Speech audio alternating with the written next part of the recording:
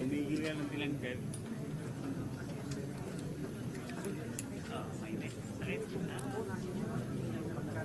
Base power ka kayo charger sa phone.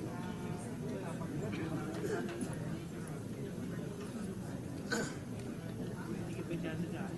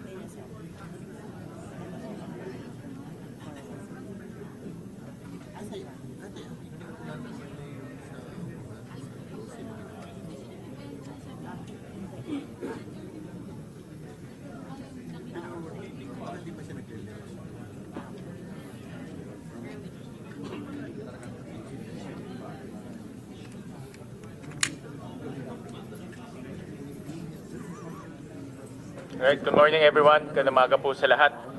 Let's settle down and we'll begin in a little bit. The secretary is already here, so we'll begin in a few seconds once we all settle down. Alright, so This budget briefing is now called to order. This is the second budget briefing on the DPWH budget. Before we begin, let me acknowledge the presence of Senator Erwin Tulfo. Welcome, sir. Thank you, Chair. And let me direct the committee secretary to acknowledge our guest. Thank you, Mr. Chair. Good morning, Senator Tulfo. For the briefing on the continuation of the briefing on the FY 2026 proposed budget of the Department of Public Works and Highways, or DPWH, we would like to acknowledge our resource persons. From DPWH, we have Secretary Vivencio Vince Dizon, together with Undersecretary Arthur Bisnar, Undersecretary Charles Calima, Undersecretary Ricardo Bernabe III, Undersecretary Ador Canlas, Undersecretary Nicasio Conti, OIC Undersecretary Lara Maris Esquivel, Assistant Secretary Constante A. Llanes Jr., Assistant Secretary Medmir Malik, Assistant Secretary Neri Bueno, Assistant Secretary Michael Villafranca, Director Alan Borromeo, Director Toribio Ilaw, Director Reynaldo Faustino, and Director Juliana D. Vergara. We have also requested the following agencies to be present. From the Department of Environment and Natural Resources, or DENR, we have Undersecretary Carlos Primo David. From Department of Agriculture, or DA, we have Engineer Christy Cecilia Polido. We are still waiting for the representatives of DBM and COA, but DBM will be represented by ASEC Mary Ann de la Vega, Director Maria Crescencio Sunga, and Assistant Director Maria Cecilia Socorro Abogado. COA will be represented by Assistant Director or Acting Director, Ms. Tracy Ann D. Sunico. Thank you, Mr. Chair.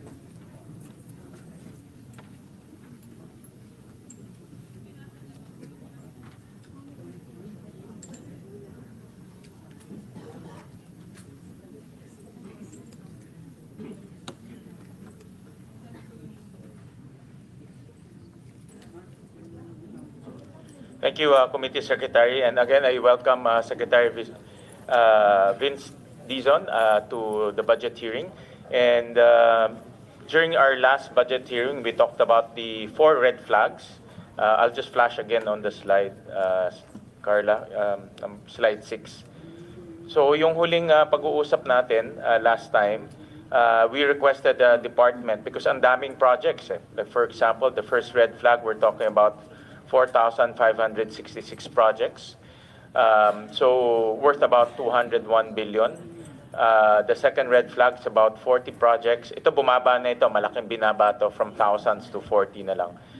The third red flag is 42 projects. And the fourth red flag, ito yung para sa akin pinakaseryoso, yung reappearing, 946 projects.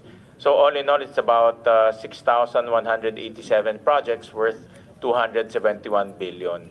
So we requested the department to indicate the station numbers para makita natin na itong mga project na ito, unang-una, nasaan sila, pangalawa, gaano kahaba, pangatlo, hindi siya pare-parehong project. In fact, iba-ibang project yan. In fairness to the department, yung mga reappearing, baka continuation to eh. Tingin ko continuation to ng mga projects. Pero nga, dahil sa GAA, generic yung pangalan niya, pag hindi mo naintindihan, akala mo parehong project pa rin. No? In fact, maraming local officials ang nag-reach out sa amin no nakita nila itong mga listahan. I'll show it to you later on. No? Iba very concerned and they want to remove the duplication. Nag-reach out sila sa amin. Yung iba naman nagsabi sa amin na talagang iba-iba yung project niyon, no? So, kaya nga kung walang detalye, talagang in the eyes of the public, lalo na yung mga hindi naman bihasa sa budget process, akala nila ito ay isang project lang at nauulit, no? So, we will turn over the next portion to Secretary Hizon on the update on specifying the 4 red flags. Mr. Chairman, Senator Tulfo, good morning po. Good morning po sa members ng Committee on Finance. Just to again re-emphasize po the statements that we made last Monday, that we are very happy and willing to work with the Committee on Finance in determining potential issues in the in the submissions for the 2026 budget of the DPWH. Just to recap, Mr. Chairman, as you know, the new senior management of DPWH did not prepare this budget, and this was prepared by the previous top management, and we were given very, very limited time to really clean it up, no? Upon the instructions of the President himself, no? Sabi nga ng Pangulo, hindi kita ginagay dyan para depensahan itong departamento at yung budget na sumite, ginagay kita dyan para reformahin at baguhin. No, and I think that's what we're trying to do, and we're very, very thankful to the chairman and the committee for flagging these projects in the 2026 submission.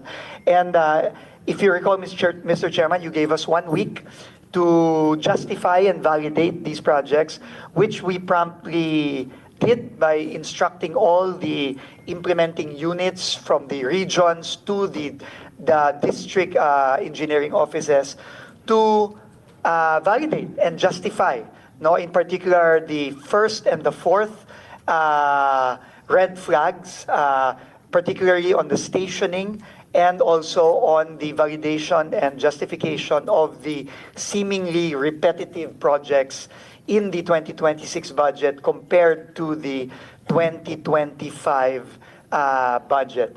So as much as we could, we did that po, and we have a report that we have already submitted formally to the committee and to the Honorable Chairman. So just to summarize, no, for red flag, can we start with 1, please?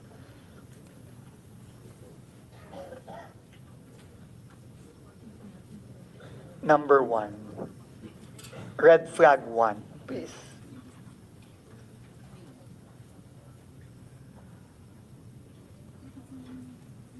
Red flag 1. I think there are 2 separate presentations.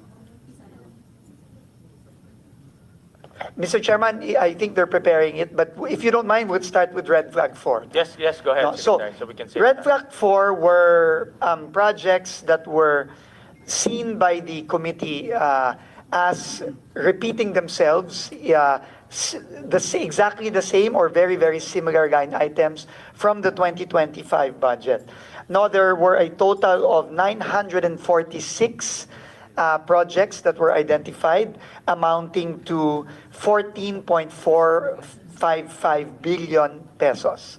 No, we are here to report to the committee that as of yesterday, we were able to provide validation and justification of 798 out of the 946 projects, roughly amounting to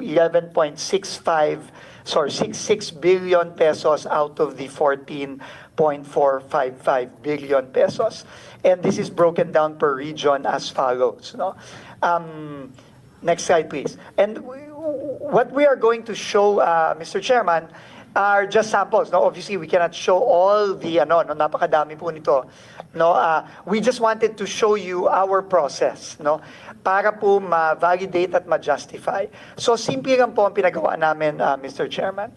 Unang-una, pinababa po namin ang mga proyektong to based on geo-tag locations, and pina-validate po natin kung ito bang mga proyektong to ay completed na ba? Because I think that was the fear, no, nating lahat, no, na since kapareho nung 2025 at merong bagong pondo, parang doble-doble, no, umuulit, no.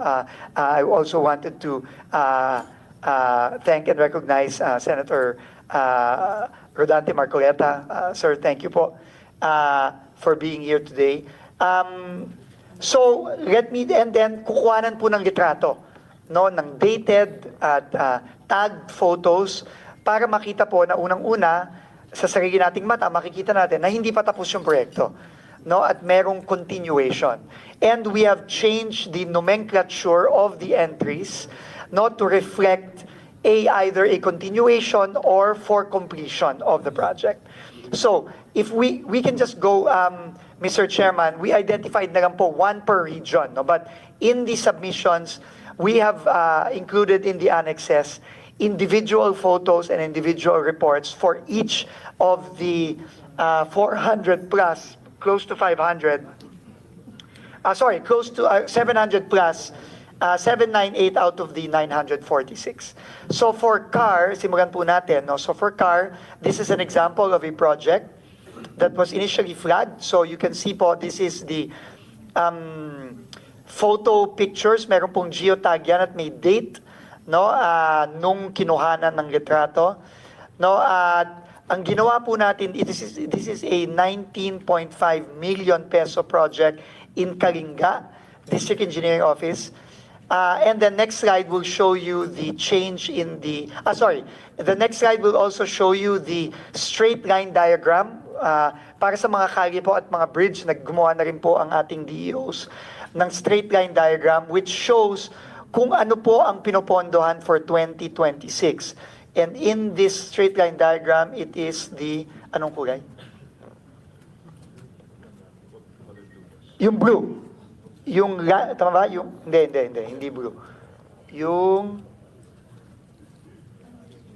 green, no? Yung nasa gitna po, no? Yung nasa gitna, yung from station 2 plus 820 meters to station 3 na plus 480. So ito po yung coverage nung pinondahan ng 19.5 million under the 2026 budget compared to yung napondohan nung previous years.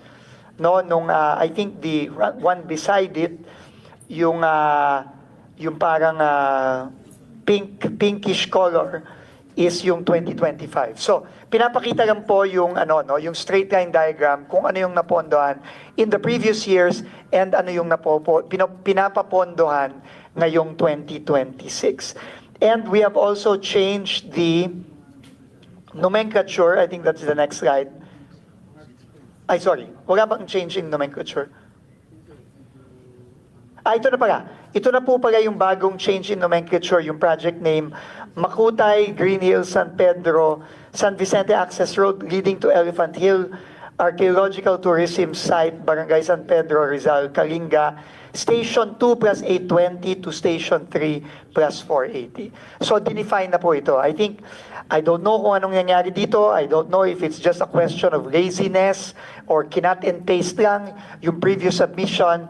But clearly, based on the picture and the straight line diagram, this is a continuation of a ongoing project, of an ongoing road in this case. So ito po yung makikita natin sa ibang mga submissions. And next slide please, let's go to NCR. This is one example in NCR. So again, it is, these are the pictures of the road that is being continued, in this case rehabilitation of road at Asibal and Harmony in Batasan Hills in Quezon City, 25 million pesos. Ito po yung geotag location as well as the picture. We have validated this already based on the picture and the geotag longitude and latitude. And if we go to the next, I think may straight line diagram dito. Ito din po, no? So, ang gagawin dito is, ito nga yung beginning of the project, which is station, hindi ko mabasa, sorry. Can you see it? 0 plus to station 346, which is roughly 9.5 kilometers na. Sorry, 346 meters lang, no? And with the amount of 250,000. And then the project name has been renamed Rehabilitation of Road at Asibal and Harmony, chainage 0000 to chainage 0 plus 346, Barangay Batasan Hills, Quezon City. Next slide, please. Region 1. Mr. Chairman, it's up to you if you want me to continue all the way to the last region, pero these are really just examples per region. No, but we have submitted all the 746 projects have the information that you see here in these slides. No? Let's have maybe 5 examples just Okay. to just to see that the department actually put the necessary details in order to identify Yes. the project. Sige po. So again, for Region 1, this is Panshan Viaduct along Manila North Road in Ilocos Norte, Regional Office 1. It's 700 million by now. 700 million. So this is the start. Obviously, it's still not completed, and this is the end. No. Again, these are all geotagged and the photos are detailed. No? And then the next is the straight line diagram, and these are the plans for the Panshan Viaduct along Manila North Road. Kilometer 578 plus 755, 2Ks 579 plus 295, Ilocos Norte Regional Office Implementing Agency, and this is the plan. No, so binago na rin yung nomenclature, and the plan is clearly outlined there. No? And then maybe we could go to a Visayas, no, and then a Mindanao. No? Any random in Visayas. So this is Region 6. So this is again a road, Barangay Tula-Tula, Barangay Kaluoy, Barangay, I suppose these are several barangays, circumferential road connecting to the public market of Sibalom, in support of the agribusiness industry in Sibalom, Antique. No, this is Antique DEO, 30 million, with the current photos from start to end. This is again, the geotags are there, and then this is the straight line diagram determining the segments that will be built. No? And then also the nomenclature of the entry is different already as well. No? And then we can maybe go to Mindanao for the 5th example. Anywhere in Mindanao. Region 10. So this is in Bukidnon, in Magay-Bagay, construction of road along Junction Magay-Bagay, City Bypass Road, Daguaon Road, Station 000 to plus 0 plus 240, Barangay San Jose. 5 million pesos in Bukidnon First District Engineering Office. And ito po yung, I guess, yung ongoing pictures. It is again, a continuation. Marami dito napansin natin, Mr. Chairman, mga continuation of projects that have already been funded in past budgets. No? Now, obviously, was not sufficient, no, to complete the project. So these are continuations of that. But now, very clearly, in the pictures and in the geotag, and also, next slide, the straight line diagrams as seen here. So these are all the supporting documents that we have furnished. The balance, hindi ho natapos, pero may deadline po tayong binigay. So we are requesting in the letter for time, if we can have more time, but of course, we leave this up to the committee. Kung sabihin nyo po, Mr. Chairman, na hanggang kahapon na lang, then please feel free to remove the other projects, the balance between the 798 and the 946 from the budget. We will leave that up to the committee. So, but if you give us enough time, more time, we will try our best to validate and justify and provide the details similar to what we have provided yesterday. But if not, Mr. Chairman, by all means, tanggalin nyo na lang po, Mr. Chairman, yung mga line item na yan. We leave that up to the committee's prerogative na po, Mr. Chairman. Okay, so that's for the red flag 4, Mr. Chairman. So again, ulitin ko, 798 out of the 946 we have submitted as of yesterday with the corresponding pictures, new nomenclature, and the straight line diagrams, because these are really mostly roads and bridges, Mr. Chairman. Tayo, meron ba kayong nakitang talagang doble, nag-repeat siya based on your analysis? Mr. Chairman, let me find out now. Yung talagang doble. Yung nagawa na and then nag-reappear siya ulit sa 2026 budget.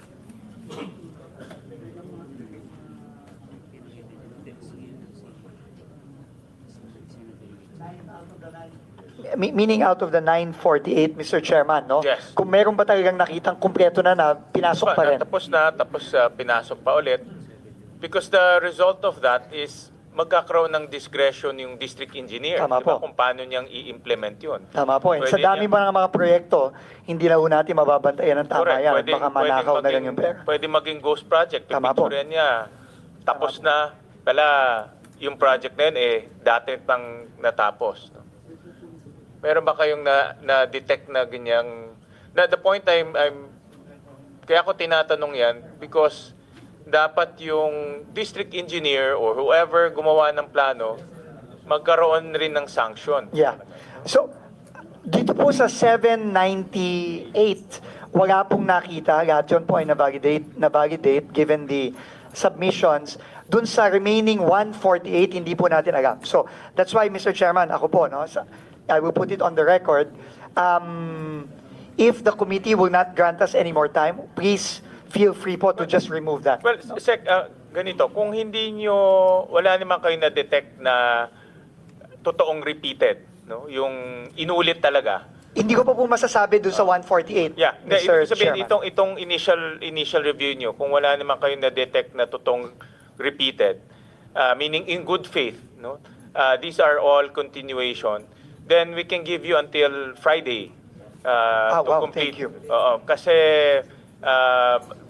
by Wednesday mag-umpisa na yung aming technical working group. So we'll schedule lang DPWH towards the end para mabigyan namin kayo ng time. Kung wala kayo nakitang bad faith. Dito po sa 798, wala. Okay. Dun po sa 148, hindi ko pa po masasabi. Yeah. Pero konti na lang yun. So katapusin Konti na lang yun. natin. So Yeah. we will, thank you Mr. Chairman for this, and we will instruct the implementing units to do their validation. No? Pero hindi ko pa po masasabi. Yes. But we will inform the committee in writing formally kung meron pong nakita at kung ano yung mga nakitang yon na Correct. tapos na pala pero pinasok pa rin. And then like what we And talked, definitely po, dapat matanggal yun. yung pinag-usapan natin last time na i-attach natin to as annex to the projects listed in the GAP. So for example, kung project A, ang annex niya is i-attach natin yung nakasulat dun, yung pinakita yung station number at yung iba pang mga identifiers. No? Mr. Chairman, I think that would be the most ideal situation para po for efficiency also and for time na i-annex na lang. Anyway, i-refer na lang yung mga projects sa HGAB dun sa annex na yon, no? Para madali naman yun. Correct. And we will also... Kasi may line item naman yes, na. and i-upload rin namin itong mga annexes sa website ng Senate. So kung nagre-review ka ng budget, makikita, mababangga mo ngayon sa annex yung exact project na yun. Yes po. Oo. That would be ideal. And we will do the same in our transparency portal, Mr. Chairman, as well. Okay. Mr. Opo. Chair? Mr. Chair? Yes, May I- Senator Irwin. I would just like to add, sana, Secretary, ito pong mga sinasabing duplication, could this be yung sinasabi ng mga kababayan natin na nirereklamo na katatapos lang ng project, bubungkalin na naman, sisirain na naman. Common po ito sa mga provinces. Sasabihin, katatapos lang yan, ka-inaugurate lang, next month, bubungkalin na naman. Pagkatapos, tirahin na naman, bungkal na naman. The same road, Mr. Chair, the same kalsada, the same munisipyo, pero paulit-ulit, binubungkal, wala naman pong problema, Mr. Chair, Mr. Secretary. Ito po yung nireklamo. As I went around during the campaign period, they were saying, bakit po ganon? Very common po ito, Mr. Chair, sa Region 5, sa Bicol Region. Lalo na po yung highway na coming from Quezon going to Camarines Sur. Lagi pong sira yung kalsada na yun. Laging sira, Mr. Secretary.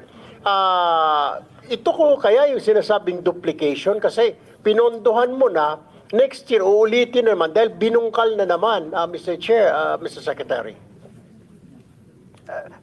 Mr. Chairman, tamang-tama po yung observation ni Senator Tulfo. No? Alam nyo, ito pong rebracking na ito, talagang tayong lahat, talagang matagal na natin rinireklamo ito.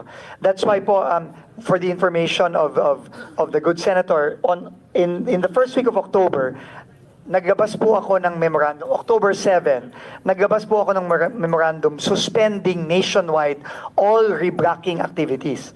No, until makapaglabas po tayo ng very, very clear guidelines and criteria kung kailan po dapat lang mag-rebracking. No, yun po ay ongoing, Mr. Chairman, pero sa ngayon po, lahat ng rebracking, except for yung halimbawa, inaayos yung linya ng tubig o inaayos yung drainage, pinahinto po natin. No, ngayon po, as for kung ito po bang mga nakitang mga repetitive entries na to is a result of the rebracking, hindi ko pa po masasabi ngayon, Mr. Chairman. Titignan po natin itong mga project na to kung ito ba talaga nasira dahil binakbak o sinira ulit na hindi naman kailangan. We will have to go deeper into that investigation. But for your information po, Senator, pinahinto na po namin as of October 7 ang lahat ng rebracking activities nationwide muna. That's what I heard nga, Mr. Chair, Mr. Secretary, na sa ilang LGU, baka pinatigil na ho ninyo. Pero before your administration, common practice po ito sa DPWH na kaayos lang, ilang buwan pa lang ginagamit, sisirain na. Kaya nagkaka-traffic. Ang isa pa hong katanungan po dito, Mr. Chair, Mr. Secretary, ito pong mukhang intentional kasi po itong ginagawa ho na ito. Ang tanong ko po dyan, Mr. Secretary, anong ginagawa ng auditors po natin? I mean, hinahayaan lang ho ito? I mean, hindi po ba dumadaan sa kanila sa audit ng COA, Commission on Audit, na katatapos lang nito, popondohan na naman natin, what's the problem? Popondohan na naman, parang multi-year siya, Secretary, pero kumpleto naman yung budget. So nakapagtataka, it seems like, Mr. Chairman, there's a collusion between the DPWH district engineers or regional office and the Commission on Audit kasi pinapayagan na pondohan na naman. Imbis na yung pondo na ipopondo mo rito, dalhin mo sa ibang lugar, kaso mo sinira po yung kalsada eh. Ang pinaka-common practice po dyan, Mr. Chair, Mr. Secretary, yung may drill, dinidrill ka agad yung mga, kasi semento lang, hindi pa nga halos tuyo, dinidrill na naman after few weeks para maponduhan na naman. That's very ironic, Mr. Chair, Mr. Secretary. Yung question ko lamang po, meron po bang pamamaraan now? Have you already established na control para hindi po maulit ito, particularly with the Commission on Audit sa mga regions or district offices na mai-report? Or mahirap po natin kontrolin because there's collusion? Well, before, may collusion po talaga. Mr. Chairman, tama po kayo ulit. No? In fact, napag-usapan yan last hearing and hindi ko lang po sure kung nandito ang ating COA resident auditor pero nung nakaraan pong hearing, nagsabi na po tayo at nag-agree po tayo sa proposal ng ating chairman na imbes na post-audit lang, magkaroon na po ng pre-audit. Kasi doon po talaga mahuhuli yan, no? Na kinakailangan bang bakbakin o hindi. No, yun po ang katanungan eh. No, kasi ngayon po medyo discretionary sa implementing unit, meaning sa either sa district o sa region na babakbak na lang na walang klarong guideline kung at criteria kung dapat bang bakbakin o hindi. So, there are two things po na gusto naming gawin ngayon sa bagong administrasyon sa DPWH. Unang-una, yun nga po, yung pre-audit, malaking pong tulong yan, imbes na post-audit lang. At ikalawa, meron kaming kinakraft po ngayon na siguro sa mga ilang linggo, matatapos na, clear guidelines. Kailan ba pwedeng o kailan ba dapat mag-rebrack? No? At meron naman po kasing technical at engineering criteria for that, no, kung kailan. Ang problema po, hindi po clear yan ngayon kung kailan dapat at hindi po transparent, meaning hindi po nakikita ng mga kababayan natin na itong kaling to at hindi nila naiintindihan na kailangan na palang i-rebrack. At nakikita lang nila yung mga magagandang kalye, bigla na lang tinitibag at gumagawa ng bago. So, those two things po, Mr. Chairman, Senator, we will be implementing, I think, very, very soon po. Thank you, Mr. Chair. Thank you, Secretary. Thank you so much po. Secretary, napakaganda yung tanong ni Senator Erwin kasi kung yung title nga ay generic at may discretion yung district engineer, pwede nga niyang sirain yung ayos na kalsada. dahil pareho lang yung title kasi generic eh. Hindi mo naman ma-pinpoint kung nasaan yun. Kung kahabaan yun is 10 kilometers, saan doon ang gagawin. No? So, that's why kung wala yung mga technical description, talagang pwede mangyari. Tama po ba? Yusek, pwede, Secretary, pwede mangyari talaga dahil may discretion siya na sirain niya yung ayos na kalsada. Pwede po. Hindi lang po pwede. I think nangyayari na po Nangyayari, yan in the correct. past. In reality, it's really been happening. No, that's why marami pong reports yung mga kababayan natin mismo. And I'm sure marami pong pinadating kay Senator Tulfo, no, na mga ganito. Kasi nangyayari po talaga. So with itong ginawa nating mayroon ng technical description, hindi na maulit to, Senator Erwin, kasi meron ng technical description. Yes, I trust Secretary Vince Dizon. Kasi sabi I hope hindi na maulit. Sabi ko kasi parang common practice ito before eh. Parang yung mga tao, kahit nung bata pa ko, kaayos lang, sira na naman, sinira na naman, wala namang crack, wala namang kwan. So, hopefully, Mr. Chair, with Secretary Vince Dizon at the helm, sana po matuldukan na ito, Mr. Chairman, Secretary. Opo, Mr. Chairman, you're absolutely right po. And I think yung pong mga reforma na nanggaling na rin sa discussions po natin sa komite, yung pre-audit, na nag-agree naman po ang COA na, no, na pwede tayong mag-pre-audit. Ikagawa yung pong, ito pong station limits na very transparent po sa line item ng budget na klaro na ito ay ginagawa itong stasyon na to hanggang dito sa stasyon na to. At ikatlo po yung magiging guidelines natin on reblocking na pwede kang mag-reblocking kapag na-fulfill itong criteria na ito. Tingin ko po yung tatlong reforma po yun tingin ko halos imposible na po siguro nilang madaya pa ito na sa mga susunod na mga taon na susunod na buwan, susunod na taon. Thank you.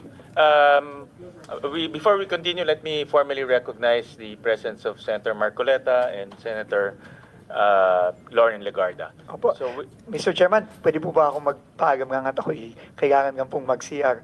Nung dumating po si Senator Marcoleta, at the very least, kailangan ko ata mag-CR. At the very least naman, sa bigat ng trabaho niyo, Pasensya na po.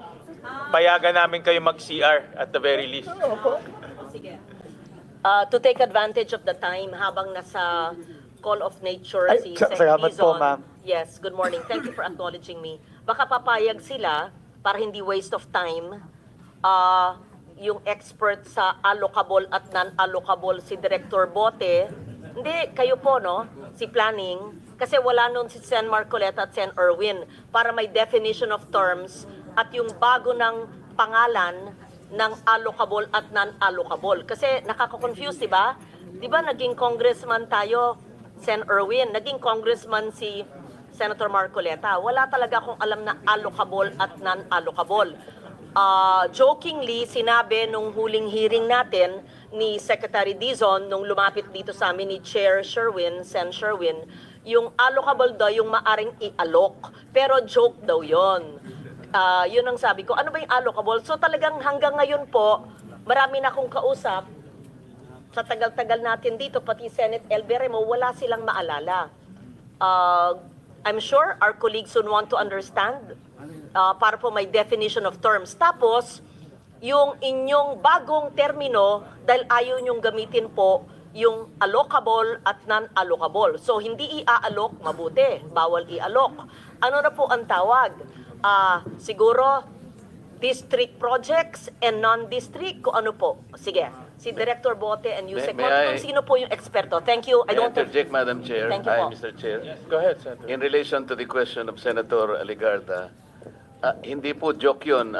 Yung allocable, if you will note, during one of those hearings in the Blue Ribbon Committee, yun pong allocable, inadmit po ni former Secretary Bonoan. Nandun po silang dalawa ni Yusek Cabral nung tinanong po namin yung allocable. Tinanong po namin ano po ba yung mga factors na nakapagdadagdag doon sa mga initial ceilings that have been established nung NEP. So sinabi po nila yung allocable funding, yan daw po ay talagang inahanda nila particularly in the House of Representatives kasi sila yung mayroong power of the purse, para hindi na molestyahin, well, pardon for the using the word, para hindi na istorbohin yung mga nakalatag sa NEP, talagang provision po yun na talagang pambibigay dun sa mga members ng House. Inadmit niya po yun. Mahigit pong 300 po talaga ang members ng House of Representatives. Nag-a-average po ng 1 billion ang regular district representative. Average lang po yun, merong mas mataas. Ang party list po ay 150 million, masaya na po sila, except yung mga party list na contractors. At pagkatapos po ng allocable, Mr. Chair, meron pang leadership funding. At dadagdag pa po yung unprogram at saka nga po yung difference na manggagaling po ngayon sa bicameral conference. Nung kinumpute ko po yun, and this is recorded in one of the Blue Ribbon Committee hearings, 1 trillion po talagang naidadagdag sa DPWH pa lang. And 1 trillion pesos, ito po yung sinasabi naming taba, kung yun po ay ibabangga natin sa 6.325 trillion na budget ng 2025, 1 trillion is almost 15%. So, hindi po siya joke. Inamin po yun nung recorded po ito. Thank you, Mr. Chair. Mr. Chair, may I? Go ahead, Senator. So, Senator Marcoleta, do you mean itong allocable na ito, itong leadership pa na ito, suhol o lagay sa mga mambabatas? Can you please specify? Ganun ang naging conclusion doon, Mr. Chair. Kasi nga, sabi ni Secretary Bonoan, para hindi na galawin. Pangsuhol talaga. So, nung pong tinanong ko magkano yun, 450 billion pesos. Pagkatapos yun pong leadership, alam nyo naman po yung leadership sa House, merong speaker, may deputy speaker, merong majority leader, at napakaraming assistant and deputy majority leaders. Isama mo po yung mga chairman at saka vice chairman ng Appropriations Committee. Yun po yung 450 billion. Recorded po ito. At pagkatapos yung leadership, 100 billion yan. Nakarecord po yan. Ang program, 150 billion. At yung difference na po, pagkatapos na ng NEP at saka yung GAA, another 400 billion pesos. Yun po yung 1 trillion na taba na hindi naman kailangan po ng ating DPWH kung tutuusin natin. Salamat po, Mr. Chair. Thank you so much for explaining to me, Senator Marcoleta and Sen. Tulfo. Mr. Chair, kahapon po nag-uusap tayo. Sunday we were both working and we both acknowledged that we received the June or July list of allocable but not the September. So I am told by our staffs, wala pa rin. May we request the September as revised. Maski po hindi na yung words allocable, anyo mo, hindi naman kasalanan na may ceiling. Tama po yung sinabi nyo. Hindi naman forever kailangan humihingi ang congressman or ang mga mayor. Tapos, yung hindi district projects, makinig kasi kayo pag tinatanong ko po. Yes, yung hindi po district projects, yun ang tinatawag na non-allocable. Di ibahin natin ang pangalan, non-district, ganun lang. Wala namang masama doon eh. Alam nyo, first, allow me to commend the President and commend Secretary Dizon for heeding the clamor of both houses of Congress. I do not claim authorship of that idea in bringing down the DUPA. Thank you for that. It was declared by the President on the day that he left for the ASEAN meeting. We truly appreciate your listening to the people and bringing it down. But there are much more reforms to be done.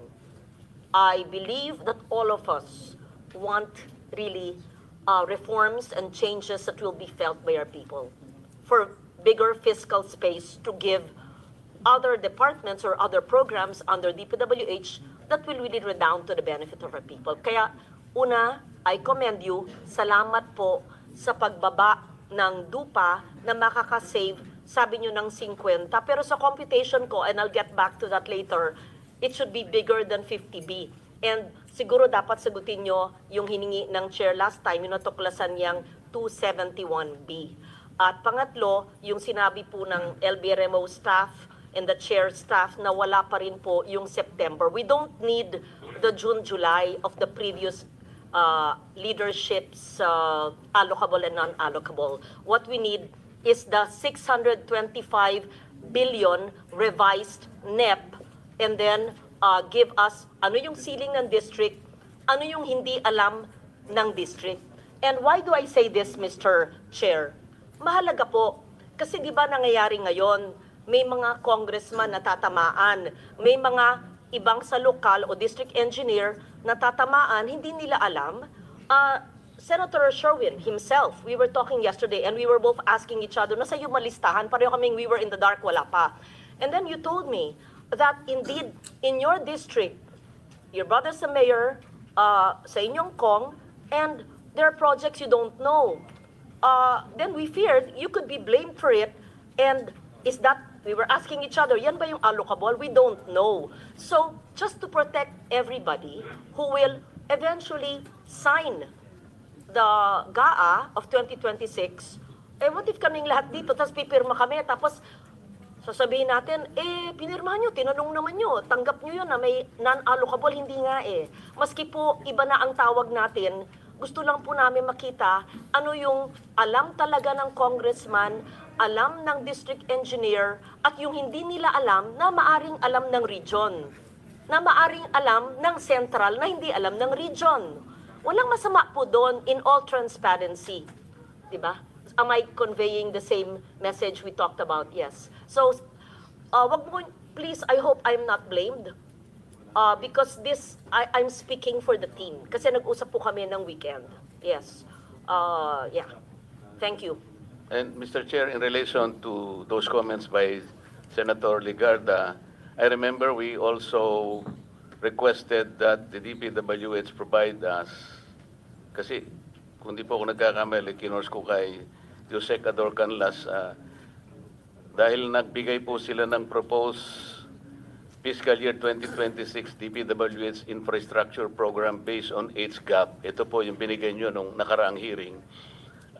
Mr. Chair, ang request po natin, kung mabigyan po tayo ng 2025, 2024, and 2023 in the same format. Kasi po ang binigay nila, nakita ko po, is a detailed age gap. It will not permit easy comparison. Dito po, kung gamitin po natin itong format na to, sinabi ko naman sa ito, Yusek Ador, ang daling ikumpara. Halimbawa po, yung National Capital Region, 26.6 billion, di ba? So makikita natin sa 2025, 24, and 23 kung ano yung latag. Because I remember, sinabi ko kay Secretary Dizon na ang pinaka-importante, mahimay natin din. Kasi ang importante rito yung allocation po ng finite resources ng ating bansa. Region 1, 24 billion, CAR, 17 billion. Sana sa ganitong format din po, napakadali na ikumpara natin yung 4 na taon, madadali po tayo Yun po yung aking request nung nakaraang hearing, kung matatandaan po ninyo. Hindi po yung detalye, mawawala na po tayo doon pagka yung detalye. If you are the one who submitted this format, in the same format sana, age gap po, hindi po yung NEP.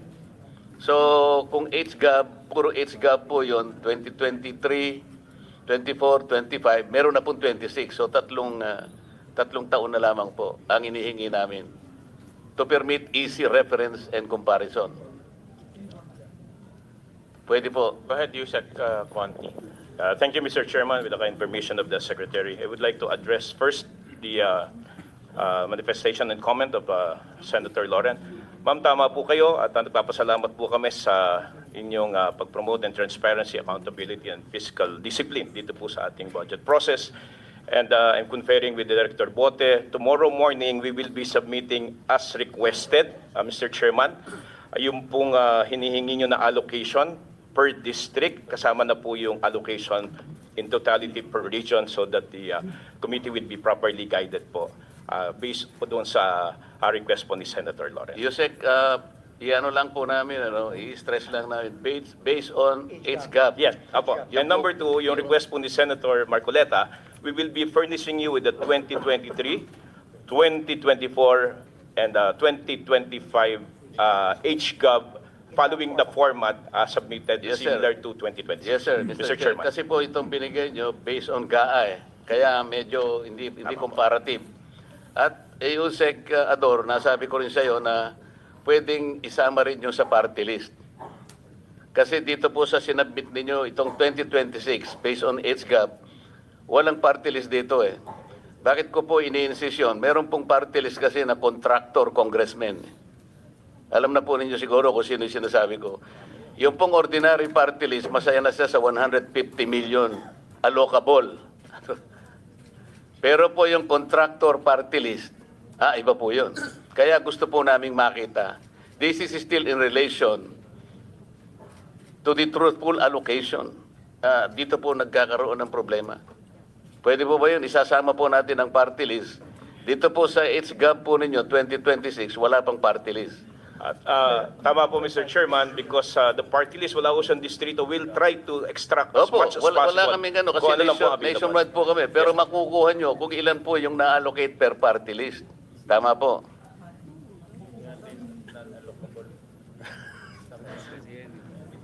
Mr. Chairman, to be quite honest, I'm asking. I think ang makakaalam lang daw po according to Asek Bote or would be the Committee on Appropriations in the House. Kung HGAB po ang pinag-uusapan natin. Nahihirapan po kaming kumuha nun eh. Oo Kasi nga po po. kayo, makukuha nyo rin eh. Lahat ng party list, alam po ninyo yung mga projects nila eh. So doon na lamang po natin kunin. We will try our best, but according to our budget staff po, Mr. Chairman, parang medyo bulag ho ata kami doon eh. Bulag ang DPWH kung which party list got this, that got this. Kasi nga ho, there's no district eh. Kasi po kami naniniwala, mas authentic yung makukuha nyo kasi kayo yung nakakaalam ng mga We projects will try our nila. best. Mr. Chairman, we will try our best po. But right now po parang yeah, we will try our best, Mr. Chairman. But I'm being told now that it's very difficult, goes to impossible to extract which district, which projects and saan yung inallocate for the Bigyan ko kayo ng party clue list. para hindi po kayo mahirapan, Secretary. Yung mahihirapan lang kayo, konti lang yun. Kasi yung mga contractor party list, congressmen yun eh.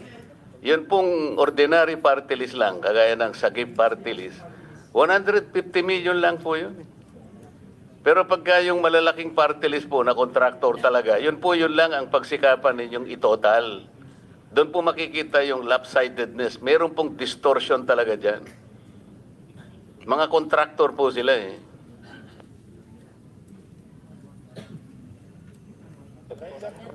Mr. Chairman, we will also write the Committee on Appropriations and seek their assistance also kung paano po ang kung maibibigay nila sa amin yung detalyeng yun. But as of now, I don't think we have that information. Meaning we cannot extract from the HGAB specifically kung which line items, which projects were allocated or allotted to a particular party list representative. Sa planning Unlike the district.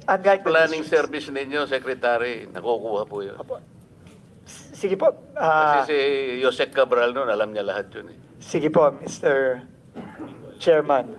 Unfortunately, Yusik Cabral is no Mr. longer in the Chairman. department, but we will try our best. Mr. Chair. Senator Tulfo? Yeah, I would just like to ask the planning service, sa finance ng DPWH. Ito ba yung sinasabi because walang specific na district yung budget at saka so maaring may naririnig kasi ako when I was in the House of Representatives na pwedeng bumili si ganito ng pondo kay ganito. Hihingin ni congressman ganito kay congressman ganito yung pondo. Where in fact, naka-allocate sa district niya, dadalhin sa kabilang district or ibibenta. I know you've heard about that. I mean, Mr. Secretary. We have heard similar stories, Yes. Mr. Chairman. na yung pondo niya, pwede kong bilihin and dalhin ko, pwede ko ibenta ulit hanggang sa tatlong kamay magpapasa-pasa. So, from 20%, nagiging 30, naging 40, Yes. hanggang sa wala nang natira because nga binenta yung pondo. Could it be, ito na nga yung sinasabi ni Senator Marcoleta, yung We have mga heard, allocable na ito. we have heard, Mr. Chairman, similar stories and we've gotten similar information na yung bentahan, bilihan, yung parking, yung sagasa, yung mga ganyang mga terminologies. I think this is actually part of the ongoing investigation by the Independent Commission right now. And we have been asked to submit documentation as well for this. But as to kung itong mga sa party list ay kasama dito, well, it's possible po na kasama yan. Although, like I said po, mukhang hirap kaming, at least sa department, na i-identify kung magkano yung mga yan, saan yan, kanino ginagay. No, yun po ang medyo, I think we have a bit of a hard time getting all that Mr. details. Chair, Senator Lloyd. salamat po sa inyong sagot, Secretary. Kaya nga, last week pa namin hinihingi yung NEP revised, allocable at non-allocable, maski iba na ang salita, district project at non-district, doon makikita yung kanilang hinihingi. Yung pong tanong nila, doon makikita. Kasi yung hindi po alam ng district engineer, titingnan natin. Hindi alam ng congressman, district engineer at ng mga mayor sa distritong yon, alam dapat ng region. Pag hindi alam ng region, alam dapat ng central. Pag hindi po nila alam lahat, tatapyasin ng Eagle Eye Chairman. Ganun lang po yun, di ba? Mapo. So I think what we're asking for will address the concerns of the other senators. If we are really serious, and I'm Yes. sure you are serious about cleaning up the system. Yes. Ma'am, I think Thank you. there was just a little bit of confusion on the terminologies because in the revised NEP, the new team actually did away completely already with the concept of allocable, non-allocable. No? I think in the letter of Undersecretary Conti, ma'am, Mr. Chairman, to the Honorable Senator, we explained our process, but sabi naman ni ma'am na we will just submit it based on legislative justice para lang makita. Naintindihan ko na po ngayon no yung point ni Senator Loren na all we want is, let's say, X district got this much.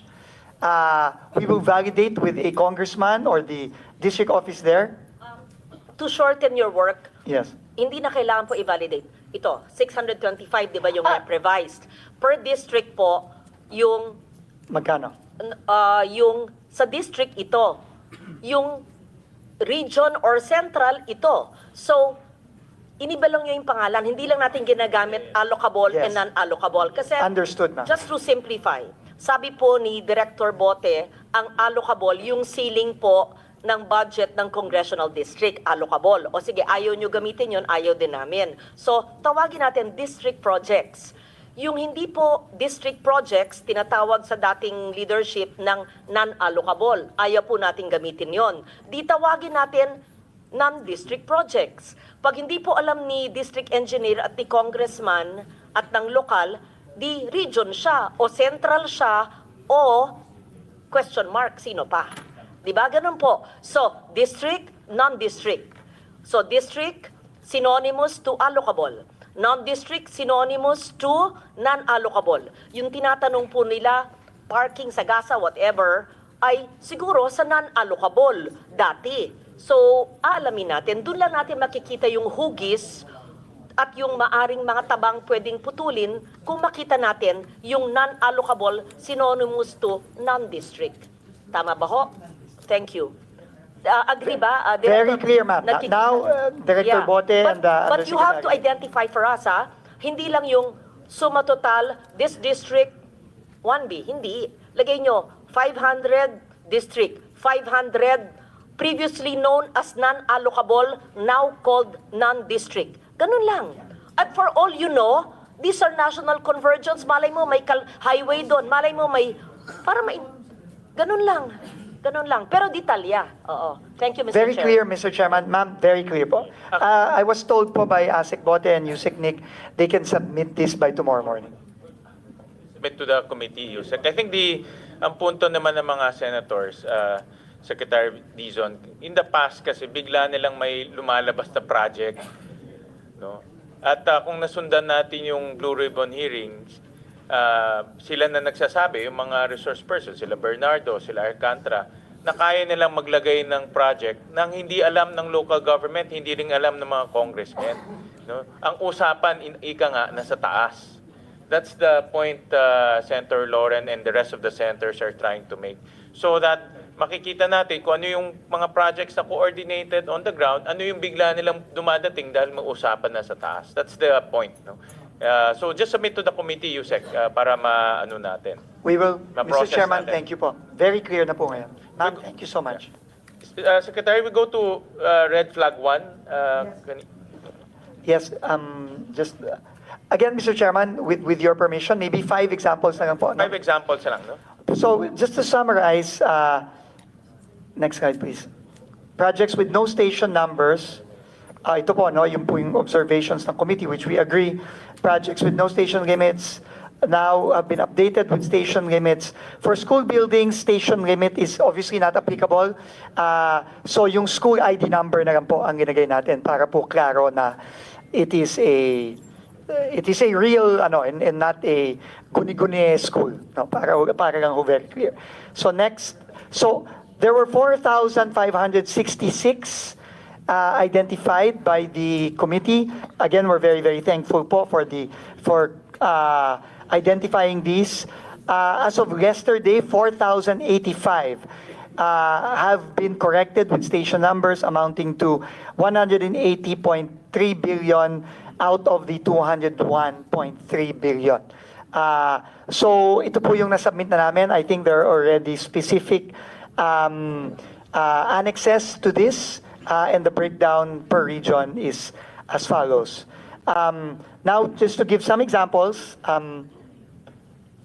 ito po, for example, sa Cordillera ulit, no, ito po ay isang, I guess, new road, Cagayan, Padig, Cupis Road leading to Nabuangan River in Barangay Cagayan, Apayao. No, 69.5 million. Naglagay na po ng station numbers ito from start to end. No? This is an example of this. No, may station, hindi ko na babasa. Meron naman yan. No? Next slide, sorry. Ito po, no? So from the old line item, sorry, which without station numbers, ngayon po meron na. So, same project, but now station 7 plus 543.00 to station 8 plus 933, Barangay Cagayan, Corner, Apayao. No? So, this is just an example. Another example, in the NCR,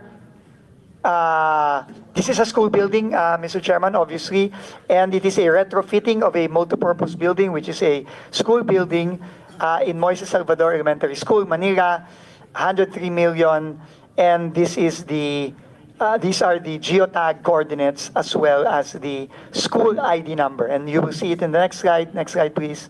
Ito na po, no? Instead of retrofitting of multipurpose building, Moises Salvador Elementary School, Manila City, it is now retrofitting of multipurpose building, Moises Salvador Elementary School, school ID number 136464, Maceda Building, Manila. So ito po, no, ang example naman ng eskwelahan, no? And by the way, Mr. Chairman, and again, thanks to the committee, from now on, ganito na po ang gagawin ng DPWH in future budgets, no? Talagang it will be as detailed as possible na with either station numbers or school ID numbers for school buildings. Maybe we can go to the Visayas as an example.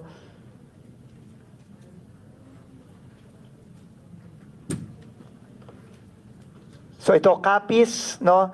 It is a road, no? 100 million, ito na po yung ano, no? Can you go to the old name? Ano po? So I suppose this is a continuation.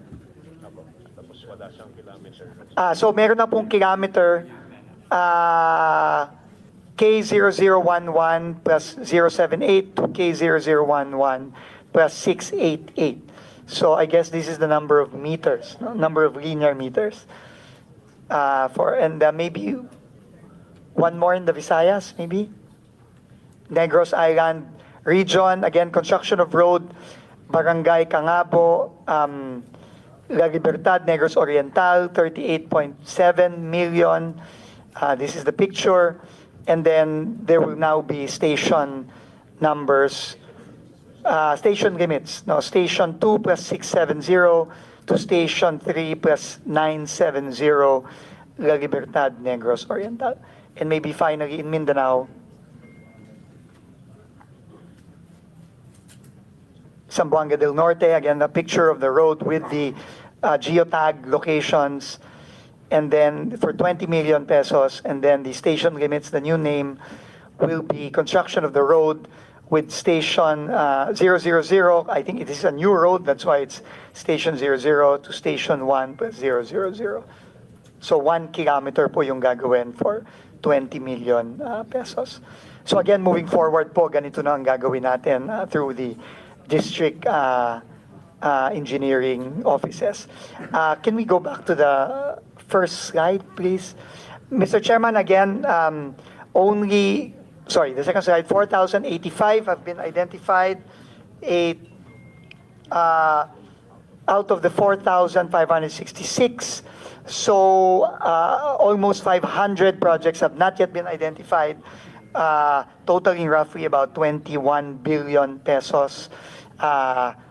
Again, we were requesting for more time, but again, if we are not able to provide, then we would welcome the committee removing these projects that have not been validated and stationed from the HGAP, Mr. Chairman. But similar to the red flag number 4, we hope we can get a little bit more time. But if not, of course, we leave that to the discretion of the committee. Secretary, in your review of these projects, lahat to legitimate projects, meaning itong mga projects merong talagang pagdadaanan yung kalye, meron talagang i-construct na kalye in your review. Yes, according to the implementing offices, that is correct, Mr. Chairman. Okay. Then if that's the case, ganun na rin until Friday. Let's give it, kasi konti na lang, no? We're talking about 500 projects eh. Opo, Let's give it 500 until Friday para at least matapos na natin Opo. to. And again po, kung hindi po ma-validate, hindi po mabigyan. then Yes, kung hindi talaga, please by remove Friday, it. By all means. tatanggalin na lang natin yun. Maraming salamat po, Mr. Actually, Chairman. because of this hearing and the interventions of our senators, may mga nag-reach out sa amin. Like for example, I'll flash this on the screen, si Congressman Colliantes. Nag-reach out sa amin. Sabi niya, itong tatlong project, doble to, no? Duplicates. So sabi niya sa Committee on Finance, yan. We have, Mr. Chairman, we have also received the same letter from Congressman Colliantes from Batangas. We have also received a similar letter from Congressman Biron of Iloilo, also saying na hindi niya alam yung proyektong yan, so pwedeng pakitanggal na lang. So, and obviously, I mean, we will be, opo. So, buti si Maite. Maybe this is what the point of Senator, which is well taken po.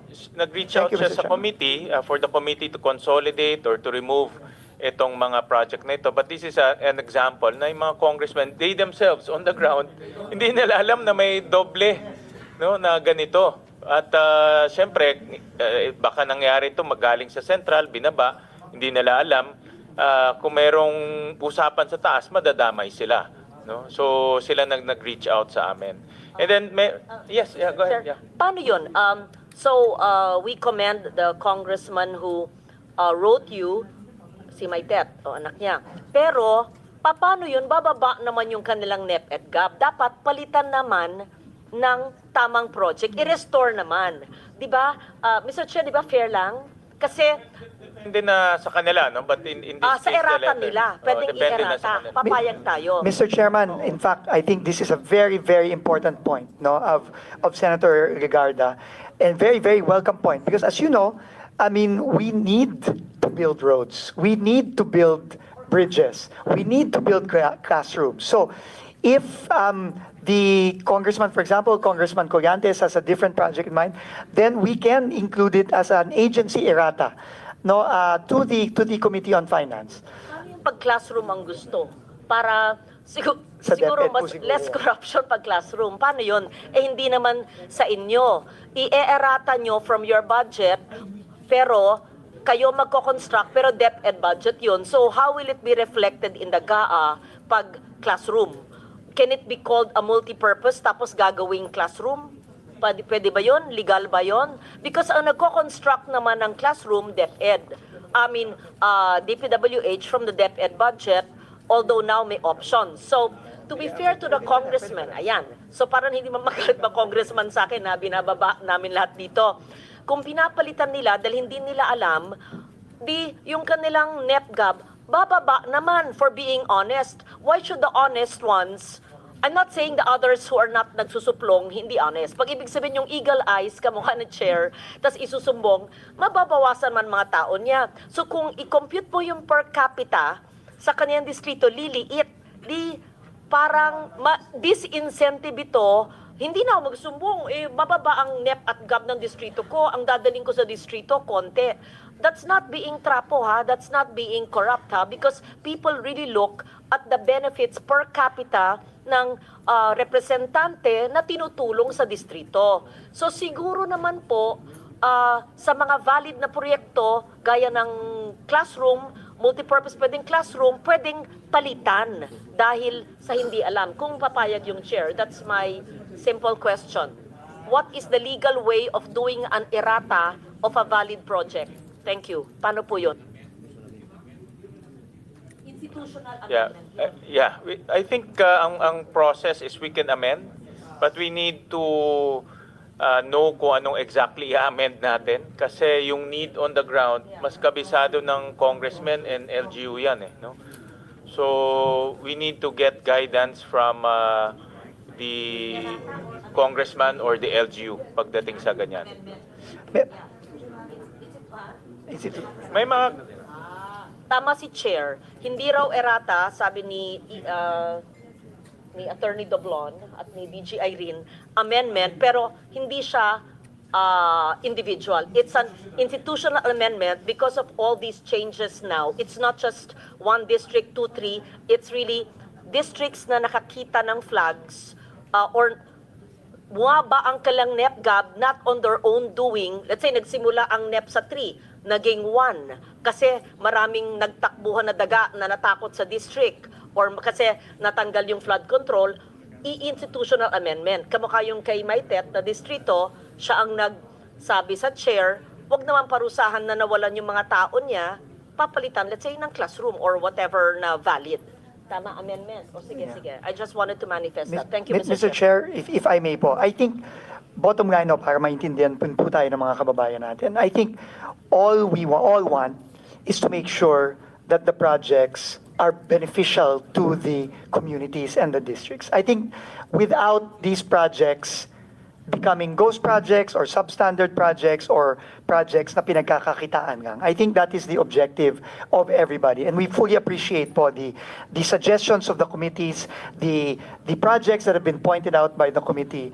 And we will work po on the proper mechanism by which we can correct all these problems that we have, that the committee has pointed out, that some congressmen have pointed out, so we can really have a budget that will really be beneficial to the districts and the communities at hindi na nanakawin po. So we will work po with pasensya na po, I thought na pwede pang mag-agency errata. I was just informed na hindi na daw pwede at this point. But we will work with the Committee on Finance po for the appropriate institutional amendments that need to be made to make sure na maayos po itong budget ng DPWH ng 2026. Thank you very much, Mr. Chairman. Thank you, Senator Secretary. Loren. Meron din akong example na baliktad naman, no? Si Mayor Biazon reached out to us Ito kasi na-point out namin sa Muntinlupa. On the same year, may construction, 10 million, and then on the same year, may rehab. Teka, Carla, on the same year, may rehab, no, sa Muntinlupa. But he explained to us that this barangay, itong barangay Putulan, malaki ito. In fact, yung 30.3 million, 5 project pala ito in different areas. These are legitimate projects. Balik. These are legitimate projects. No? Hindi siya ghost project. Meron talaga siyang mga lugar. Ang problema nga, dahil generic yung entry, no, hindi natin malaman ngayon na 5 project pala ito. No? So, kawawa naman yung LGU, na-accuse siya ngayon na, or kawawa naman yung congressman or LGU, na-accuse siya na mali itong project, pero sa totoo, beneficial pala sa tao nila, no? Dahil 5 project to. So, may maraming ganitong project na pag ganitong malalaking barangay, I suggest, i-granular pa natin, identify yung kalsada. Diba? I-specify natin yung kalsada para hindi naman ma-accuse yung local government or yung congressman na itong project na ito ay hindi tama, no? Yeah. Mr. Chairman, ito nga po, no, and first time ko pong nakita itong complexities ng DPWH budget, no? And tama po kayo, no? And I think the key here to ensure transparency and to ensure that na tama yung mga proyekto may implement is really to go very, very granular. Ang napansin po kasi natin dito, dahil nga siguro napakahaba na ng budget ng DPWH, I think this is over 700 pages in the GAA, no, nagiging generic po ang line items. When in fact, dapat mas granular, mas specific. And I think this is the right direction moving forward. And if we could get a copy po of the details here, then maybe, you know, we can have it validated and then just resubmit, no, a more included in our submissions for Friday po, Mr. Chairman, no? I think yung mga ganito mas alam to ng mga district engineers. Yes. No? Kasi like itong document on the right, ito binigay siya lang sa amin to ni Mayor Biazon dahil meron siyang, I guess binigay sa kanya ito ni Congressman Fresnedi. But itong ganitong document, nasa district engineer siya, hindi namin alam yan eh. Nasa GAA, basta nakita namin sa GAA is rehabilitation of multipurpose building. Yun lang. Hindi namin alam na 5 project pala ito. No? So, we'll request the district engineer kung meron mga ganito na legitimate naman, no? Valid naman yung project, i-breakdown na nila, no? By street para granular yung ating description. No?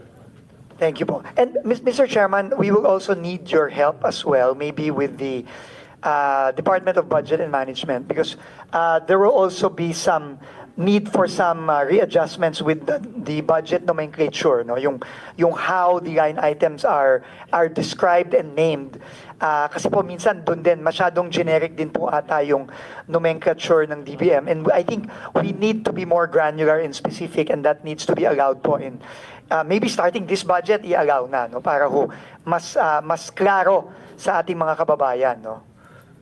Thank you very Secretary, much. itong gamitin natin itong nangyayari as a rude awakening for all of us to reform even our budget nomenclature, our budget process, even the way we craft the budget itself, no? And this is where kami dito sa Senado, yun rin gusto rin namin maayos, na pagdating sa budget, walang room for discretion.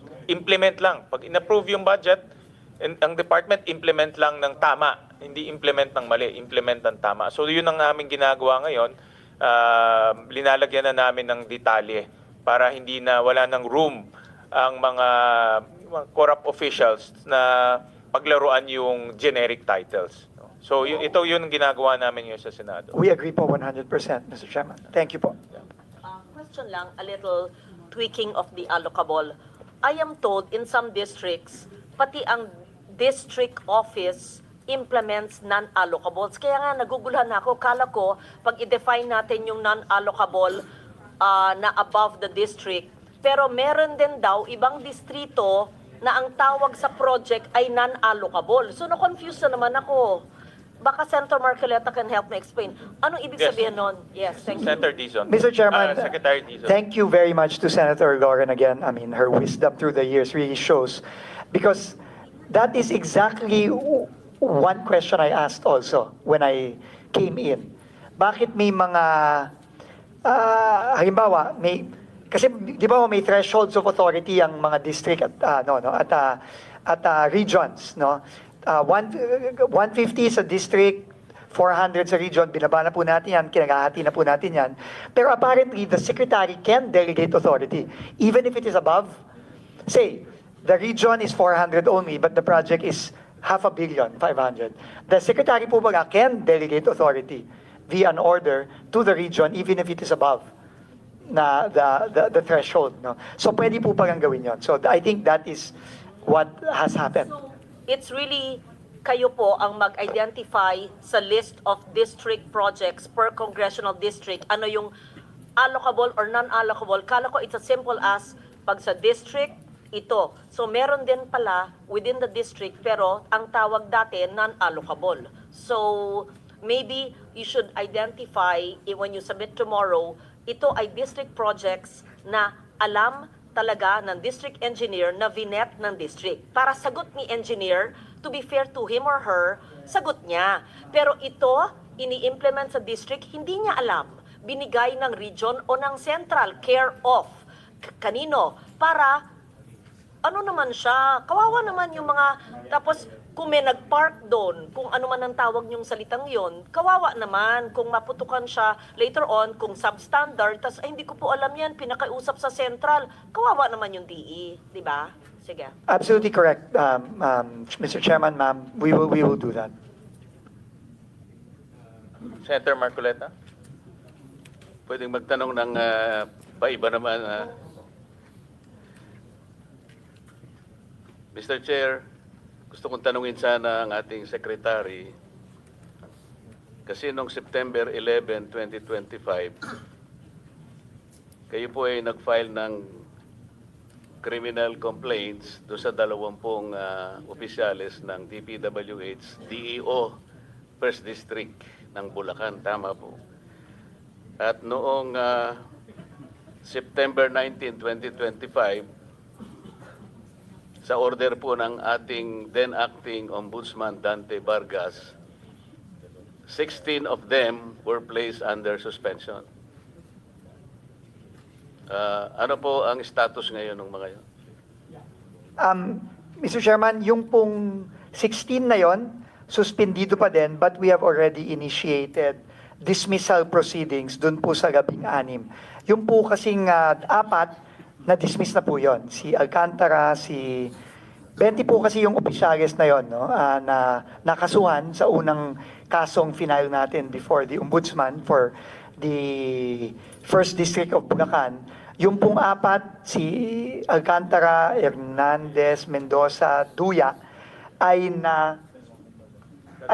Mendoza, Alcantara and Hernandez ay na-dismiss na po. Yung pong 16 ay suspended, pero ongoing na po ang kanilang dismissal proceedings under civil service rules. Kaya ako po tinanong yun, Mr. Chair. Noon po kasing September 17, 2025, the acting Ombudsman Dante Vargas issued an office order na ang nangyari po, lahat po ng criminal or administrative complaints that were filed within 10 days prior to that order, meaning to say, magsisimula ng September 7 to 16, mawawala yung docket number. Ang epekto po noon, dalawa po ang epekto. Halimbawa po yung September 15, 2025, wala pong connection ng DPWH dito. Kaya ko lang nabanggit yung September 15, 2025 complaint. Ito po'y kasali doon sa 10 days na inalisan po ng docket number prior to September 17.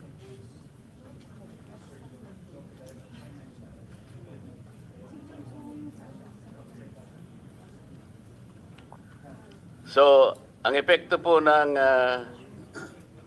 September 15, 2025, ito po yung pinail ni Acting Mayor Baste Duterte. So dahil naalisan po ng docket number yung final niya, dahil na-cover po ng office order, yung pong ombudsman natin nakaligtas. Dahil ang immediate effect po ng pagkakaalis ng docket number, these cases will now be under evaluation. Sa Makatwid, hindi sa active case. Kaya po si Ombudsman ay nakakuha ng clearance at nakalusot po yung aking kaibigan, Crispin Remulla, as now the Ombudsman. Kaya po binabanggit, yung pong inyong pinail ay covered po eh. September 11 po kasi sa Makatwid, kung naalis din po ng docket number yon, nalagay sila ngayon sa evaluation process. So sa Makatwid, kung makikita ninyo, walang basis yung preventive suspension. Because they became cases under evaluation. Napansin po nyo, Secretary?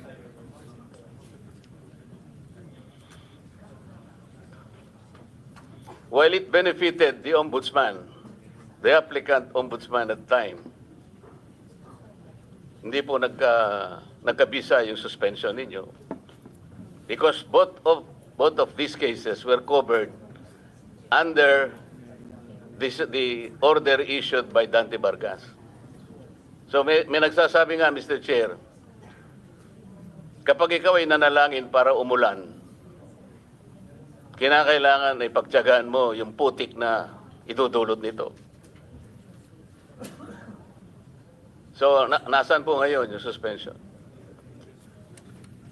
Opo. So hindi pa, right now po, ang immediate po kasi naming naging action, pagka-file namin ng kaso, ay ito nga po, no?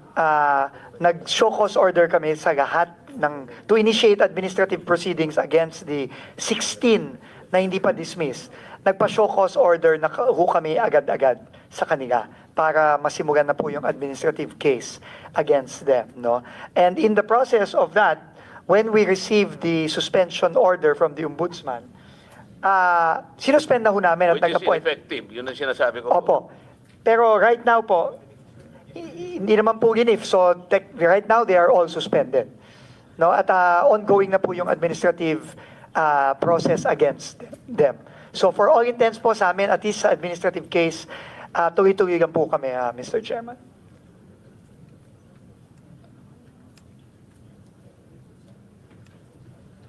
Mr. Secretary, nakikita ko po kasi dito, meron kang USEC for Regional Operations.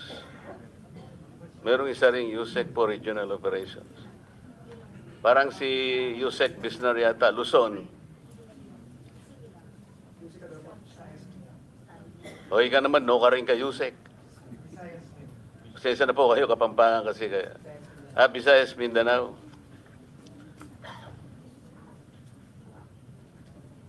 Pero, Mr. Secretary, yung DPWH Undersecretary for Luzon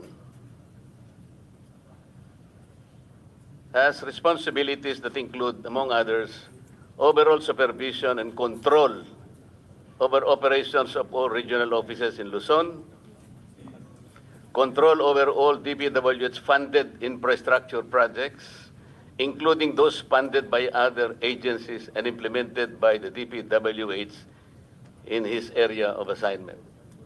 Tama po? Tama po, Mr. Chairman. So, napakalaking responsibilidad po ito. Pinagtiyagaan ko pong ipagtanong ang pinanggalingan po ni Yusek Bisnar. Medyo nakakabahala po. Pasensya na po, ano? Noon pong August 15, 1998, Yusek Bisnar, hanggang October 4, 2000, or 2 years and 1 month, kayo po ay nasa PHAU Headquarters Support Service, HSS. Ang ibig pala sabihin ng PHAU, ito po yung Personnel Holding and Accounting Unit na nakakabahala po ang kalagayan sapagkat ito po pala ay mga police personnel assigned to PHAU for various reasons, including secondment to other agencies, those on study leave, or those under floating status, such as personnel with pending criminal investigation, etc., etc. And then in January 16, 2002 to November 7 to 2002, ganun din po, PHAU, HSS. Ganun din po sa November 8, 2002 to 2003, 4 months ito. Ang pinaka medyo maduguri ito, Secretary, PHAU, HSS, March 4, 2003 to March 15, 2012, or a period of 9 years. Ano po ang, bakit po kayo naka-float ng ganito katagal pong panahon? More than, from 1998 to 2012, it's more than 11 years. Were you in floating status, sir? Mr. Chair, with the permission of the Go ahead, Secretary. Yusek. From 1998 to 2001, Mr. Chair, I was detailed to the Presidential Anti-Organized Crime Task Force. What is that, sir? The Presidential Anti-Organized Crime Task Force. Yun Mr. yung Chair. PAOK-TF. Yes, sir. That's 2001 to 1998 to 2001, or 2002, Mr. Chair. 1998. Pero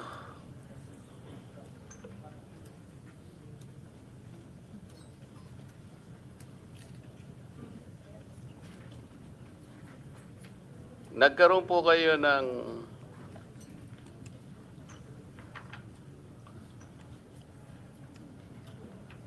you obtained your bachelor's degree, Philippine Military Academy, 1986-1990 po. Yes, Mr. Chair.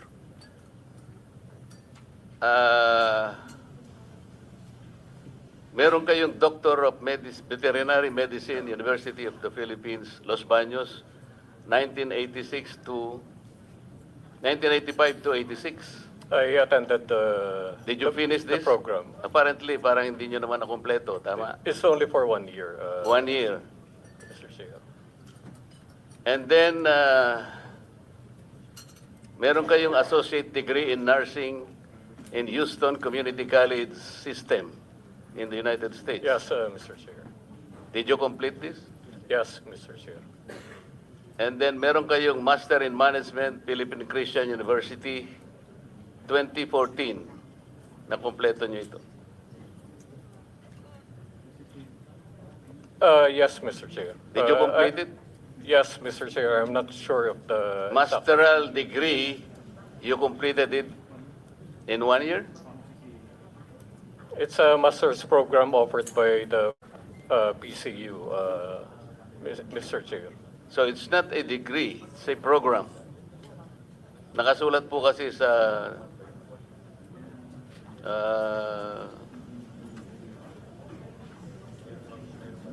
ninyong background ay masteral degree. It's a degree, Mr. Chair, offered by PCU.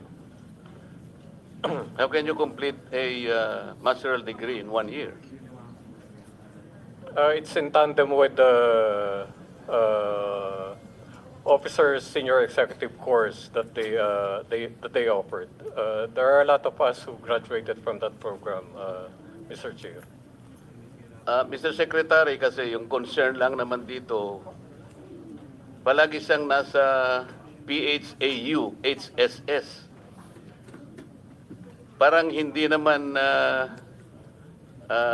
ibig sabihin ay walang makikita talaga ano ba yung nangyari within let's say 11 to 12 years na palagi siyang nasa PHAU, meron pang PHAU Directorate for Personnel and Records Management. So this is clerical. This is something clerical. Ngayon po ay without belittling the capacity, hindi ko po siya kilala. I'm only basing on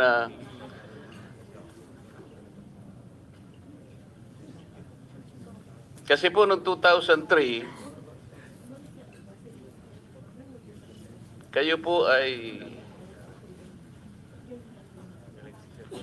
nung makuha po niyo yung associate degree in nursing in Houston Community College, nakakuha po ba kayo ng student visa? Yung F1 visa? No, Mr. Chair.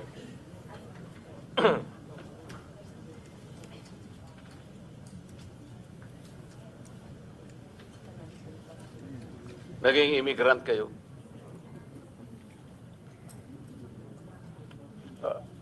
Mr. Chair, just to clarify, by 2003, I was dropped from roles by the PNP. And prior to that, I applied for study leave and emergency leave. Did to you the apply US. for citizenship or did you become immigrant? I did not apply for citizenship. Pero naging immigrant kayo? Yes, sir, Your Honor. But citizenship is a requirement for PNP members under Republic Act 6975. You know that, sir? Yes, Your Honor. So kung wala po kayong F1 visa, paano kayo nakapag-aral sa Houston University Community College? When I was already dropped from roles by the PNP in 2003, sir, that's the only time that I applied, Your Or Honor. immigrant status? Yes, Your Honor. So, Mr. Secretary, kaya ko lang po tinatanong to, hindi po kasi malinaw ano po yung nangyari kay Yusek kasi PHAU parang meron siyang negative impression na floating status, parang may nakagawa siya ng kasalanan. Dito po kasi doon po nung 2003, Yusek, meron po kasing report na you were dropped from the rolls and then it was instead modified to 30-day suspension.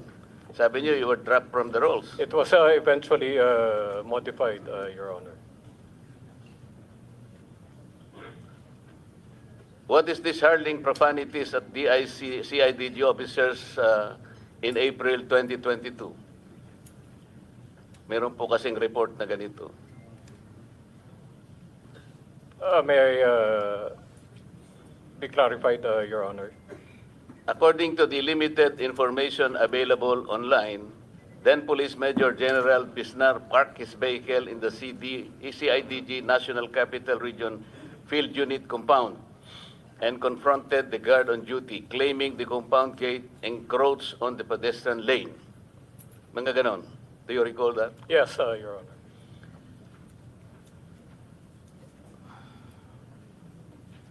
And you have been reported to have berated a police officer assigned at the CIDG for wearing a bracelet at that time. Yes, Your Honor. In October 2024, a complaint for grave abuse of discretion and unjust vexation against Bisnar were filed before the Quezon City Prosecutor Office by one Marites Cabilian, a non-uniformed personnel assigned to the PNP Directorate for Controllership. Yes, Your Honor. So, Mr. Secretary, this is a very important position. As I said, I do not know him. I just relied on some of the facts which he admitted today. This is a huge responsibility. It's not only overall supervision, but he will be placed in control over operations of all regions in Luzon. Alam naman po natin dito, dito ang pinag-uusapan natin sa Blue Ribbon Committee na talaga takot-takot na anomalya po yung ano. I am just a little bit wary na I do not judge your discretion in hiring personnel, Mr. Secretary, but just the same, you may or may not know about all these details. I will probably provide you with this. Thank you very much, Mr. Chair. Mr. Chairman, if I may you. just make Yes, go a ahead, Secretary Dizon. quick manifestation. First of all po, no, I've worked with Undersecretary Bisnar, former General Bisnar, for several months already. No? Former General Bisnar was recommended to me when I was appointed to be DOTR Secretary in February. And since then, we have worked together very closely. No? As he was head of the Office of Transportation Security, our OTS, and together we were able to really work hand in hand to virtually eliminate the problems of laglag-bagay and other problems facing our airports. No? And from what I know of him, no, he's a man of integrity. He's a man of even anyone who I talk to in the Philippine National Police, no, speaks very, very highly of General Bisnar, and this is why I invited him to join me in this very, very difficult task of cleaning up the DPWH. But nonetheless, any report such as this, of course, is very important to me personally.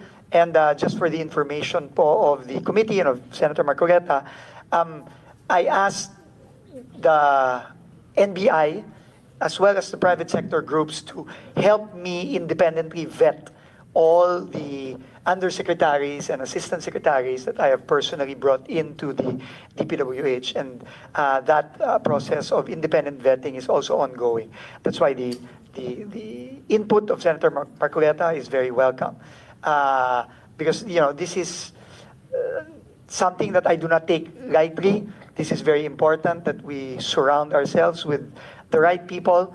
As far as I know, and having worked with General Bisnar, he's a man of integrity. He's an honest man and a very, very strict person, which I think is very, very important as we try to cleanse the DPWH from top to bottom.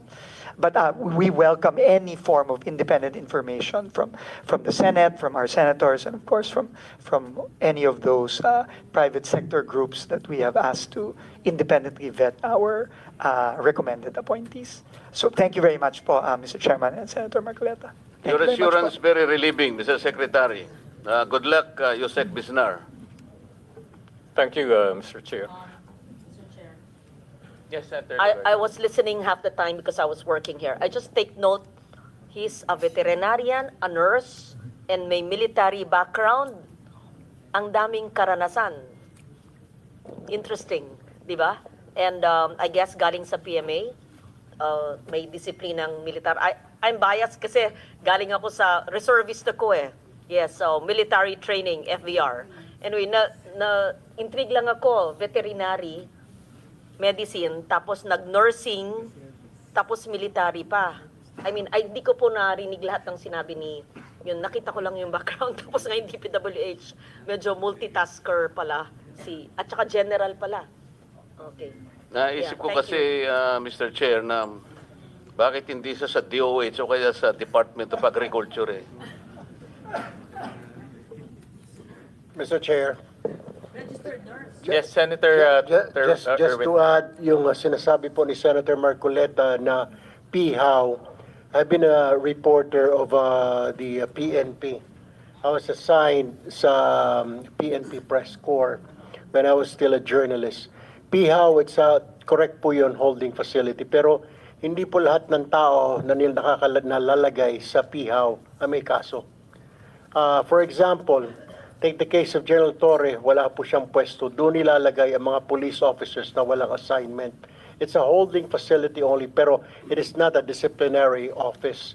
Rather, it's a facility where you put all your ranking officials, even low-ranking officials, non-commissioned officers, to that office while awaiting for their next assignment. It is not necessarily a disciplinary action office. Well, yung iba nilalagay doon disciplinary, pero marami din ang hindi nilalagay doon na not necessarily mean na may ginawang kasalanan, may atraso. It is just a holding facility. Correct me if I'm wrong, Yusek Bisnar. That's true, Mr. Chairman. And to give a little context to the complaints that were mentioned, yung mga yun po ay nangyari during at the height of the pandemic, COVID pandemic. I was assigned as the camp commander of Camp Crame. And ako po talaga, in-implement ko very strictly yung mga policies and guidelines, especially about pertaining to COVID. And talaga pong maraming nagreklamo against me. Pero ang choice ko po noon is maging lenient pero maraming magkasakit at mamatay, or sundin ko po yung guidance sa PNP at ng task force at that time at makapag-save ng buhay. Thank you, Mr. Chair. Thank you. Thank you, Senator Marcoleta, Senator Erwin Tulfo. Just to go back to those red flags, kaya importante, Secretary, itong detalye, as granular as possible. Importante talagang na-identify natin yung station number, yung length, kasi paglabas ng JA, pag generic siya, talagang aabusuhin to. May temptation na abusuhin. Pwede nga yung sinabi ni Senator Erwin na ayos pa yung kalsada, bakin na. Worst is ghost project.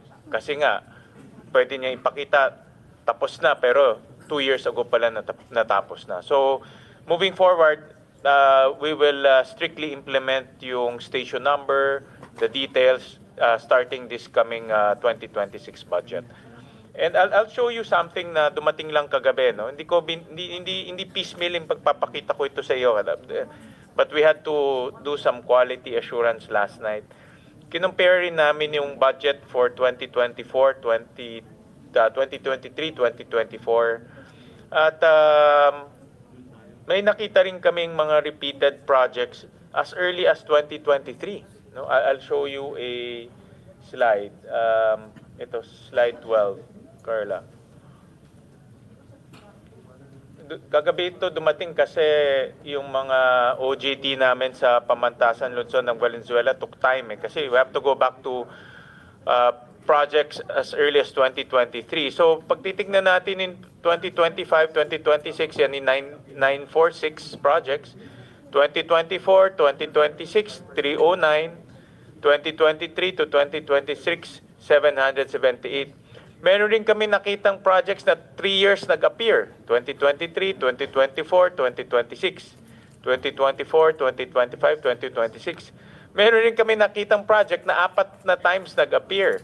No? 23, 24, 25, 26. So 17 projects. So a total of 1,465 projects to a tune of 26 billion. I'll give you an example, Secretary. No? For 2025, ito yung mga nakita namin, pinakita ko na rin to sa inyo, construction of Malolos Diversion Road, City of Malolos, Bulacan. Kikita natin 2 years, parehong-pareho yung title, iba lang yung amount. Next will be, tinignan namin yung 2024. Ito sa Bohol, construction of roads.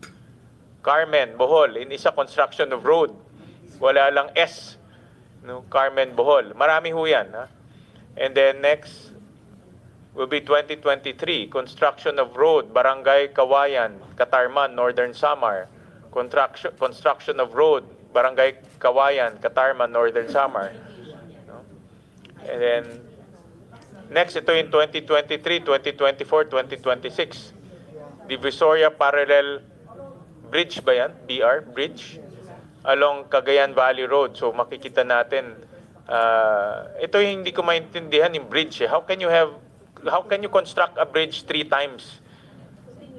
Diba? 2023, 2024, 2026. Communication problem yan. Kailangan mag-mask lahat.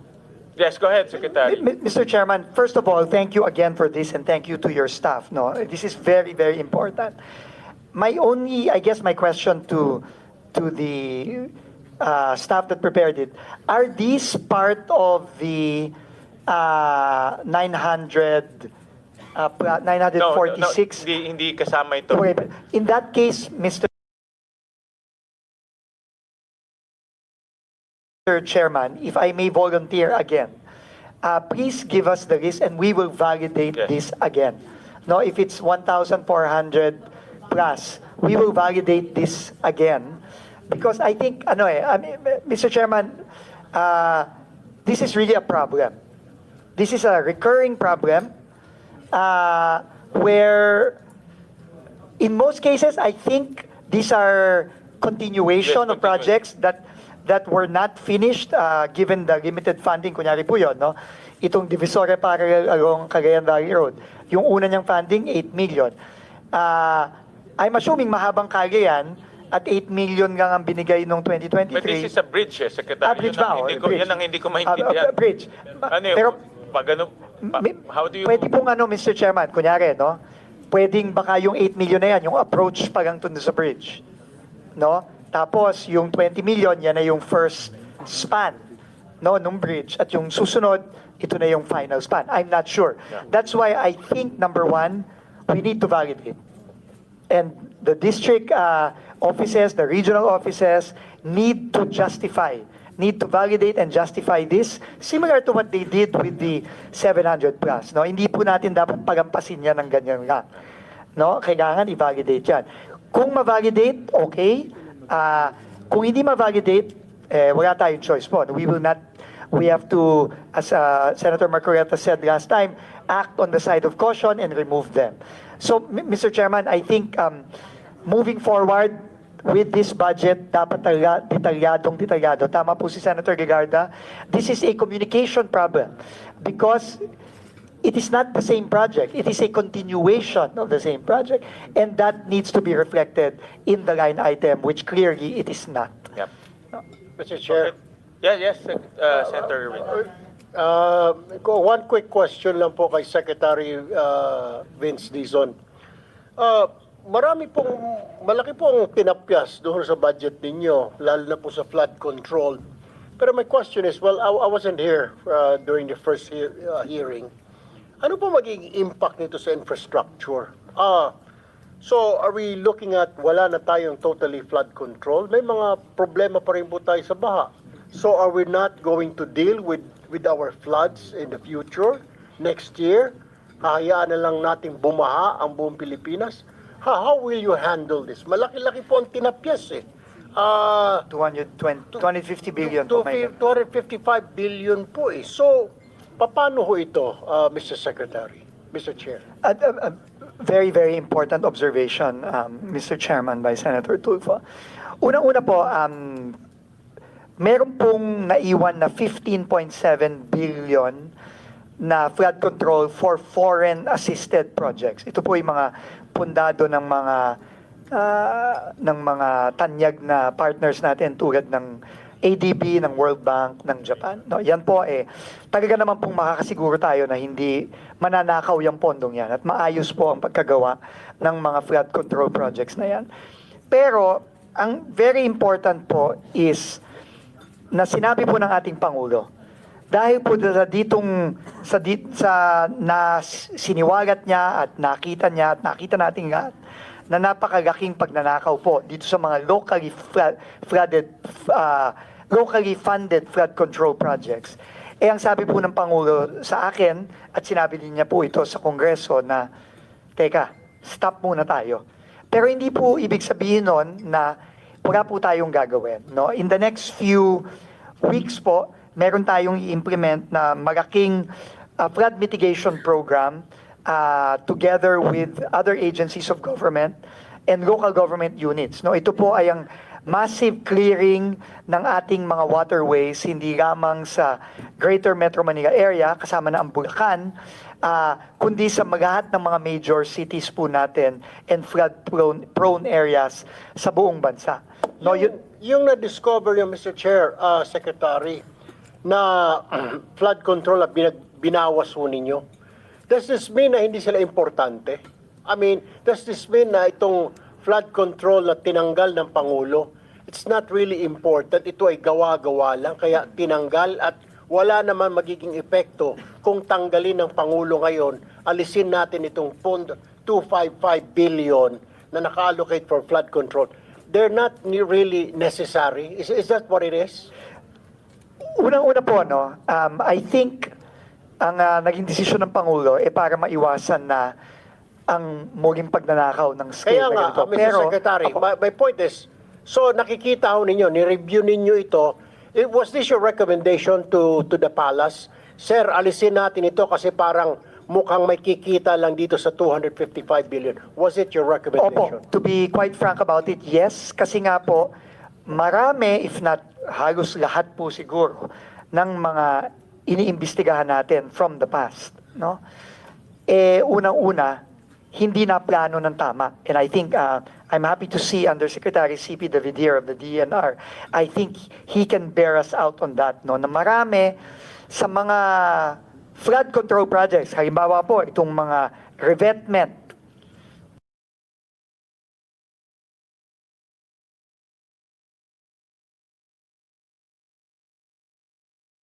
no, yung mga pagtatayo ng mga dike, no, hindi lang ho sa hindi nakatulong, I think in some cases, nakasama pa.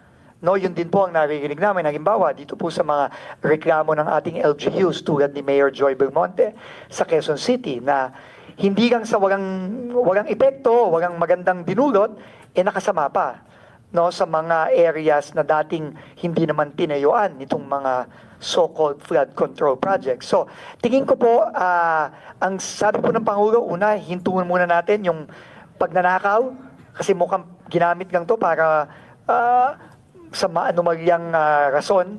At ikalawa, planuhin na natin ng mabuti. Kaya po ngayon, kami po nakikipag-usap na po ngayon sa DNR, sa UP, sa Project NOAA, sa iba't ibang mga tanyag na ahensya na dayuhan tulad ng ADB at World Bank at JICA para po maplano na nating mabuti. Kaya po sa susunod na taon, kapag obviously kailangan na nating mag-invest muli ng malakiang pondo para sa flood control, ito po ay yung tama ng flood control. So what you're saying is, Mr. Chair, Secretary, yung flood control ng National Flood Control Program, hindi flood control ni congressman, hindi flood control ni politiko, kundi Tama it's a National Flood Control Program wherein totoo.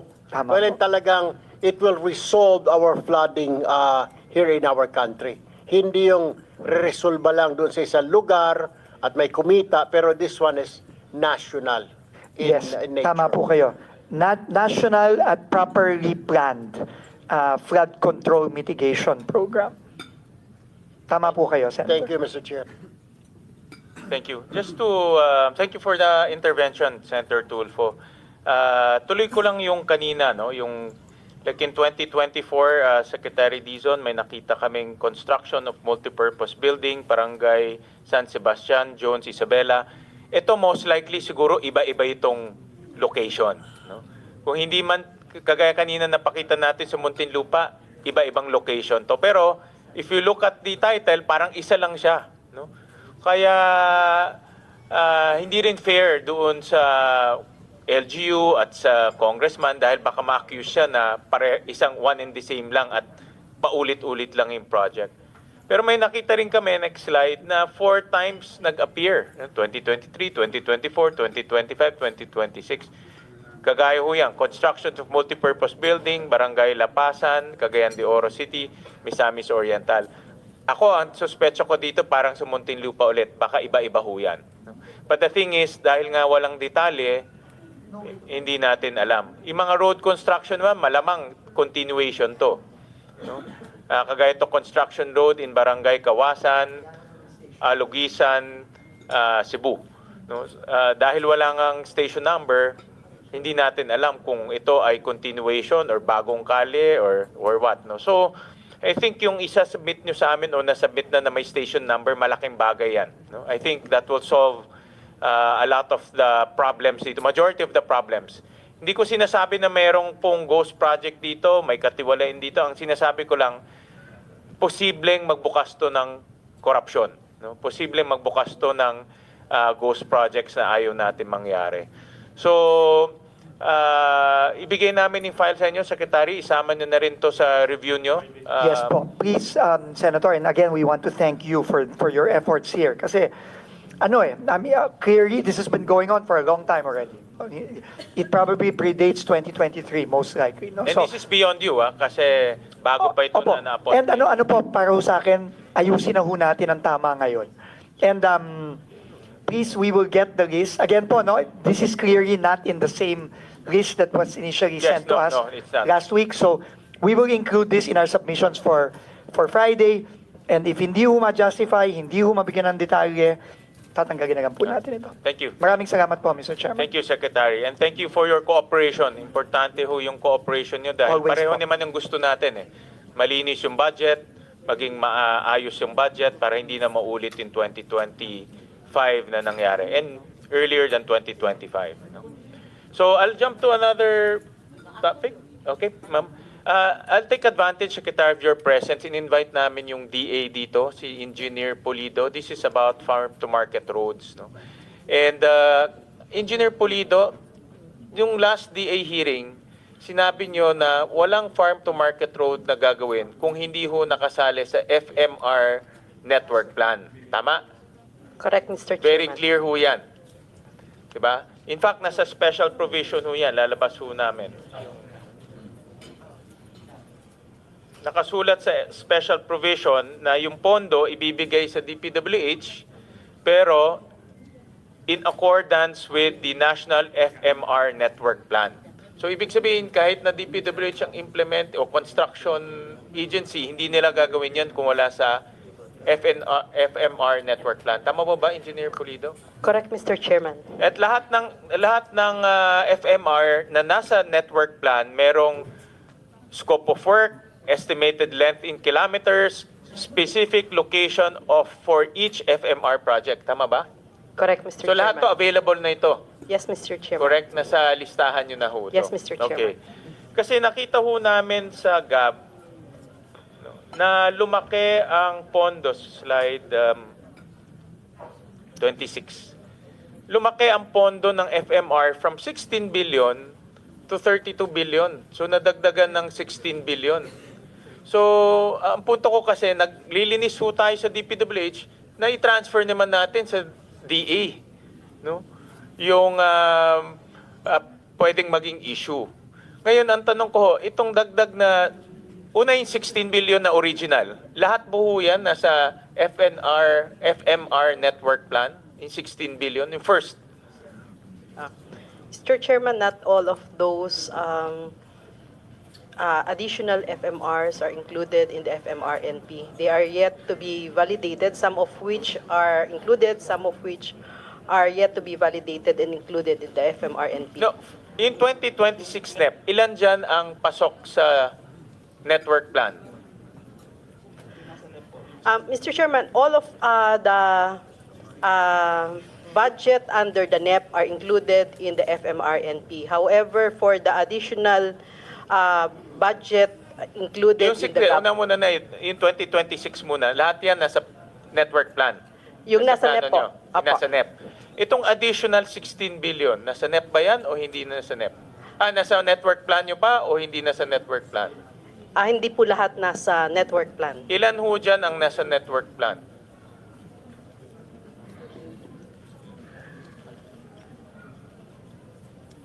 Kasi ang iniiwasan ho natin ngayon yung mga FMR na hindi naman pasok doon sa inyong master plan, di ba ho? Correct, Mr. Kasi Chair. kung hindi pasok sa master plan ho ninyo, di hindi magagamit ng ating mga magsasaka at mangingisda yung FMR. It has yet to be validated. It's possible that some would be feasible, but there might be possibility that some will not be feasible. Correct. So or it's- there could be a duplication Or may that duplication rin. some of those FMRs could have already been funded by other agencies, Correct. especially in 2026. So itong nadagdag na 16 billion, ilan ho dyan ang pasok sa inyong network plan?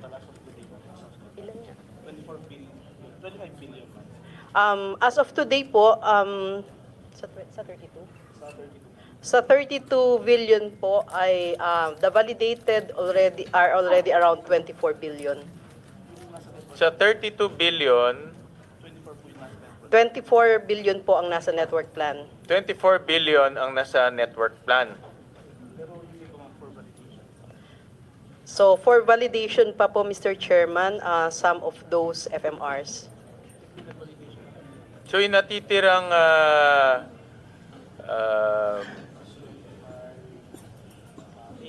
8 billion, wala to sa network plan. Wala pa po. We still Hindi, have wala to pa, wala pa o wala? Wala pa po ngayon sa network plan. So kung wala siya sa network plan, dapat hindi gawin.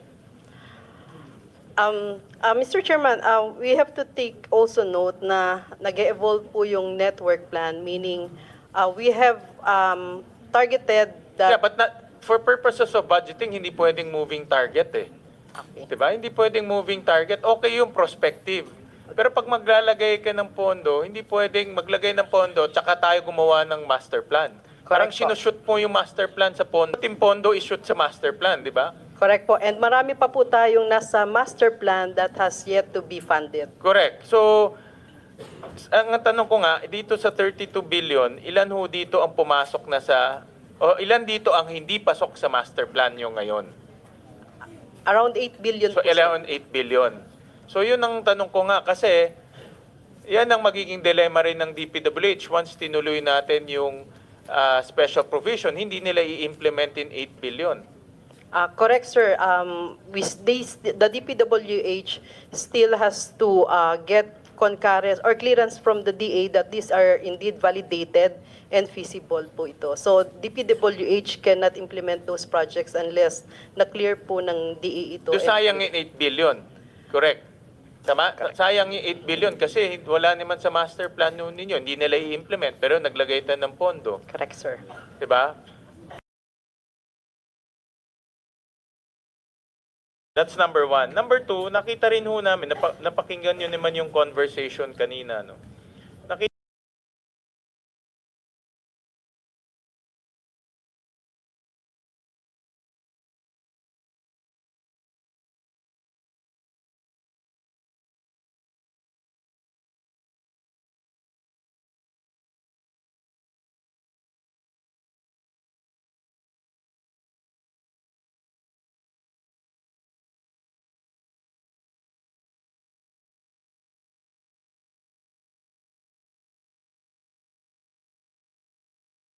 namin na yung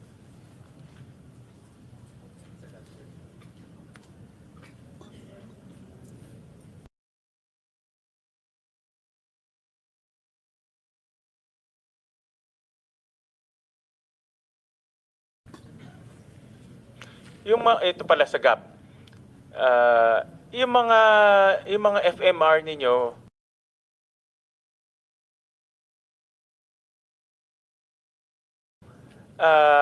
nakita ko na ganun rin, very generic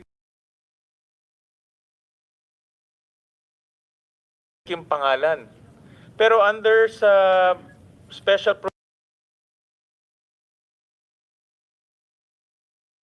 provisions, dapat meron ng location,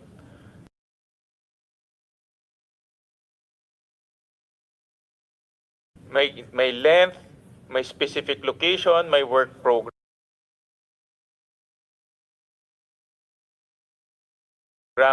So, ibig sabihin, pwede rin ilagay yung station number.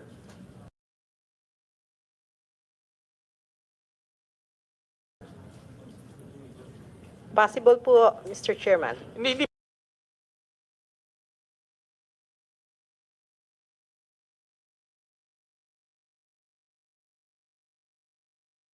possible. Dapat ilagay yung station natin. Kasi kung hindi, narinig nyo kanina yung conversation, di ba ho? Kung ang kalsada nalalagyan ng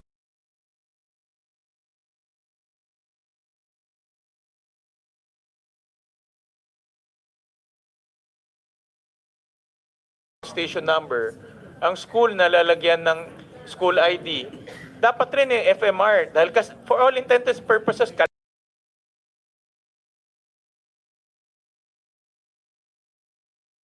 Kalsada rin to eh. You know, kalsada rin ho to, may specific purpose lang.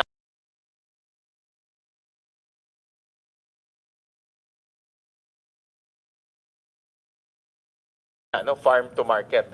So, dapat meron din ho to. Itong mga ito, meron na itong location, may length, at meron ng work program.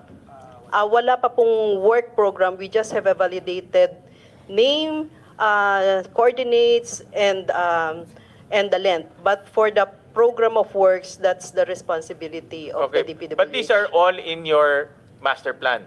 Correct, sir. So pwede nang i-identify, sabi nyo kanina yung coordinates, pwede nang ma-identify Correct, length. sir. So ilagay na rin natin.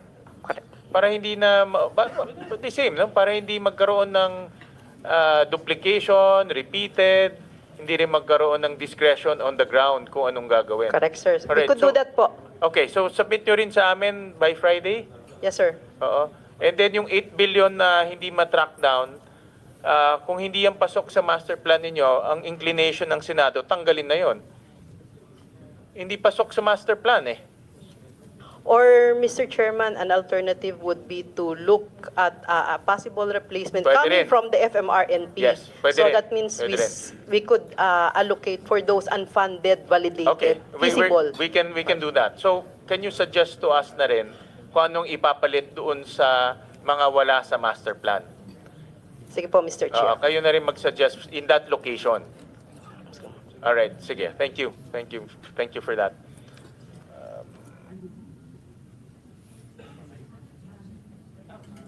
You recognize Senator Lauren? Yeah. Before we proceed with my questions, Mr. Chair, I think you were in the DNR hearing. Yes, I'm glad that Senator JV is also here. I think you were there in the DNR hearing. And Undersecretary Carlos Primo David mentioned about DNR studies on flood control because I asked him about it. And can you have the yung canon? Yeah, I mean it's now. Can you please briefly explain what you explained in the hearing, and not to pit you against another department? Oh, huwag ka mahiya yung sinabi nyo. Sabihin ko rin totoo, hindi po kami pinakikinggan ng DPWH. In so many words, right? Did you say that, or is it my own words? You said there was a plan, you presented it to DPWH, and I said, so what happened? Kasi hindi dapat scientific, nature-based, science-based ang construction. Hindi naman lahat kailangan semento, iba nature-based. But I'll go to that later. But you said that DNR had a plan because I put all the water agencies together and I was asking them one by one. It took us the whole day. Anyway, and you said you had a plan, not you personally, the department submitted to the DPWH, but it was not heeded. Am I accurate in my remembering what happened a few weeks ago? Undersecretary David. Mr. Chair, that was in the context of a meeting I had in 2024 with officials of the DPWH, wherein we were planning for convergence projects. And these are projects that have multiple benefits for flooding, for water supply, irrigation, and so on. DNR and NIA submitted a list of convergence projects to DPWH, but they were not considered during that time. Pakipaliwanag po, DNR, NIA, and all the water agencies, should there not be clear coordination between the water agencies, and should there not be environment impact assessment for all the flood mitigation measures? Should there not be ECCs granted for all the flood control projects, whether it's a dike, a revetment? And to be fair, as a climate adaptation advocate for 3 decades now, flood mitigation, flood control is a climate adaptation measure. But hindi naman kailangan puro semento. I may nature-based solutions, the others naman are infrastructure. So hindi natin minamasama ang flood control na tama yung paggawa. So kindly explain, and do you have a short, I don't know if you have the time for a presentation, but Mr. Chair, I have a 15-minute mahaba. presentation.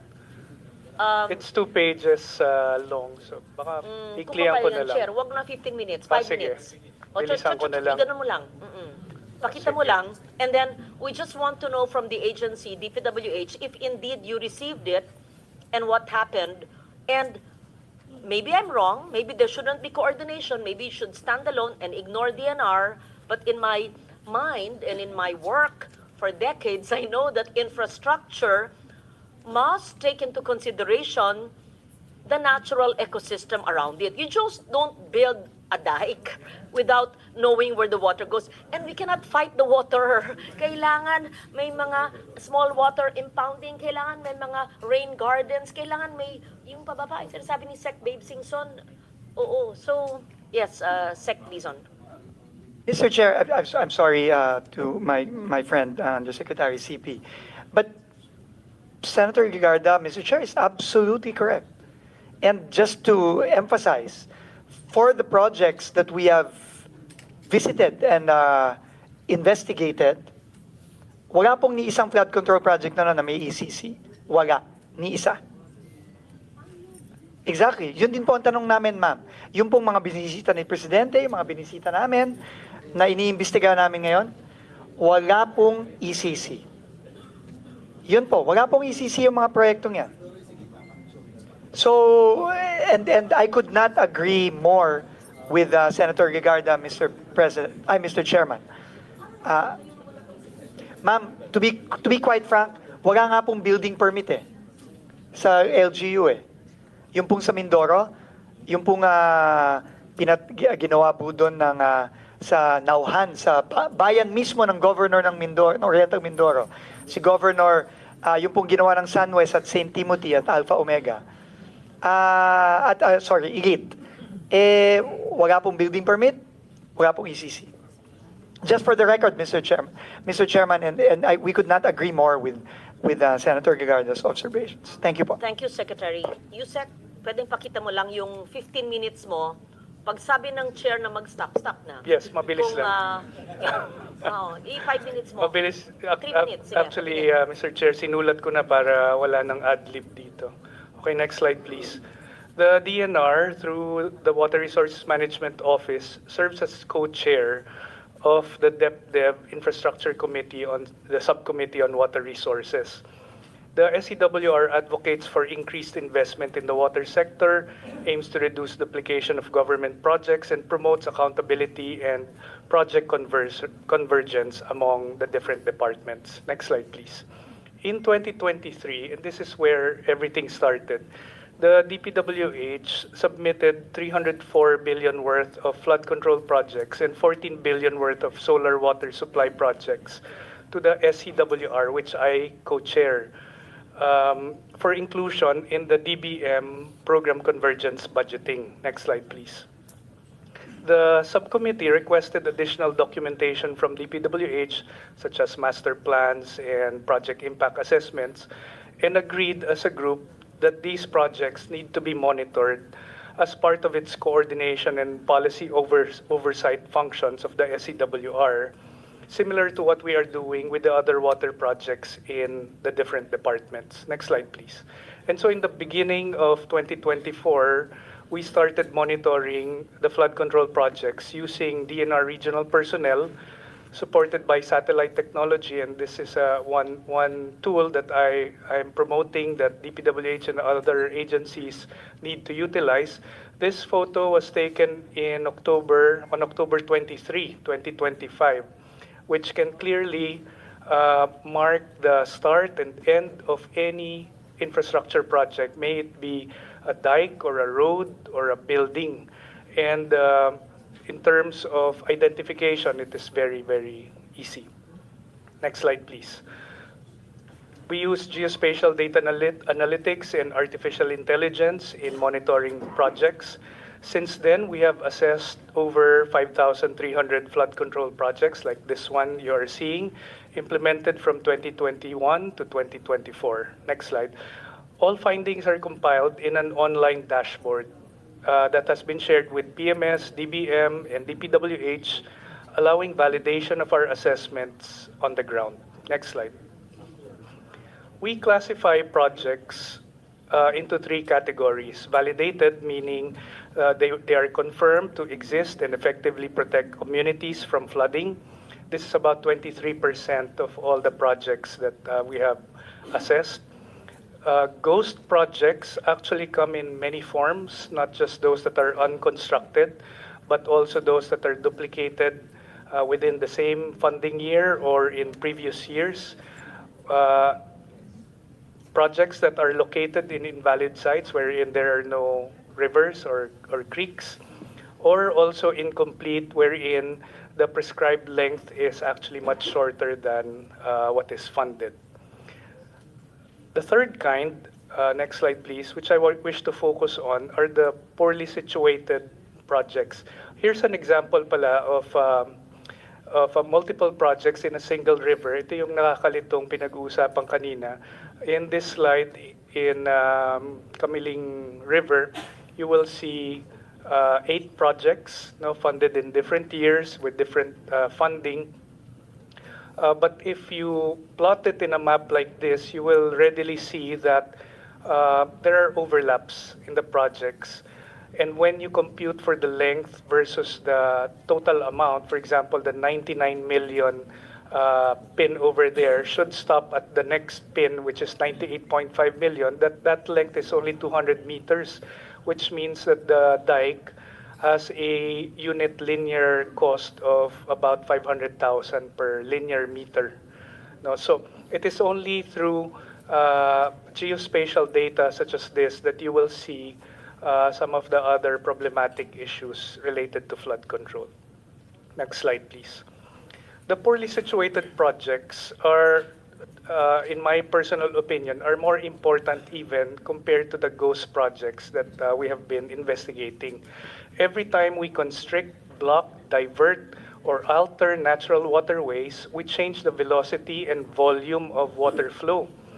In this particular case, in New Bataan, Davao de Oro, it is clearly seen that the dike constricts the river, makes it straight instead of meandering. And the effect of this is that the flow of water actually becomes faster, and the volume of water that will normally spread throughout its floodplain will now be diverted further downstream, creating more floods downstream. Next slide, please. In effect, constructing river dikes to protect one area often transfers the flood risk to another area. Here's another example in Tarlac, wherein there are 2 dike projects that obviously weren't coordinated to each other. The river flows from left to right, and because there is a gap in the dikes that were constructed, during the rainy season, it is even more possible that the water enters into the community, where in fact previously they probably get flooded, but this time it's actually exacerbated. Next slide, please. Some projects do not put any harm, but are poorly situated because they do not function as a flood control structure. In this particular case, there is water on both sides of the dike, and therefore you're not protecting either side if there's water on both sides. Next slide, please.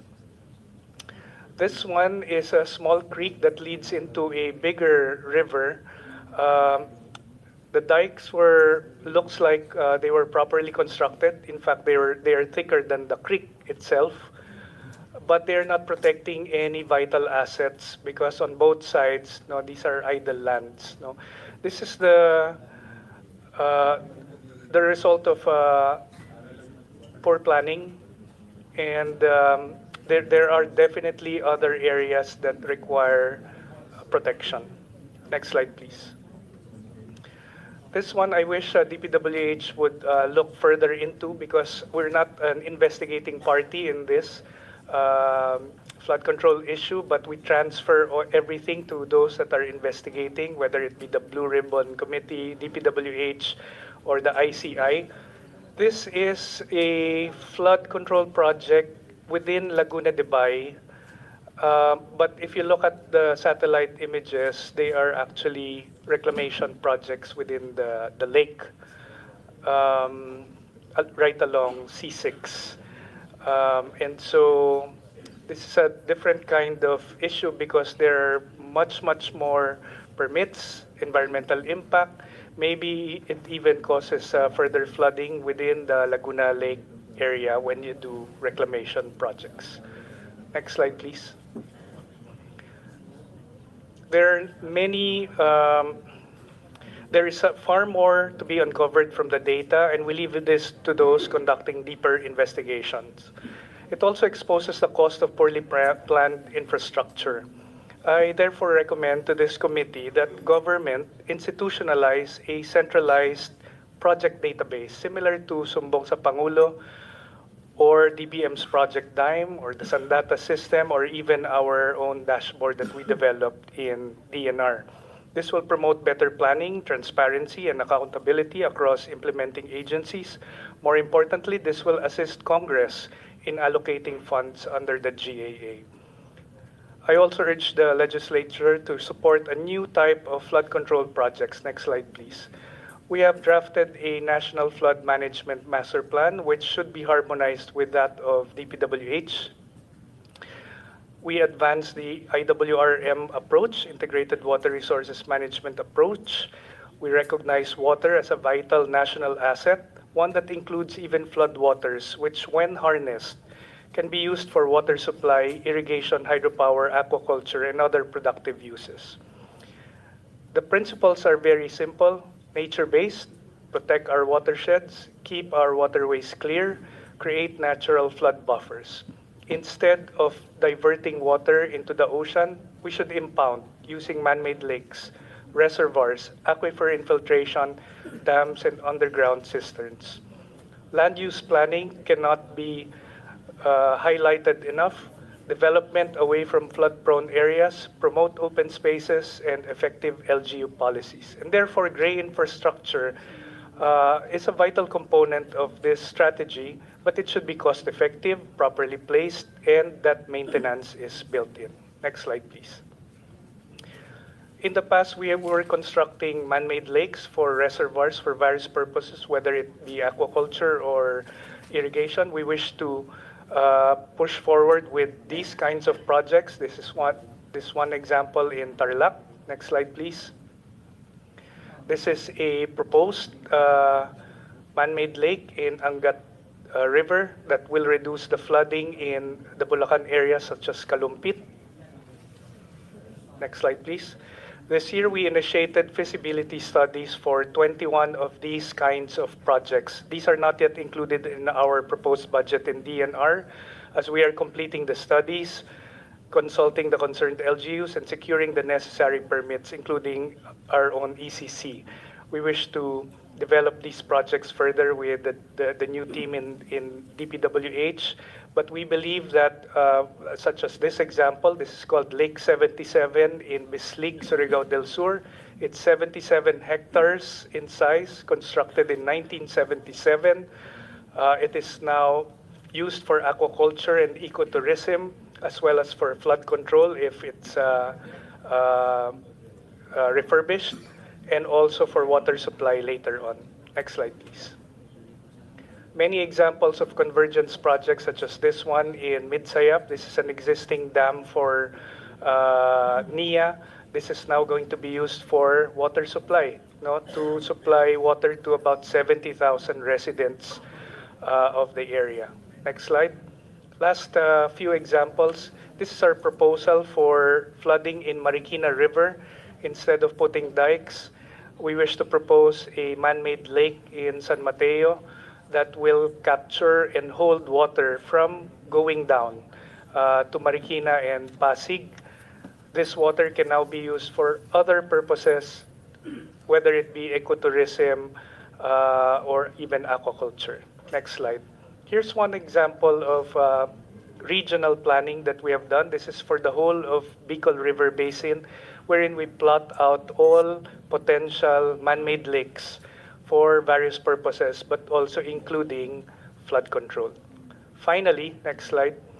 This is an example, and I think you can click on the slide because this is a video. This is one of the projects of DPWH that I should commend. Siguro hindi nagpe-play.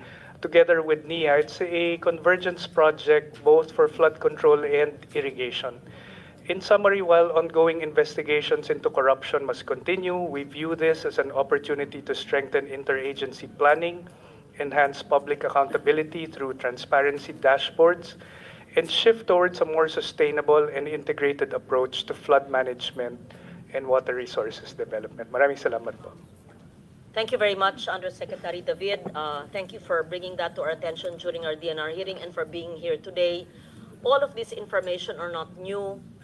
You were supposed to coordinate with DPWH to present it in the interagency, and was it taken into consideration or totally not used or ignored? And for what reason? Maybe In the past, it was not considered because the mandates of DPWH and DNR on water resources are disconjuncted. No? They handle flood control and we handle water resources. But now I'm happy to say that we are working with a team in DPWH to do convergence.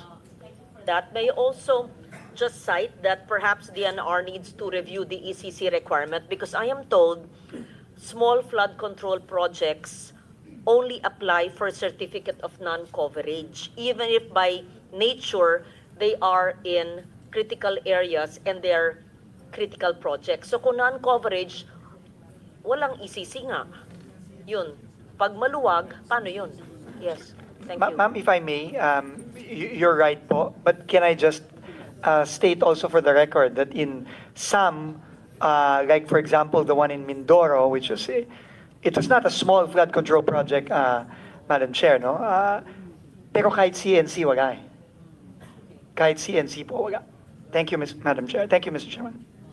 Thank you for that. I know, if I may, proceed with my questions. Yes, but the chair may interrupt me anytime if I am too long. Okay. There was a mention of a DENR WRMO database. I asked this of the DPWH since 2023. And it has evaluated more than 4,000 flood control projects using AI, satellite imagery, geographic information systems. And the results were shared through a dashboard with PMS, DPWH that was mentioned by USEC and DBM. And he said that it remains unused. So the new team, are you aware of the existence of this dashboard? Why has a DPWH not utilized or validated the WRMO's flood project database, and what steps will the DPWH take to integrate the system into project validation, planning, and budget allocation? And whatever the answer is, may I kindly request that you do not just use it for the 2026 moving forward, but since many of the 2025 projects are still either FLR or ongoing, it can be used already. So I'd like to know the answer, please. And the purpose of my question is to determine interagency tools for transparency, verification, so that they are maximized and do not, or we totally avoid the ghost projects or the duplicate projects as stated by the chair. Thank you. Thank you. Thank you, Mr. Chairman. Thank you, ma'am. First of all, I learned about the dashboard maybe a few weeks after I came in. Undersecretary David, as like I said, is a good friend. So he informed me about it, and I saw it, and I sent it immediately to our team, and they have been working, the technical groups have been working since. No? And in fact, tomorrow, with our new OIC for on Wednesday, for a new, they will already start presenting recommendations on how to use the data, both in terms of planning moving forward, but also, and I think I made this very clear to the team when I first learned about the findings of the DNR and the WRMO, that we have to apply what the DNR has learned about these flood control projects, even for projects that have already been completed. Why? Because according, and if I may speak frankly, Mr. Chairman, according to Yusek David, their evidence shows that not only have some of those flood control projects been useless, but they have become harmful pa, meaning sumama pa yung baha. Dahil nga yung pong ini-explain ni Undersecretary CP kanina na ang mga dike kasi, ang problema dyan, either both rini-restrict ang flow ng tubig, ibig sabihin yung carrying capacity ng mga waterways lumiliit, but ang more harmful doon ay yung pinapabilis niya yung daloy ng tubig o yung velocity of water speeds up. At yun ang mas nakakasira at nakakasama. So, why did I ask for that? Because we are already thinking ahead that with enough data and with enough evidence, maybe we might even need to dismantle some of those flood control projects because of their net harmful effects to the communities and the environment. So, ma'am, that is the purpose. But this is a very, how should I say, it's a very meticulous process, and it's also a very sensitive process because there are COA issues involved, and alam naman po natin, there are COA rules where you cannot just demolish a project that was built after within a certain period. So there are complexities to this, but we first need to look at the evidence. They are harmful. Exactly, ma'am. If they're harmful, Absolutely. kung ikamamatay, ikababaha ng mga barangay at komunidad, kailangan gawing kaagad kung Correct. scientifically Proven. O kaagad yun. We agree po, yun. Mr. Chairman and Senator Lauren. This is critical. That's why I think the reports will be presented to me in particular and to the senior team on Wednesday, and we are already currently working not just with DNR but also with the University of the Philippines, particularly with Project NOAA with Professor Mahar Lagmay, as well as one of the renowned hydrologists in the country, Professor Tapios of the University of the Philippines. So we are working with them, and we really need to put some order and some science into this, because clearly there was very little to no science involved in the implementation of these projects. Thank you very much, I-embed ma'am. nyo si Yusek David sa inyong mga projects. Kasama po Dapat siya. Coordination naman talaga eh. Tama po, ma'am. Thank you po. Okay, thank you for that. WRMO's evaluation shows that 42% of the projects reviewed were unconstructed, duplicated, or already existing, yet some were declared completed and paid for. So may I know, how are these projects cleared for payment and certification despite being absent or duplicated? And can we use the systems to demand project completion, case building, and/or restitution? So the purpose of this question is to assess the adequacy of DPWH project validation and internal audit mechanisms so that we can prevent the continued misuse of public funds.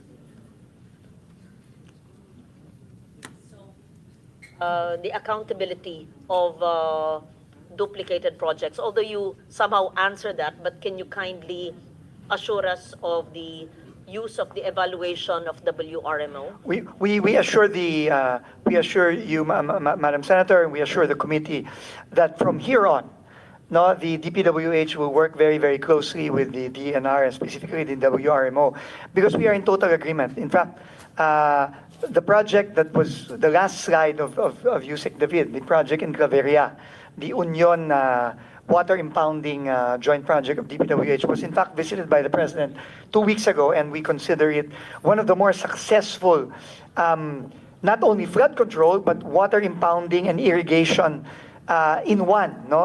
And we feel that with the help of the DNR and other experts, we can really guide and plan our flood mitigation program towards these types of projects and no longer those that we have seen in the past couple of years. Thank you very much, ma'am. Thank you for that.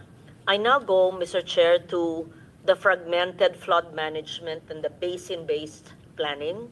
I ask this in the context of floods and water systems not being administrative or political boundaries, because floods do not recognize political boundaries. Hindi distrito niyan, ganito niyan, geographical. Yet government planning and implementation of flood control projects remains fragmented. And here we are, even us perhaps, both houses of Congress are guilty because we are looking at congressional districts in terms of infrastructure planning when water and floods, as we see, do not look at congressional districts in the way nature moves. So DPWH programs per district, even per province, often without alignment to hydrological or river basin boundaries defined by WRMO or the River Basin Project or even DepDev. So how are we assured, I mean, we're studying it, that for the GAA 2026 and for existing GAA 2025, how are we assured that this will be taken into consideration in the future? Does the DNR recommend shifting DPWH flood control programming from district, meaning congressional or provincial levels, to a basin-based framework aligned with the integrated water resources management principles? And can the DPWH adopt river basin level coordination using updated geological and sedimentation data? In short, nature-based, scientific, hindi political or administrative boundaries. So what kind of innovation, if any, has the DPWH new team done to take this into consideration? Because we're talking about allocable and unallocable. Distrito pa rin eh. Hindi pa rin nature-based, hindi pa rin scientific eh. Political pa rin eh. Yeah. So, paano po? Ma'am, Thank you. First of all, you're absolutely correct. No, I mean, flooding knows no boundaries and therefore should not be constrained by district boundaries, no, and other boundaries. So what we are actually trying to do now, and I think it is very opportune because the President has already taken out all the flood control projects, locally funded flood control projects for 2026. Now is really the time to plan this well, Madam Chair. But unfortunately, this takes some time, no? We are right now in the early stages of that, just putting together all the experts together and all their recommendations together and come up with a master plan, at least for certain areas like Bulacan, Metro Manila, and other flood-prone areas, para po when 2027 comes, is meron na po tayong rhyme and reason dito sa pagpapagawa at pagpaplano ng mga flood control projects na ito, because we will not allow the same thing to happen again, Madam Chair, na ang flood control natin is dictated lang by, flood control project of this district or that district and that. No, we will no longer allow that. It needs to be a well-planned series of projects that will eventually need either provincial or regional development council clearances, no? But we're not there yet, ma'am. No, there's no such plan in place. In fact, next year pa lang po lalabas yung 18 major river basin plan ng World Bank. It will finish in middle of 2026. But in the meantime, we cannot wait for that. No, we need to already start. Meron na nito nung panahon ni Sec Babe Singson. Meron po. He's an expert in that, yung mga river basin projects. Opo. Meron na, ang DPWH nun. Ma'am, yes, you're talking about the 2013 one. This is the one that's being updated now by this major river basin master plan, which will be completed next year. But like I said po, ma'am, we will not wait for this. We will continue working with the DNR because, I mean, pwede na naman tayo magsimula po ngayon pa lang. There's enough data and there are enough experts on this that we can work on already now. So that is commencing already, ma'am, as we speak. Thank you. Just to note again, because we always, again, think in terms of either political districts or administrative regions. So water resources regions are different from our administrative regions. Ang ating regions, ilan? At 18 admin regions, but there are only 12 water regions. So at the proper time, maybe this afternoon, is a DPWH equipped and ready to present to us your plan for the 12 water regions?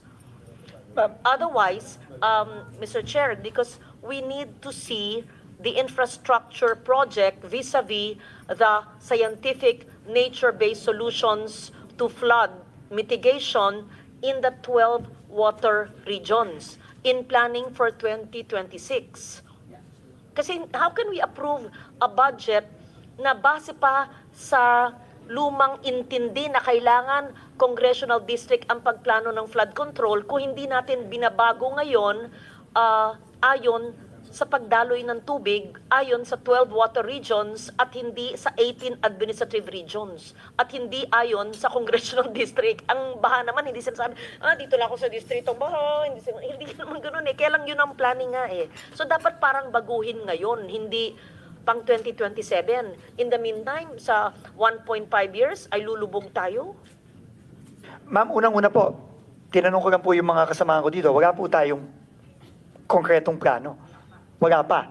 And I think this is why the wisdom of the President to remove all locally funded flood control projects for 2026 makes so much sense. Because dahil clearly walang plano, clearly yung mga dating ginawa, wala ding plano, so kailangan po talaga medyo mag-hit the pause button tayo muna for locally funded flood control. Kaya po wala pong locally funded flood control for 2026. Ang meron lang po ay foreign-assisted flood control projects, roughly about 15.7 billion, na meron naman pong plano. At ito po'y pinlano ng mabuti ng mga funding agencies po na nagbigay ng pondo.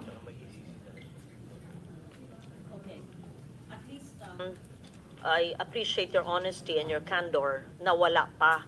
Pero siguro naman po, pwede niyong i-backtrack yung ginawa noong 2013. I remember it was in the same room. I asked Sec Singson. He had a study, he had plans, and then nag-end na yung term ng Aquino administration. But meron tayong basihan, hindi naman nagbabago. Nagiging worse lang ang sitwasyon ng kalikasan eh. So you can use whatever he had then, right? Yes, yes. Absolutely, ma'am. Thank you po. Okay, so I actually have so much question about that, but I don't want to belabor that point. I now go to the lack of detail which the chair earlier cited.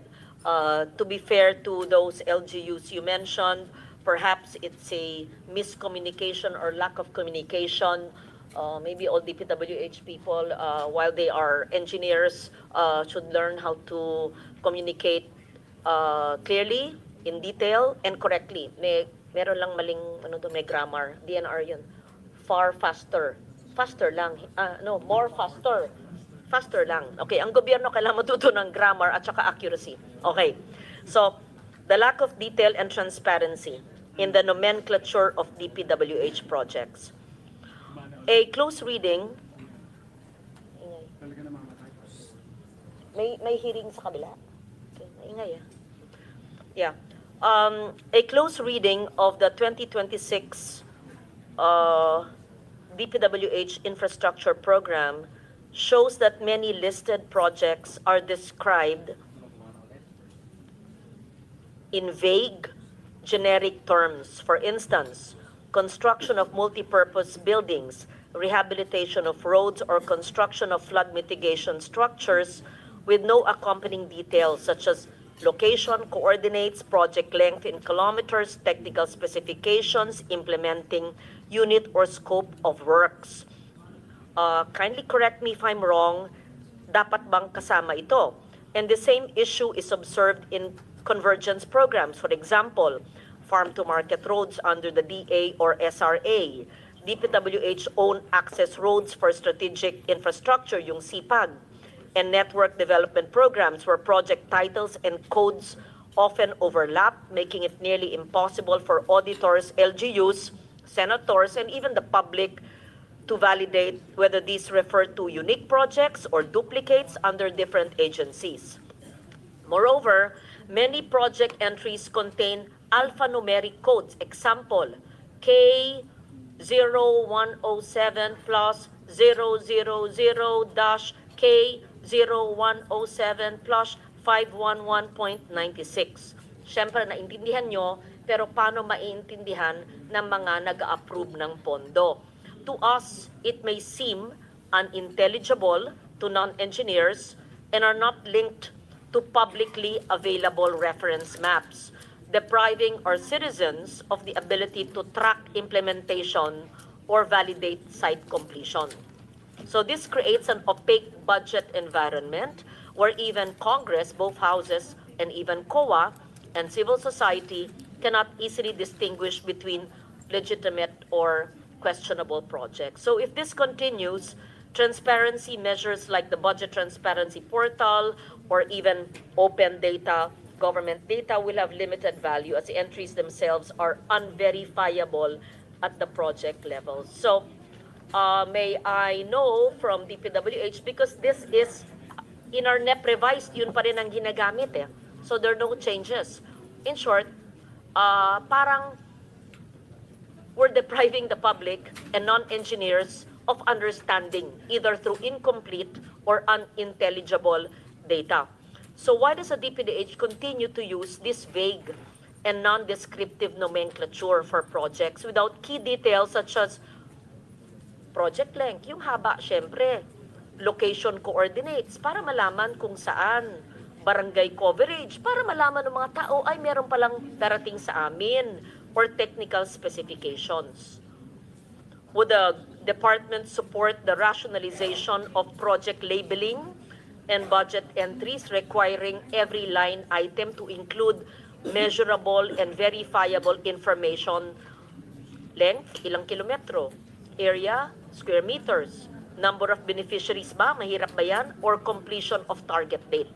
So, correct me if I'm wrong, we're just trying to understand the budgets. Thank you. Mr. Chair, if I may, again, you are absolutely correct, ma'am. The budget entries are too vague and too general to the point that one can no longer ascertain if this is actually a completed project, a continuation of an ongoing project, a completion of an ongoing project, because it does not contain the details necessary to make those determinations.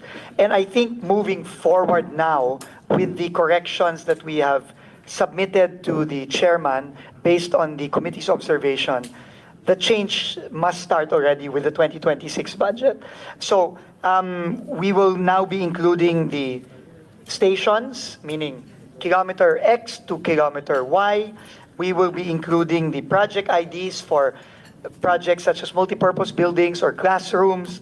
We will obviously the exact location of the projects, and also a very clear nomenclature to show that this is either a continuing project or a project that will be finally completed with the funding being requested. I think all of these details should be in these line items starting the 2026 budget moving forward. Thank you for that assurance. So the list tomorrow that will come from planning with the non-allocable and allocable in different name, district and above the district, mas klaro na po.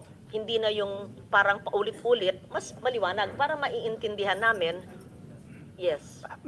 Mr. Chair, if I may, on the tomorrow po, I think we will be submitting the summary on the legislative district on the specifics, because there were additional items po that were sent that will be sent by the committee to us. Ang na-correct pa lang po namin is yung mga last tawag dito, yung pinadala po last week. So we asked po until Friday, Madam Chair. So Mr. Chairman, so we will send those by Friday. But we will send the summary list of per legislative district tomorrow. Yes. Opo. Indicating allocable, non-allocable, whatever term you want to use. Thank you po. Now, on rethinking flood mitigation and moving beyond a construction-heavy approach. All these decades, DPWH has remained hyper-focused on flood control infrastructure, dikes, seawalls, drainage systems, and pumping stations, and rightly so, because we're a vulnerable nation. But often, it's built in isolation without corresponding upstream or ecosystem intervention. Because nga, nakafocus sa admin regions or congressional districts. Ang baha naman, hindi naman tumitingin sa politika. So this has resulted in massive spending with minimal actual long-term reduction in flood risk, and as shown, it has even become contradictory to the help, in fact, dangerous. So while some projects, to be fair, have provided some relief, others have worsened flooding, as shown in the studies. Flooding downstream, it has degraded water systems, it has caused displacement of communities. This has led our experts, including those from DNR, from DepDev, from the Infrastructure Committee of NEDA, to call for a shift towards integrated nature-based and ridge-to-reef flood management approaches. So the DNR has nature-based solutions. What are these? Wetland restoration, mangrove reforestation, watershed rehabilitation, sediment retention in uplands as cheaper, cost-effective, resilient alternatives to hard or gray infrastructure.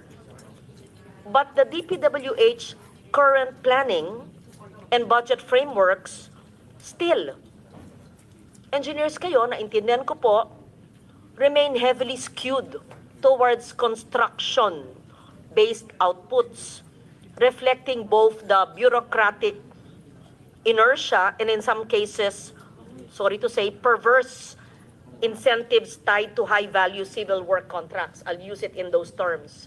So, construction-heavy, hindi ko pa nararamdaman, as of now, not to blame anyone, yung nature-based solutions. Mas gusto ko pong makita, kasi, hindi pwedeng puro, parang yung ginagawa ng Singapore, alam ni Sec Dizon yan, they work with nature in their dike system. Hindi palaging tayo ng mga dike, or even let's say the polder system of the Netherlands. So ayon sana sa kalikasan. Gusto kong maramdaman po yun, hindi ko pa nakikita sa inyong budget. So given what's happening now and the department's bias for flood control infrastructure, not just as a technical choice but as a structural weakness, so I want to know, how do we integrate this nature-based solutions into our flood, not just flood mitigation infrastructure na ziniro natin, tinanggal yung 255, in everything, even in roadside ditches, even in rain, even in FMRs, for example. So gusto ko po makita na mawala yung current infrastructure bias na maaring iba ay substandard, hindi ko linalahat po, pero gusto ko makita po yung watershed-based flood mitigation approaches na binanggit. I can go on and on, but that's something, part of the change. Kasi madaling tanggalin na yung flood control. Hindi. Yung nananatili, paano natin i-incorporate yung ganitong mga filosofiya po? Yes, thank you. Yes, again, Mr. Chairman, the Senator is spot on in her observations. I think the main problem is there has been very, very little effort exerted towards really master planning these various systems. Flood control is one. The network of farm-to-market roads is another. Network of bridges and roads is another. I think that is the main weakness, Mr. Chairman, and that's why I think taking this time to be able to plan and work well with DNR, other agencies such as the ADB and the World Bank and JICA, as well as our own universities here like UP. We really need to come up with an integrated water resource management system plan, which is currently non-existent. Ma'am, just to put it bluntly, no? Wala po yan eh. And the nature-based solutions must be part of that. No, and you're absolutely right, Mr. Chairman. It is really not in the current program right now. You cannot. It is not reflected in the current program because it does not exist right now for so many years. So now that has to change. So now that we are working with DNR and with UP and with the other agencies, I think this is where the beginnings of a integrated water resource plan will come to life. No? And that will definitely include and must include nature-based solutions and not just engineering-based solutions to not only the flooding problem but also the overall water management problem. So we look forward to seeing that, Sec. Thank you for your answer. Now, in a hearing a few months ago, I think the chair was there. What agency? A small agency, National Museum yata, sinabi, hindi raw napondohan yung continuation ng National Museum, tas sabi ng DBM kasi walang trip. Alala mo? Nagulat tayo, di ba? Trip. It was a multi-year project, tas sabi ng DBM, di ba, nagulat tayo kasi wala daw trip. Multi-year yon. So gusto ko lang malaman po, how does the classification align with or undermine, I mean, lahat ba ng proyekto na nasa net revised ninyo at nasa GAB ay ayon sa TRIP, DepDev's 3-year rolling infrastructure program? Kasi mismong National Museum hindi raw linagay, sabi ng DBM, kasi kailangan dumaan daw sa DepDev na trip. So tama ba yun o mali ang intindi namin? So lahat po ng inyong programang nakasaad sa NEP, Revise at sa GAB, allocable man o non-allocable, ay dumaan sa DepDev na trip. It's a 3-year rolling infrastructure program. Lahat ba yan galing sa DepDev, yung inyong mga panukala sa GAB? Yeah, Mr. Chair, Madam Chair, let me just find out because we will submit it if it's part of the trip or not, no, of the 3-year rolling program. But I find it quite difficult to believe bakit hindi. I mean, it's just a National Museum funding and bakit kailangan. No, I'm not asking about National Museum. I'm just citing it as an example. The chair and I were in a hearing and National Museum said wala silang pondo. Tinanong namin sa DBM ba wala? Sabi ng DBM kasi wala daw silang trip. So, kung yun maliit na museo, ito po, lahat ng infrastructure nyo, dumaan ba yan sa DepDev? I don't think so po. Exactly. So, ibig sabihin, hindi a-approve ni DBM Correct. ang inyong funding. Kasi hindi nila in-approve yung National Museum na multi-year na stop yung building kasi walang DepDev na trip. So, kung lahat ng inyong ating pinag-uusapan ngayon ay di dumaan sa DepDev na trip, hindi i-EFLR kayo o i-veto kayo. Yun ang sabi sa amin sa hearing. So dapat ang DBM, i-hold natin ko nandito or ipaliwanag. Kung hindi dumaan sa DepDev na trip, i-veto ba or i-FLR or dapat ba natin hindi isama sa GAA? Sige po. Clarify. Kasi ano yan confusing. Very good, Magion. Yeah. So we will consolidate po, Mr. Chair, Madam Senator, and we will submit that. But you were We there, will submit. remember? Medyo But naguluhan tayo. I find it difficult to believe as you na Yes. ganon. No? Kasi every line item in the DPWH budget went through DBM trip. Parang hindi. Yeah. Yeah, it's difficult to believe that. Undersecretary Cangas po just passed me an information. Yung mga hindi daw po dumaan sa trip, dumaan dapat sa RDC level, which is, I guess, an extension of DepDev. No? So, but again, we will have to validate and submit it to the Sabi kasi committee. ng DBM nun, the submission to the trip ensures that projects, tama naman, are aligned in the master plan, have feasibility studies, and are shovel-ready. And part of the Philippine Development Plan. Kaya yung part 2 ng National Museum, hindi na pondohan, wala daw trip. Kaya nga, winawarningan ko lang kayo, kung wala kayong trip, paano yun? I leave that kung i-check po nyo, siguro later before we finish that, yan. So, now I've gone macro, now very, very micro.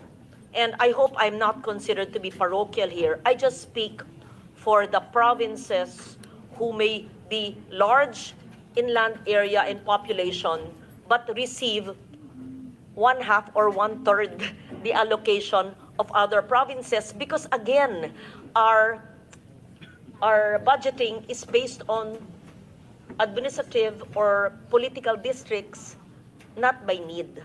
Okay, example, with the permission of the chair, may I just, parochial pero kailangan eh. We have to speak for the people eh. Antique budget is much lower compared to its neighbors. And do not get me wrong, I'm a senator, I represent our Region 6 and the island of Panay. I'm happy that the others are bigger. Para lang ihambing. Let's say, Aklan, Iloilo, Capiz, yan. So I'm glad. But Aklan and Capiz, despite having a population equal to us in Antique, but we have much larger land area. Per land area, Antique receives only 0.43 million per square kilometer, roughly 1/3 of neighboring province, kasi lone district kami. So, an ordinary Antiqueño benefits only, ginawa kong per capita, 1,800 worth of infrastructure investment from the government compared to residents of Aklan or Capiz who benefit around 3.6 to 3.9 thousand or double the amount. Again, I am happy that the other neighboring provinces have triple the budgets because there are congressional districts. Huwag po niyong tanggalin, dagdagan pa nyo. Pero bakit ang probinsya ko, hindi naman ako yung congressman, pero 3B yung NEP, tas yung NEP revised naging 1.1. Pareho ng Valenzuela na 1.1B. Talagang aping-api. Bakit ganun? At meron naman maraming probinsyang nangyayari po yun. Siguro, iisipin ko lang, mahirap magsiguro. Kasi stricto, kasi takot maglagay iba doon, o baka hindi naisip ng central, hindi naisip ng region, or siguro yung district engineer hindi humingi ng malaki, or siguro yung congressman o yung senador hindi humihirit. But don't get me wrong, I'm not asking questions here for you to add to the district where I represented. No. I just speak for the districts with large population, large land area, pero ang liit-liit at ang daming needs, pero ang liit. So, palaisipan. And I speak for the indigenous peoples there, the Ati and the Iraynons who cannot speak and talk to you ever in their lives. Buti na lang yung aking regional director, taga Bugasong, at alam niyang ibig ko sabihin. Yeah, yung nakakaantig ng puso yung ganun. Tapos ito, papakita ko sa inyo. Gusto kong i-flash eh. Yung NEP at yung regional budget allocation per capita. Lihis, how do you say it? It doesn't make sense at all. It doesn't make sense at all. So, I want to understand. Oo. Di ba usually sa NEP, tapos sa GAB lumalaki, pagdating ng Senado, kami nahubaran. Binagsak talaga. Nagalit talaga sa akin ng DPWH, tinanggal lahat. Yun. Sige, thank you. Yeah, Mr. Chair, again, and I said this the last time, the last hearing. I think there is really an inherent flaw in the current formula that is being used, to allocate resources, limited resources to various districts, and clearly this is seen in the budget now in 2026. No, and unfortunately, the new team had no role in the preparation of this budget, but we do see the inherent flaws. In fact, sorry, hindi po. Nagbago po yung numero sa NEP revised under your term already. yes, I understand, ma'am, but Hinubaran yung aming mga distrito, yung yes, akin. yes, I think na ang mostly tingin ko ang tumama po doon are the locally flood control. No, pero tama po kayo doon sa inyong observation kanina na kung tinanggalan ang isang area ng halimbawa flood control, dapat yon ay pinalitan ng equally if not even more important na mga proyekto. Tama po yon.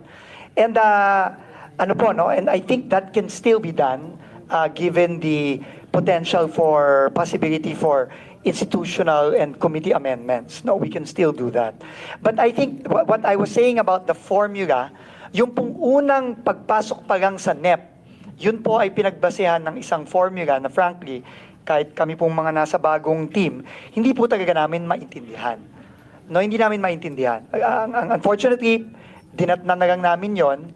But right now, under Secretary Conti, who can speak more to this, is already in the process of finding a simpler and a more equitable formula to distribute resources moving forward. No, in fact, kailangan na ho talagang gawin ito dahil obviously, it's not just this year, ma'am, I'm sure, na nangyari ito. No? This is probably repeatedly been the case for smaller districts like Antique and others who have unfortunately gotten the shorter end of the stick for so long. That it's not a smaller district. Dahil lone district siya, mas malaki ang land area. That's right. Pareho rin ang population. Kailan yung iba, 2 distrito, tapos i-add mo yung 2 distrito sa isang distrito, ay kami ang pinakamaliit. At saka hindi lang naman ako, marami rin ibang distrito na siguro malayo sa kusina, hindi nakakahingi. At nahihiya din ako, maski senador ako matagal, hindi pala hingi. At kung humihingi man, tas hindi natutupad, hindi yung binibigay, di hinayaan lang namin. Pero we must correct this disparity.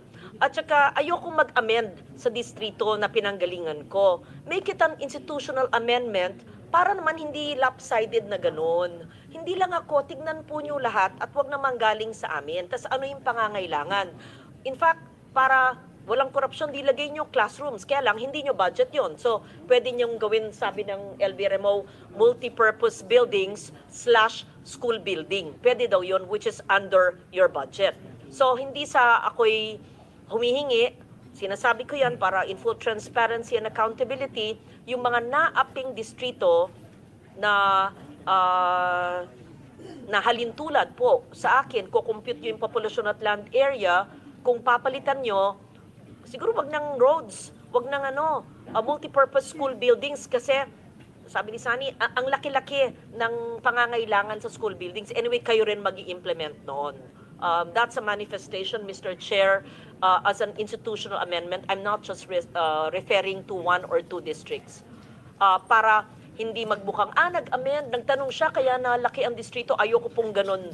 I will refuse any additional allocation just because I'm asking. And I speak to many districts. Nahiya lang yung ibang congressman. At saka wag natin titignan kasi yung need according to political boundaries. May I Mr. Chair, you are absolutely correct. And I guess we will do 2 things, ma'am. First of all, we will work with the committee to find a way to more equitably provide for the needs of the districts via institutional amendments. And second, we are already in the process of fixing this clearly non-responsive and ineffectual formula that has been used for so long into something that, as you correctly pointed out, needs-based. Yung kung sino po ang mas nangangailangan, dapat yun po ang mas may nakukuhang pondo galing sa national government. Thank you, ma'am. And wag po kayo hihingi sana ng karagdagang pondo within your agency. Correct the institutional, mistake, inequity. Yeah, institutional inequity. To correct it, ulitin ko po, hindi lang yung akin na sinight. Yun lang kasi ang alam ko, kaya sinight ko. Marami pang halintulad po sa akin. Yun. So, thank you for that. We agree po. Mr. Chair. Mr. Chair, thank you so Reasonable naman much. ako, di ba? O naman, ayun yun. O naman. Sige, maybe LBRMO can work together with the staff of the chair. Oo. And with your planning. With our planning team, Yes. so we can... And I repeat, hindi po flood control, pero actually hindi masama kasi binabaha tayo, di ba, Pruto? Oo, binabaha. Pero dahil bawal, okay, bawal ngayon. Oo, sige. Pero papakita ko sa inyo ang maayos na flood control. Ang maayos na flood control. Nakita yan ni Senator Pia Cayetano, meron nga kaming marathon na gagawin doon sa Esplanade. Napakagaling. Napakaganda. Hindi flood control yun, actually esplanade. Parang yung sa Iloilo River nila, Senator Drilon. Esplanade. Flood mitigation structure yun eh. Yeah, Iloilo at saka yung sa amin. Mapakita ko sa'yo. Ang nakita mo yun, ganda-ganda. Ganda-ganda. Flood mitigation structure, kaya hindi nagbabaha. May esplanade pa tuloy. Anyway, so on the cost of roads of DA, nabanggit na ng Cherry to, pero gusto ko rin maintindihan. Magkano ba talaga per meter ba ang sinasabi?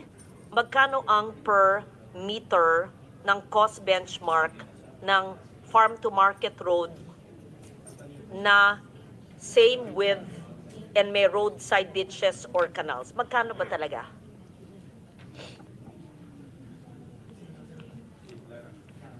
Mr. Chair, Madam Yes. Senator, may I just ask our OIC Undersecretary, Yes. Okay.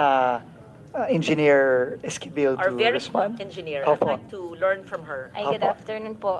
Based on the July 2025 rates po, we're ranging from 18,000 to 26,000 per meter. Bakit pag DPWH, ang taas, sa notes ko nga 15,000 eh. Pero sabi ni, sa hearing nga, sa'yo, ni DA, Sec Laurel, Iba, range.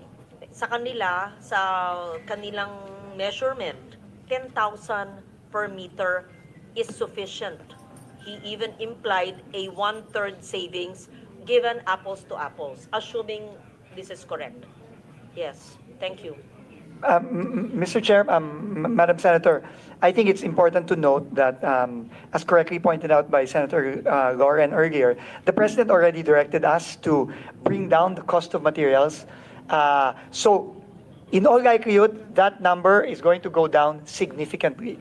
So if you will allow us, maybe if we will run our computations based on the new cost of materials, we can maybe by the end of this week already give you a new range, no, for the range per meter for, hindi na po yun.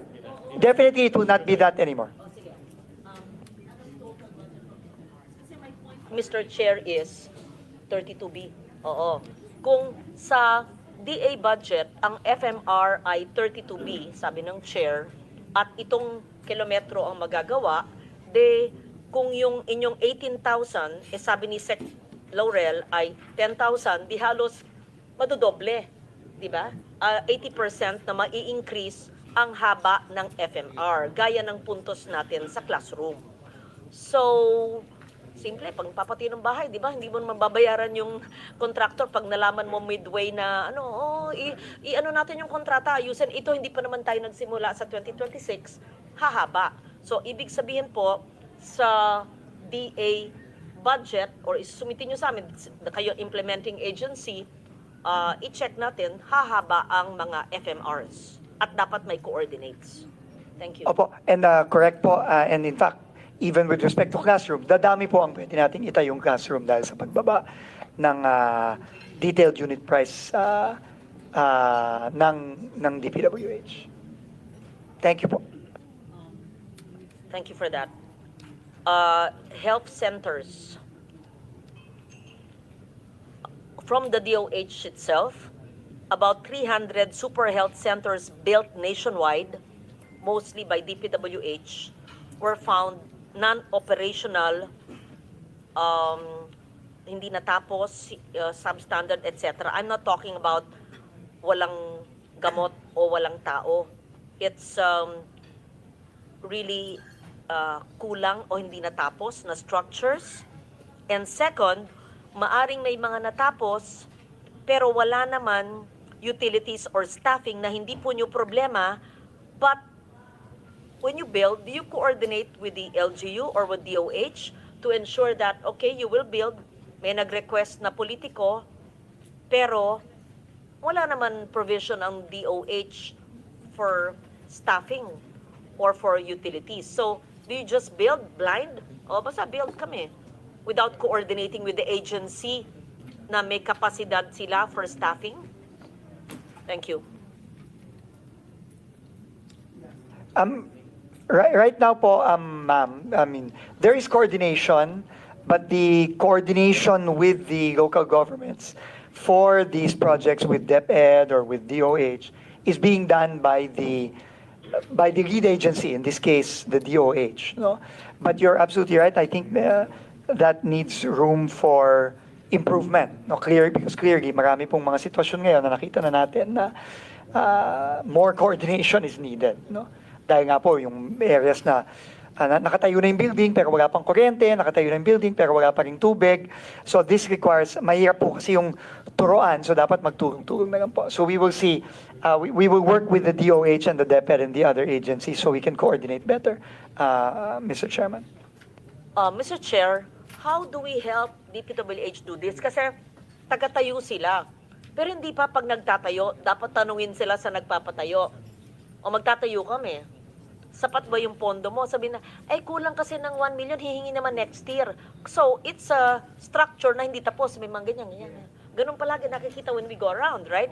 Or, itayo, maayos, pero hindi naman napondohan yung equipment at yung staffing kasi magre-request pa sa DBM o walang gamot. So, karapatan nyo magtanong, itatayo namin to. Handa ba kayong ahensya nagpapagawa, maglagay ng staff at ng pasilidad? Kung hindi, ba't itatayo? Pero, hindi ba nila tungkulin yun? Na may silbi yung tinatayo nila? At tanong sa ahensyang nagbabudget na linilipat sa kanila yung budget? Right? If I can intervene, Lauren, in fact, yan ang isang malaking problema rin ng Department of Health through HPEP, yung health equipment and facilities. Dahil dapat, bago sila nagpapatayo, meron ng coordination with the local government units. Dahil yung LGU, sila bahala sa doktor, nurse, equipment, at yung pang day-to-day to operate. Like for example, kuryente, tubig. But marami rin mga LGU nagsasabi na, hindi namin kaya magkumuha ng doktor, hindi namin kaya magbayad ng kuryente. Kaya na ano rin sila, na walang nagmamando ng mga health centers. No?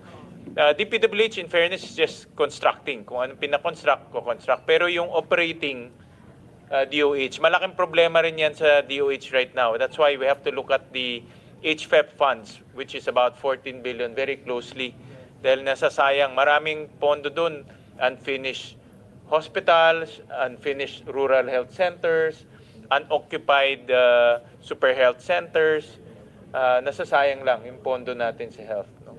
Yeah. So how do we deal with that? Is it the DOH sole responsibility? Or before they build, they must ensure that the agency asking them to build has the capacity to operate it, so it's not like a white elephant that was built? Elephant ho talaga, ma'am. Admittedly, nangyari. So, this coming 2026, ang iniisip ko to move forward with the HFEP, wala mo ng mga new super health centers, new rural health centers. Tapusin na muna natin lahat ng mga uncompleted. Lagyan ng tao yung mga unoperational at yung mga hospitals. Marami ho tayong, we approve here in the Senate yung mga hospitals, diba? Expansion and newly created. Let's fund those expansion and newly created hospitals. Dahil may batas, wala namang pondo. No? So we have to fund them. So yung muna yung naiisip ko to move forward with this. So para hindi nanganganak yung problema, ma'am.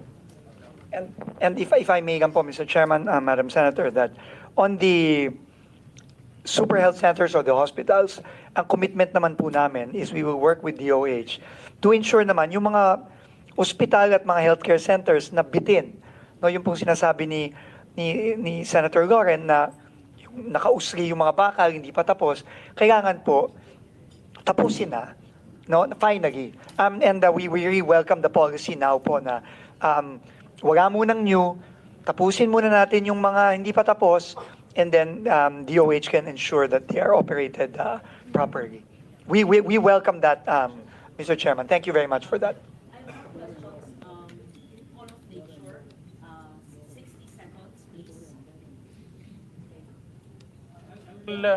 Ako muna, ma'am. I just have just one question lang.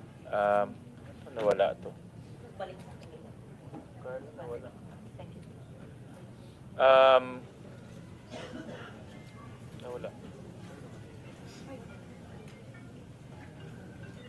Anyways, can you flash yung news report ni Presidente?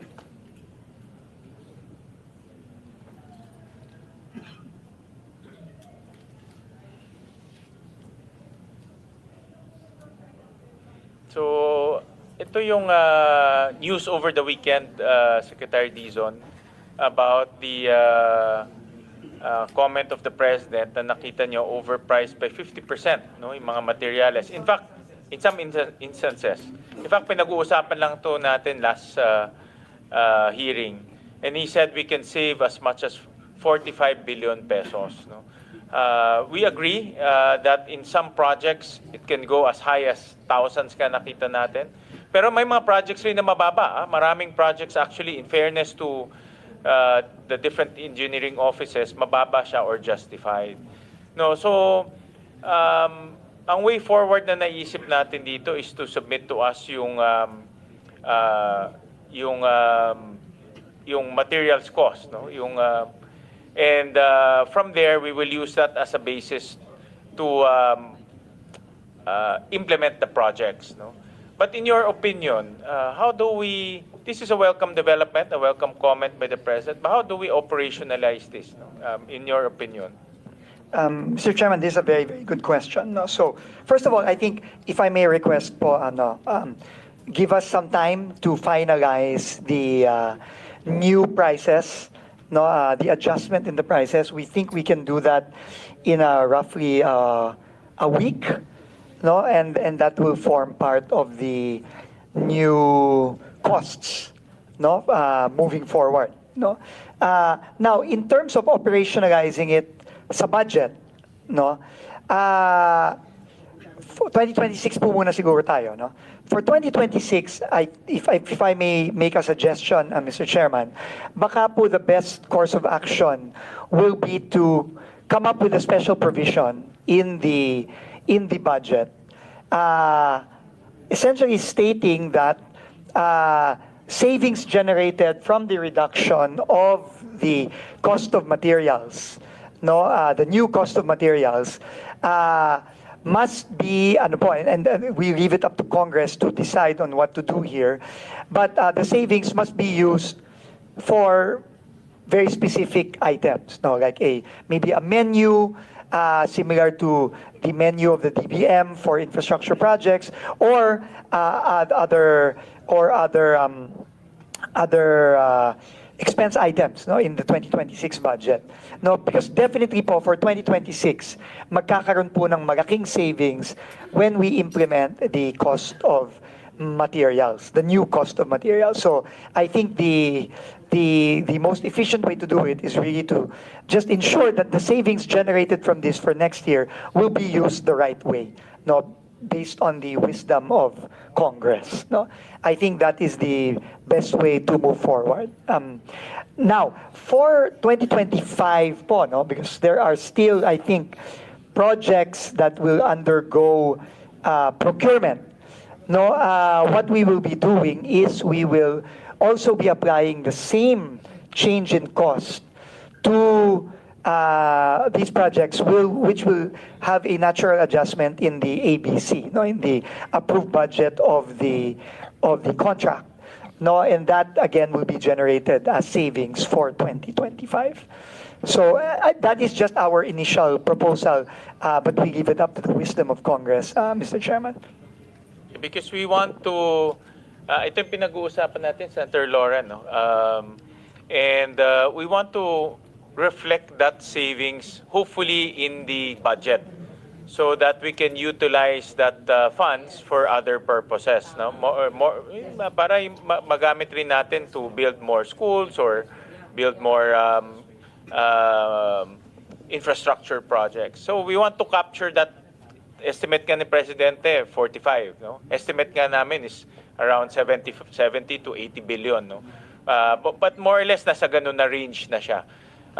So that's what we want to capture. The last time we talked, you will submit to us an updated DUPA, no? We will submit an updated CMPD. CMPD and Yes, CMPD also? CMPD, which translates to the new DUPA. Okay. So we will be submitting that. Kaya ba natin ang Biyernes?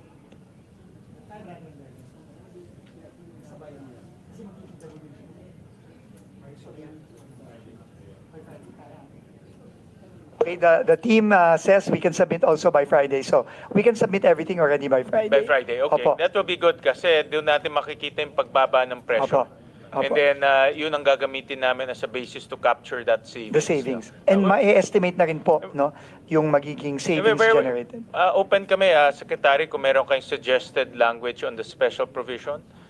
Because I can see that you're very open in using those savings. So we're very open if you have any suggestion to that. We can work together on that.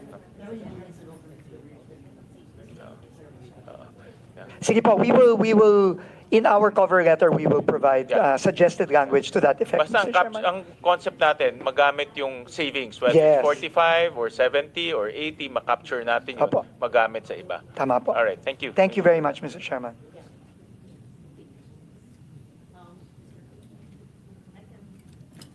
Have an intervention after you about the savings. Tapos na po ako. Yes. Thank you very much, Mr. Chair, for bringing up the issue of savings. That was actually my next question before I ask for a break. So, hindi pa po nasagot, hindi pa po na-compute, no? But you said by Friday on the total computation or estimate of savings for the 2026, right? Because naka-flash kanina sa screen, and thank you to the President and to the good Secretary about the lowering of the DUPA. But more than the lowering of the DUPA, meron pa rin ibang pagkukuhanan ng savings. Kasama na ba sa DUPA the cost of equipment rental, overhead contingency, and miscellaneous, yung OCM? Kasama na sa DUPA. Iba pa. Dapat ibaba din yun. Yung cost of equipment rental, overhead, contingency, miscellaneous expense, and yung projected contractor's profit. Diba?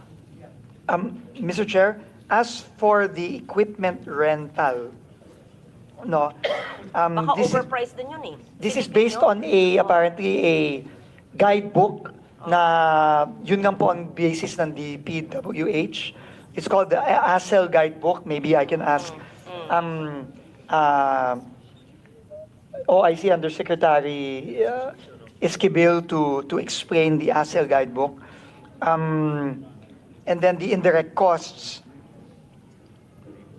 and labor, obviously, ito po ay hindi po kasama ito sa mga gagawin. Ang gagawin lang po natin is the cost of materials. No? Cost of materials po. Opo. And with your permission, Mr. Chairman, Madam Senator, maybe I can just ask OIC Undersecretary. Lara, okay ka ba? Sige po. I want to understand, yung cost of materials, kung overpriced yan, hindi ba baka rin naka-overpriced lahat eh? Pati yung contingency, yung miscellaneous, yung equipment rental, overhead, bloated lahat yan. Kasi sa ibang ahensyang inupuan namin, lahat bloated eh. Pati yung subscription sa monthly nung Starlink coverage sa isang ahensya, grabing taas din eh. So magandang, hindi masamang silipin lahat, di ba? Opo. Sisilipin po namin, Madam Senator, but maybe just to provide context and information, may I ask that OIC Undersecretary Lara be recognized just to explain all the components of the pricing of a certain project or a certain contract. Thank you, Sec. Good afternoon po. For the direct cost, we subdivided into 3 components: the material, labor, and equipment. As mentioned earlier, the material we use as reference the construction materials price data, which is issued by DPWH. But for labor, we follow the DOLE, Department of Labor and Employment Memorandum. So we follow their rates. And then for the equipment component, we use the Association for Carriers and Equipment Lessors Equipment Guidebook. this is approved for use by DPWH. So external guidebooks po for labor and equipment. Thank you for that, OIC Sec Lara. Thank you for using that. Labor, wag niyong tipitin ng labor. I mean, yan ako talaga, ibigay sa tao. In fact, sa site ko na naman, yung Antique. Dahil sa pagbaba ng NEP revised, 75% ng mga trabahador, laborers, mawawalan ng trabaho sa 2026. So, ganyan kami nagpapaapi. Wag naman, wag naman. So, ang labor, wag natin. Okay yan. Siguro naman walang ghost labor dyan, di ba? Wag naman. Pero yung sabi niyong guidebook, kayo po mga engineers nakakaintindi niyan, kung tama po at hindi po overpriced. Yeah. So, yun lang ang aking, kasi yung materials binaba na, yung ibang mga aspects ng construction, tignan natin kung meron pang mga butas that we allowed it all these years na maari pang makatipid. So yung hinihingi ng chair na savings ay gusto namin makita by this week at para ma-allocate ng maayos. Okay, so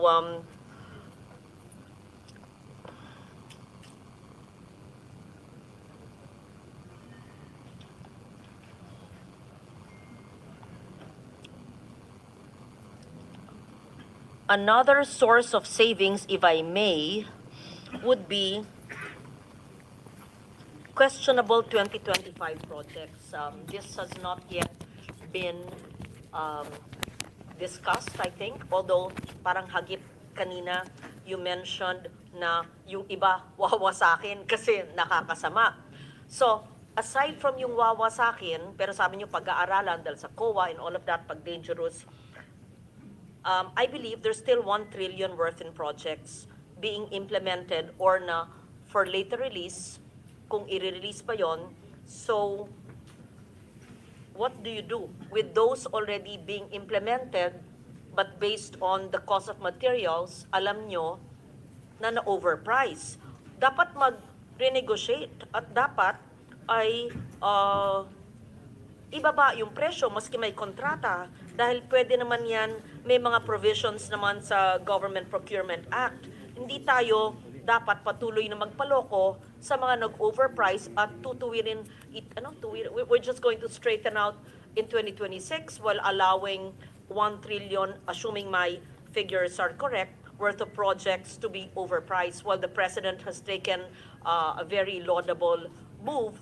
I am certain the President would be happy to hear from the good Secretary how the presently substandard or rigged or overpriced projects, whichever the case is, there could be some savings to be generated. Thank you. Madam Chair, as I mentioned earlier po, for 2025, for those that have not yet been procured, no, we will apply already the new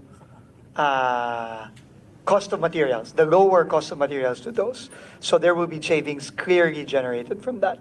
For those that have already been awarded and are already ongoing, we will have to consult with the OSG po, Mr. Chairman, Madam Senator, on what course of action can be taken. Unfortunately, I cannot say right now, but we will consult on paano natin mahahabol if kaya yung mga ongoing na awarded na. But for those na hindi pa, definitely po, we will apply the new cost already. We will not wait for 2026. We will apply the new costs already now.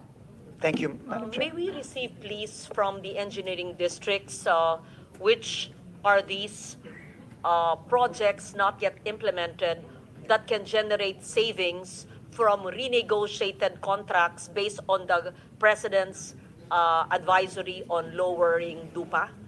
And second, ongoing projects, pero alam naman yung linoloko tayo, bago ba yung bagong team pumasok, maaari naman yung i-terminate. Nagawa na nyo sa ibang distrito, di ba? Yes. In fact, we have terminated several already based on the cases that have been filed, as well as the licenses that have been canceled. So there is a clear process po, Mr. Chairman, Madam Senator, and we've already terminated several already, particularly all the contracts of the Diskaya companies, as well as their joint venture partners, as well as the other companies where we have filed cases, such as Wow Wow, Sims, etc. So we will consult with the Office of the Solicitor General, and we will see paano natin mahahabol ito. Okay. Thank you, Madam Chair. I thank you, So, Mr. Chairman. The DPWH can actually do a sweep of these projects ongoing for 2025, terminate those that it can terminate, or renegotiate for a lower price based on the President's advisory on lower DUPA, so that we can generate more savings bigger than what was already conveyed to us. Okay.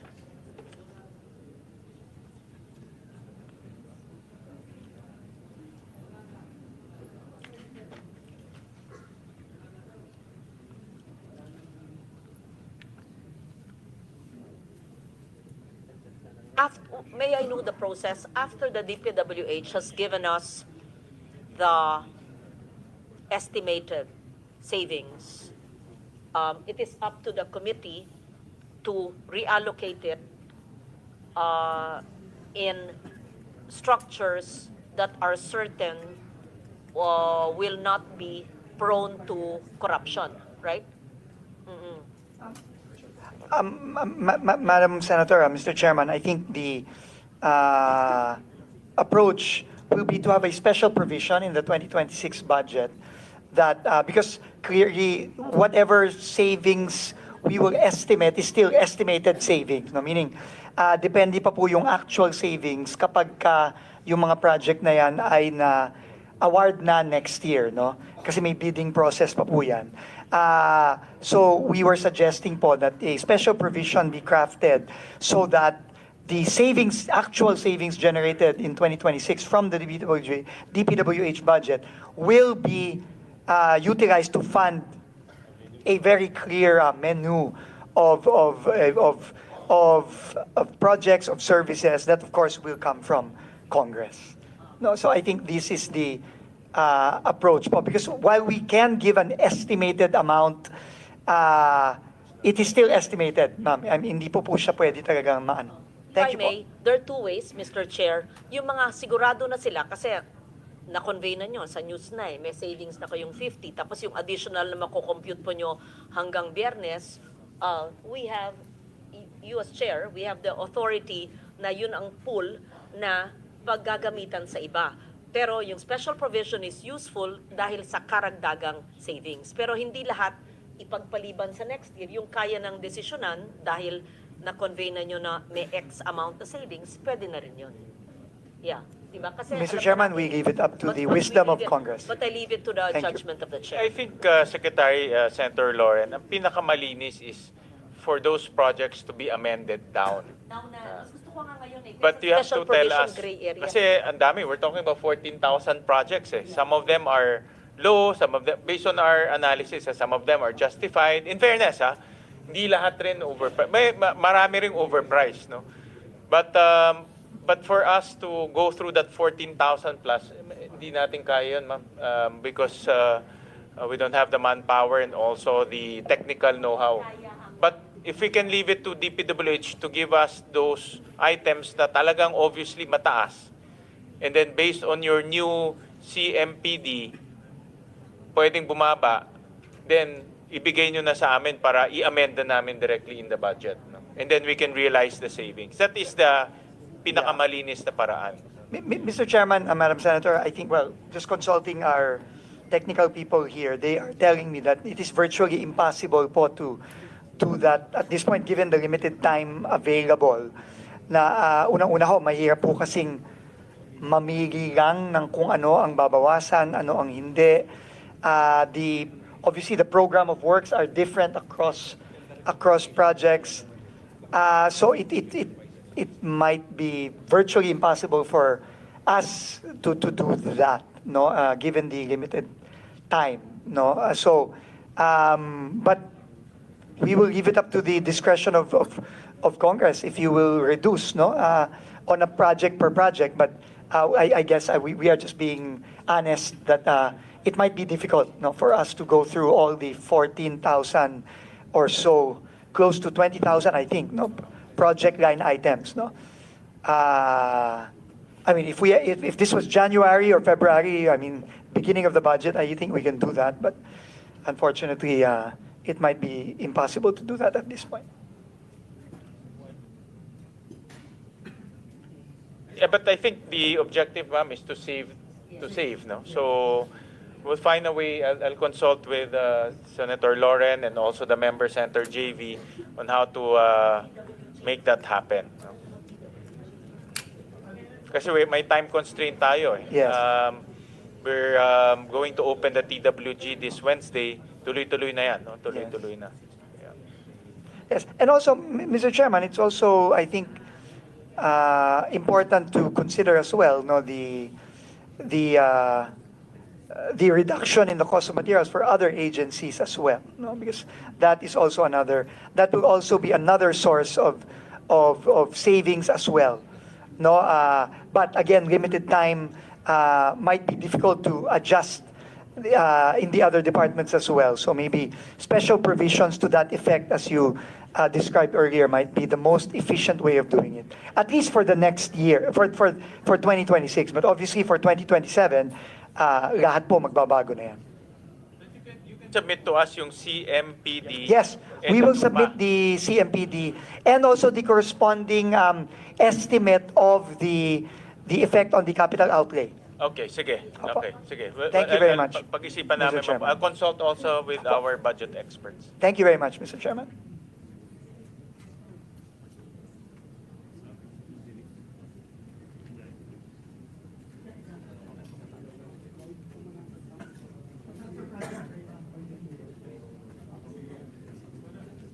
We recognize Senator Hercito.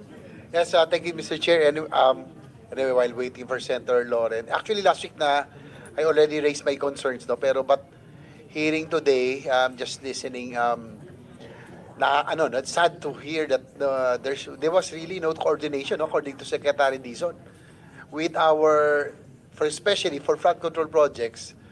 There was no coordination with DNR because they are the experts doon po sa water sa river basins kung saan pupunta, no, yung flow.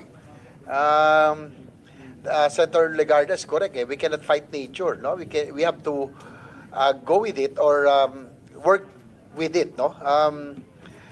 This strengthens yung ating pong proposal last week, no, and which was supported by Secretary Dizon, yung pong creation ng Department of Water and Resource Management, so that there will be no more disconnect again, no. Dapat yung pong siguro itong yung tong agency ni Jose Carlo should be with the folded into the new Department of Water Management. It will address yung water scarcity because the world is already because of the growing population, yung pong water is becoming a scarcer resource every day. Tama po sila, no, yung binanggit ni Jose Carlos David, that we should, yung pong dapat, natin, infrastructure, will not just divert water and throw it in the ocean. We should, in fact, impound it and restore it so that during the dry season, meron ho tayo pang pandilig, no? Sabi ko nga, every rainy season, we have abundant supply. Sobra-sobra yung tubig natin. Pero pag dry season, wala naman tayong tubig. And sad to say that there are, Mr. Chair, nakakalungkot na marinig na kay Secretary Dizon mismo that there are some flood control projects that worsened. And from Jose Carlos David also, the situation, kasi nga bumilis yung flow ng tubig, walang pampabagal, walang impounding. So, I think, siguro for na-bash tayo last week, no? Sa mga netizens, sabi nila, creation of water department of water, dapat may Department of Fire daw and soil and everything. But this is not a laughing matter. I think water is getting scarcer every day the world over, and I think yung flood control, management of water has to be under one full-fledged department para hindi na ito maulit muli. We have seen, Mr. Chair, yung disconnect, no, nakakalungkot na Secretary Dizon already said na coming from him, that most of the projects had no coordination with the Water Resource Management Office. Sila po yung merong expertise, no? Kung saan po yung daloy ng river basins and all. So, yun. Sec Dizon, thank you very much for your support, no, for two bills that I have in mind, no, yung master plan for infrastructure and national development, and also yung a lot of our colleagues filed yung pong creation of Department of Water and Resource Management. I think this is timely. No, unang-una, maano na natin tubig natin, we will use it wisely and at the same time prevent yung pong nangyaring mga floodgates scandal from happening. Anyway, doon po sa no, the President said that 250 billion of flood control project will be realigned to other programs, most especially social programs, no? So, but there will still be 100 billion Sec Dizon that will be used, o wala na talagang totally. Mr. Chairman, wala na po. Ang matitira lang po for flood control are the foreign assisted projects assisted by JICA, ADB, and World Bank, roughly about 15 billion pesos. So the entire 250 billion will be realigned for social program. Ang ano ko lang doon, Mr. Chair, because government spending, especially for infrastructure, is a driver for economic growth, di ba? Siguro maganda. I would like to propose to the President, if given the chance, that probably half of the 250 billion be still used for infrastructure, specifically for, halimbawa, since DPWH ay still undergoing reforms, hanggang di pa tapos, pwede ilagay sa DOTR to. Total, galing naman si Sec Dizon sa DOTR. For airports, for ports, and other economic drivers in infrastructure. At least tuloy-tuloy po yung spending natin for infra. And it will also have returns. Kasi hindi naman sa pag-ano, Mr. Chair, kung ilalagay lahat natin to sa ayuda.ax, there's no return. Diba? Iba yung infrastructure because this is an investment for the future, to stimulate economic growth, to create growth areas. So yun po yung ano ko siguro, no? Meron akong breakdown dito, siguro half of it nilagay natin sa DOTR for ports, airports, and other major infra. Dapat infra din, di ba? Mr. Chair, para hindi sayang, para yung, as I said, the multiplier effect, yung economic drivers, dapat tuloy pa rin. Siguro DOTR would get half probably. Siguro for social programs na gusto ni Presidente, at least may impact po. For health, okay po ako doon, no? MAIP, PhilHealth, that is really felt by the people, no? Kasi kung AX lang, ang hirap doon, hindi natin, that's cash. It's also prone to temptation, no? Mas okay ni MAIP, direktang na tulus. And also, Mr. Chairman, siguro si Sen. Lauren will agree, yung one time, big time na tayo magkakaroon 250 billion na biglang, meron tayong that we can use for other programs na dati pangarap lang, no? We can fund MAIP, we can add for MAIP, UAC, PhilHealth, and HFEP, no? Lalo na improvement of hospitals, no? All over. Of course, i-balance na natin. Department of National Defense, talaga pangarap na lang talaga yung AFP modernization, but with this, lagyan natin ng a few billions for yung ating multi-role fighters, especially with the situation now in the West Philippine Sea. Coast Guard, ang laki nito, 250 billion no? But glad to hear that meron pa rin namang flood control projects, yung po mga foreign assisted. So hopefully by next year, we can resume na maayos na kasi hindi rin naman natin pwedeng i-sacrifice to for the next 2 to 3 years. Otherwise, kawawa rin yung mga kababayan nating malulubog. So, yun po. Again, I'd like to thank Secretary Dizon for the support for yung pong master plan natin na measure, and also yung pong project, ito yung ating Department of Water Management, Resource Management. I think it's already timely, no, na magkaroon na ng coordination, no, and planning that ang banggit nga ni Senator Lauren, dapat nature-based, no, hindi yung engineering-based lamang. At yung district ang nasusunod dati. Nakakalungkot, pero parang yung mga pinresent kanina ni Jose Carlos David, may mga hindi nakakonekta. No, yung mga binanggit ko last hearing, there are some projects na talagang pinroject lang na at least it was confirmed, no, that there are dikes na wala namang pinoproteksyon ng community. May nakita rin po akong seawall, sinumbong ko na rin kay Secretary Dizon, seawall na napakalaki. Hindi mo na makita yung dagat, wala naman din pinoproteksyon ng community. So, That's all, Mr. Chair. I just gave you my my observations this afternoon. Thank you. Mr. Chair, if I may Yes, po. go ahead, sir. Thank you very much, Mr. Chairman, Senator JV.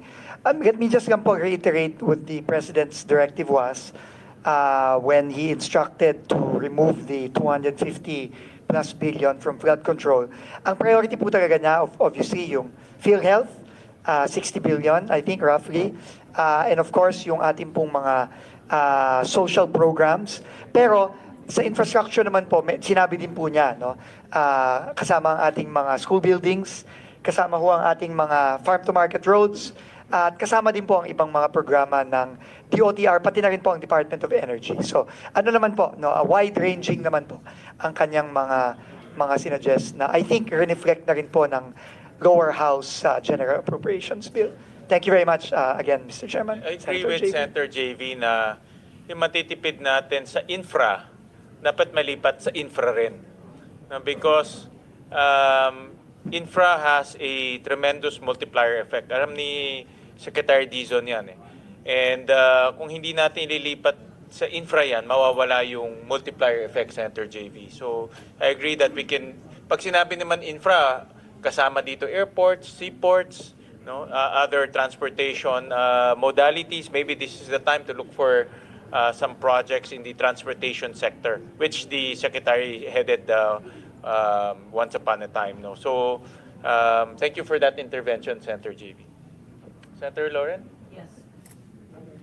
Just to note that there is no need for a special provision for the GAA 2026 because it is already in the general provision of the GAA that the agency may augment their savings, and the savings was already defined in the GAA. Yes. So, nandyan na. And DBM is here, right? Tama. Yeah. Secretary Dizon wants to specify yung savings dapat pumunta sa specific project. I think that is the concept. Yes, Mr. Chair, Madam Senator, you're absolutely correct po under the general provisions. But under the general provisions, from what I understand, the savings generated will be limited for use within the DPWH. Maybe, yeah. So, Paki-clarify, kasi yun po ang pagkakaintindi. Kasi, ASEC, go ahead. ASEC. ASEC, kung gano'n, hindi magagamit Mary Ann, sa iba. paki-specify yung general provision, paliwanag po ninyo para malaman po natin kung kailangan pa ng special provision maliban sa general provision.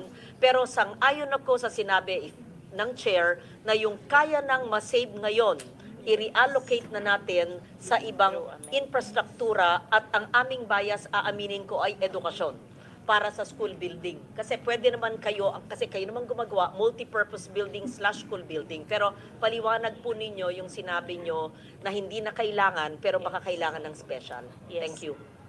Yes, thank you so much, Mr. Chair. As far as the savings are concerned, if we are looking at the savings ng DPWH and it wanted to use it ng within DPWH rin lang and within the same activity, then we're talking about modification lang. And the approval of that is within the DPM. That's provided for under the general provisions.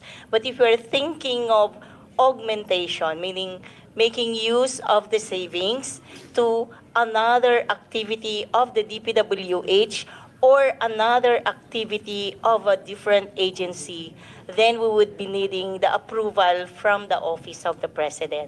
So we term that as augmentation. That's why we say that the special provision will no longer be required for as long as the definition of savings are within what is provided for also under the general provisions, Mr. Chair.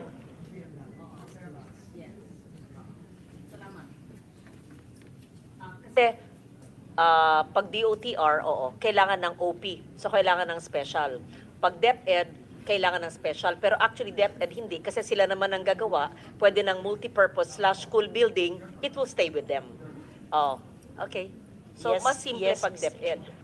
I'm sure gusto ng mga kasamahan ko pag school building. Oo. Oo naman. Sige. Kung ang mga bata, siksikan sa mga classroom. Sige. Okay, thank you.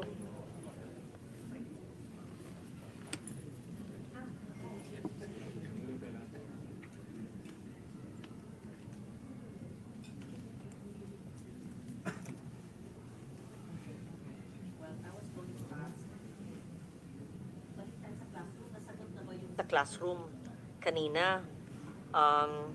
Yung single facility na classroom. Magkano ba talaga? Kasi pinag-usapan natin yung health center, pinag-usapan natin yung FMR. It was observed that classrooms built as a single facility, let's say, one classroom building, magkano ba talaga pag DPWH? And how do you measure it per square meter, given the same kind of materials? Yeah.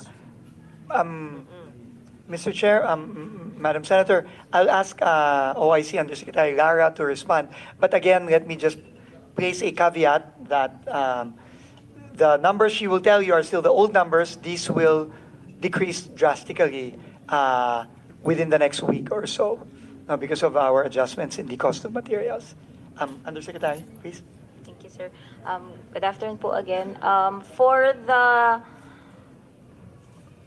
estimate, we use po cost per square meter. So I'll give a range from different regions. It's ranging from 24,000 to 33,700 per square meter for the previous CMPD. Know very well that from the private sector, yung Chinese chamber nga 8,000, pero baka naman iba yung materials doon. Walang tax ng profit. Sabi mo na mga lahati. Ewan ko, hindi ako engineer, pero sigurado ako mas mababa dyan. So, kung yung DepEd School Building Program ay 28.056 billion, so sa estimate ng DPWH ay this will cover 12,000 classrooms. Kung ikakalahati mo yan, you will have 10,627 more classrooms, but this would be depending if we use a lower unit cost to 1.2 million. That perhaps, Mr. Chair, can be discussed in a technical working group because we're talking about costs. These are just estimates. So, ibig sabihin, yung sinabi po ni OIC Yusek Lara ay sabihin mo ng mga lahati, sabihin mo na conservative 40%, so i-compute po ninyo yung square meters ng classroom, lalaki ang numero ng classroom. Tama ba ho? Oo. Pangalawa po, yung savings na sinabi po ni Chair kanina na gusto niya ngayon na i-allocate, wag na ipa-savings, wag na pag-antayin ng mga tao, yung sa kay Presidente pa lang, 50B na yon, assuming lang sa classrooms para hindi na umalis sa DPWH, hindi na OP approval, it will be multipurpose / school buildings, i-increase si number of classrooms maliban sa pag-slash ng 40% ng cost.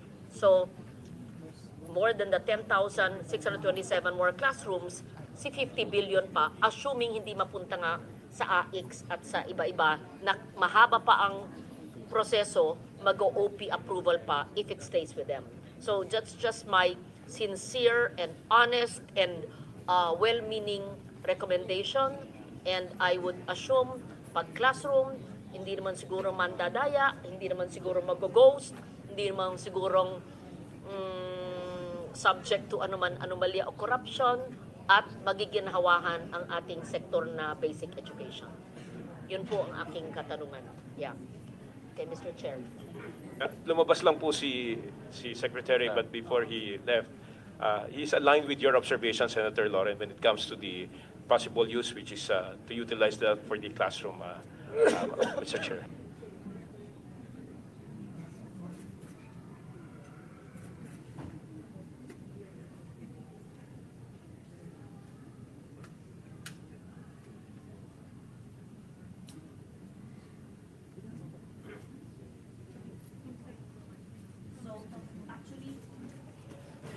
The other questions would be dependent kasi on their submission of the allocable and non-allocable in the NEP revised of September.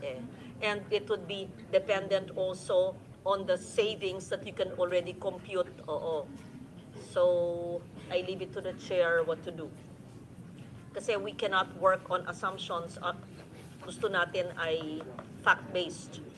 At yung pangatlo, talaga yung i-mainstream natin ang water studies at nature-based solutions para may pagbabago. So, hindi lang po yung pagbaba ng dupa at baba ng cost, at saka yung mungkahi ko po, na hindi lang yung cost of materials, kundi yung iba pang cost, maski na alam natin, hindi naman dinadaya yan, silipin na rin natin, wala naman masamang sumilip sa lahat, di ba po?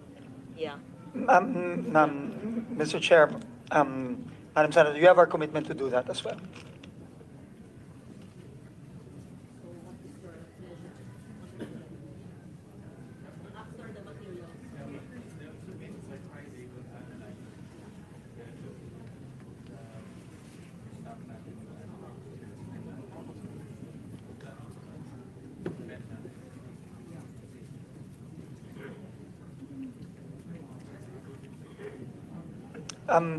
Mr. Chairman, sorry, we just realized that Friday is a holiday, so we will submit by Thursday afternoon.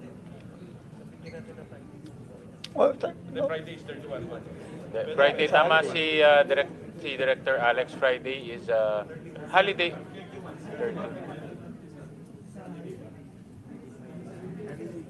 Anyway, we will submit, but definitely at the latest by Friday, if not earlier po.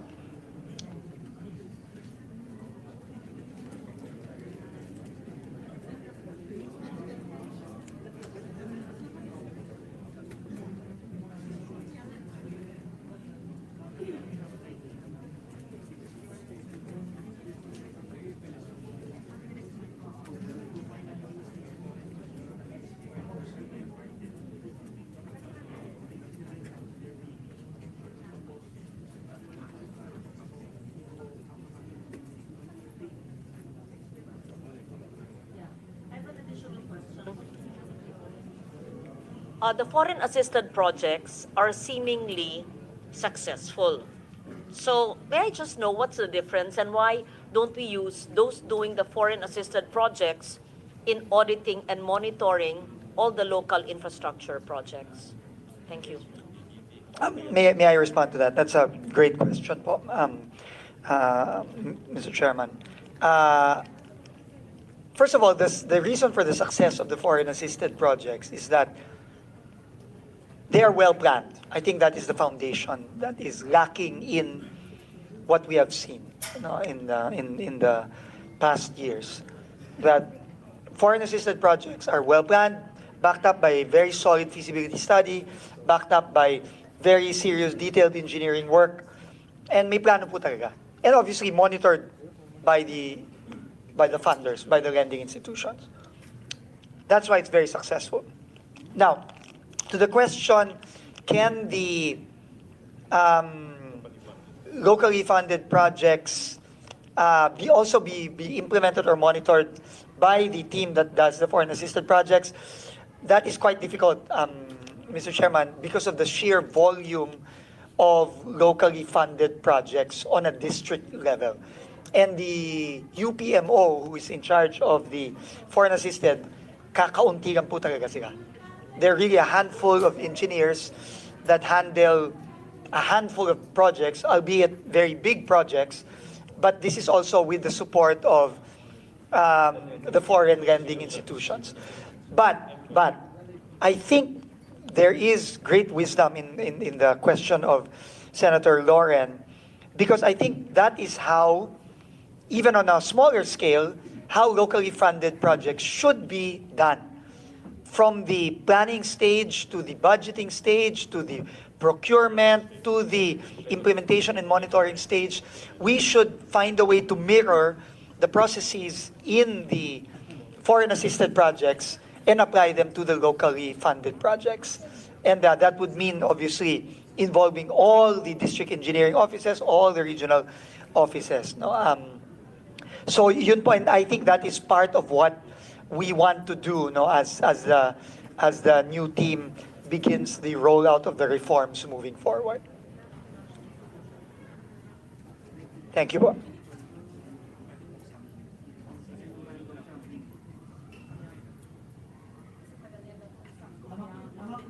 Galing. Oo, kaya, yes. Oo, kaya nga eh. So, magaling yung mga yan. Kaya, Hindi. Magkagaling utak. Magaling. Kaya, magaling yung dalawa kong yan eh. Kaya ako makulit ha, magaling yung mga nasa likod eh. NEDA at ERC yan eh. Oo. Kambal utak. Sige. Okay. International institutions can do sampling of all. Pwede natin subukan sa 2026, di ba? At saka pwede nyong i-bid out and manage the third-party auditors.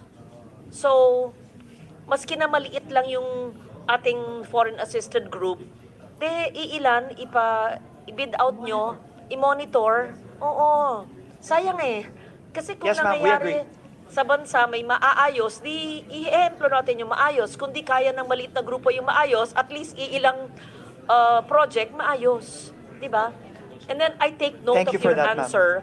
Tama si Senator Ping mula sa simula na lahat ng projects naman ay dapat dumaan either sa RDC at may feasibility study at hindi naman sapat na may request ng LGU kasi maaling yung request niya hindi naman na-vet. Kaya kailangan may feasibility study talaga. Yun. We absolutely agree, Mr. Chairman, Senator Lauren, we agree. Isa pang napansin ko, multi-year projects. Kung hindi amend ng senator, pupunta yung congressman sa amin o yung mayors, hindi magkukusa ang ahensya, hindi lang kayo at unfinished siya. Or, ang liit-liit ng ilalagay ng DPWH, hindi na matutuloy, bitin siya. Bakit ganun? It's a multi-year project of the department. Dapat, maski wala kaming intervention na amendment, kayo na ang kusa, tinatapos nyo. Kaya tuloy, all over the country, either vertical or horizontal structure or roads leading to hinterland areas, natitigil. Bakit kami kailangan mag-amend ng something nanggagaling naman sa inyo sa region o sa central na maayos naman para sa taong bayan? Kung hindi, napakaliit ng ilalagay sa NEP, pero ang lalaking budget, yung mga hindi pinag-isipan at may sponsor or proponent. Pero yung multi-year, lalapit sa akin yung LGU or congressman or even the agency, ang liit ng linagay sa multi-year, ma'am, kailangan to kasi, ano yun, mayowa, etc., etc. Bakit ganyan? Basta, maliit, ganon. Ang hirap parang wala talagang planning. Very arbitrary. Yes. Yeah. Tama po kayo, Mr. Chairman, tama po again si Senator Lauren.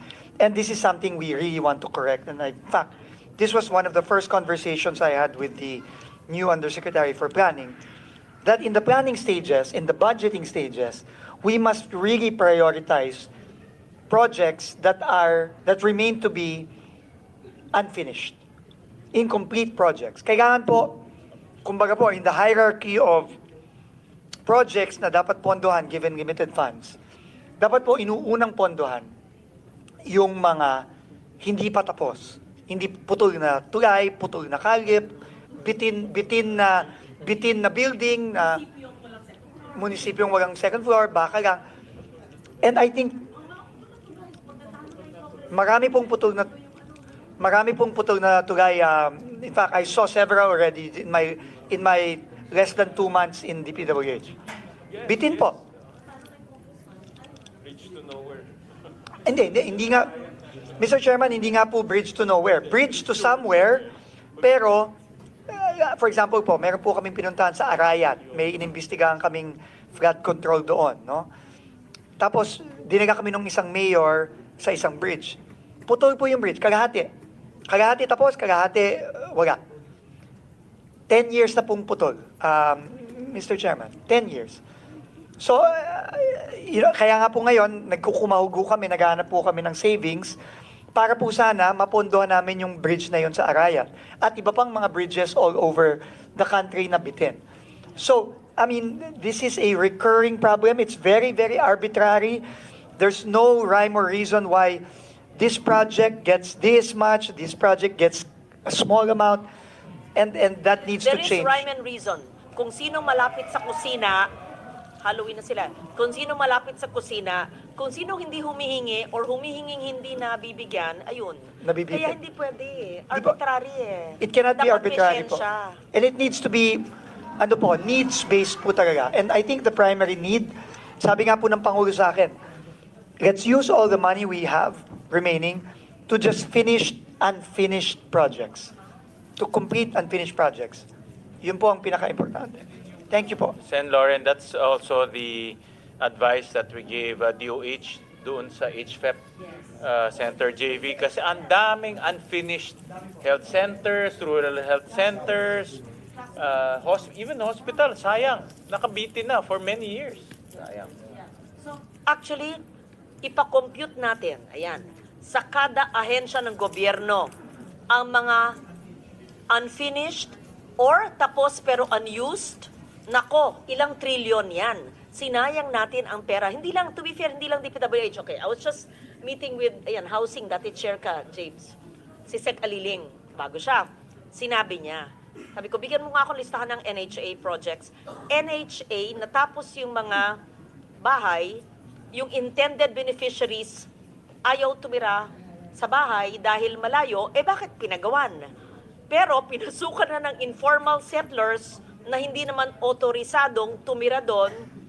So hindi naman nila mabigay sa informal settlers na tumitira sa bahay sa intended, makukuha naman sila.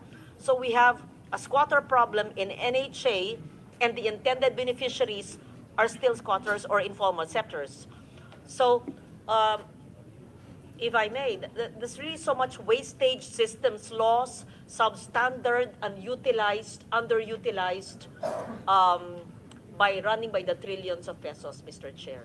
So, I agree with you, whether it's DPWH or DOH, which you build, or DepEd classrooms, tapusin natin our bridges to somewhere, but maybe the proponent already is not in office, right? Ganon eh. So, that's my, I won't say yun lang, that's what I noticed. I have to amend the multi-year. Trabaho yan ng ahensya. Lalapit sa amin, hindi po na pondo, nasabihin ng district engineer at sa region, hindi po kami narinig sa central, kayo na lang po pag-asa namin para umabot yung kalsada doon. Alam yata ni Alpruto ang ibig ko sabihin, o ganon. Tapos, lalagyan ng token. Ang liit-liit amount, 10 million, 20 million para matapos. Sabi ko, siguro maski 100 years akong senator, hindi matatapos. Kasi hindi ako mihingi eh. Sabi ko, kami nga ngayon, kung hindi na kami allowed mag-amend, kundi institutional, wala na.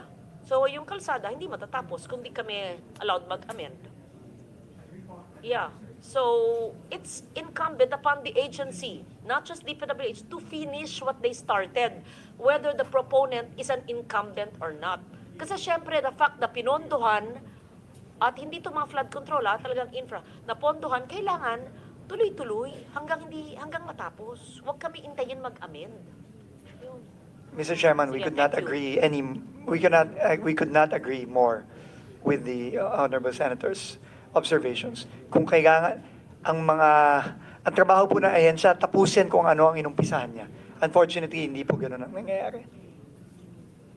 Hopefully that will change now. Apo. Maraming salamat po. Maraming salamat. We'll just Friday is the submission. Yes, Secretary. Mr. Chairman, if I may be allowed to just recap or summarize po what we need to submit just Yes, to be yes, sure. please. So we will be submitting po additional stationing for the initially identified projects and also additional validation and justification if we are able to find the justification and the validation. But we will also add the new projects po that also do not have the required detail. No, I think roughly about 1,500, if I'm not mistaken, additional projects. No, 15, 14. Opo. So we will strive to do that by Friday, Mr. Chairman.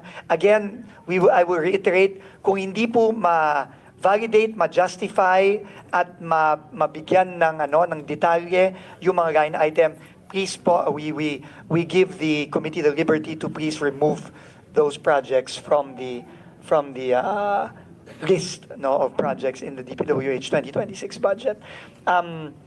Second po, by tomorrow, we will submit po the request of the Honorable Senator Ligarda for the list of the districts under the resubmitted NEP, revised NEP, and also, opo, whatever the terminology is, no, given what. Yes.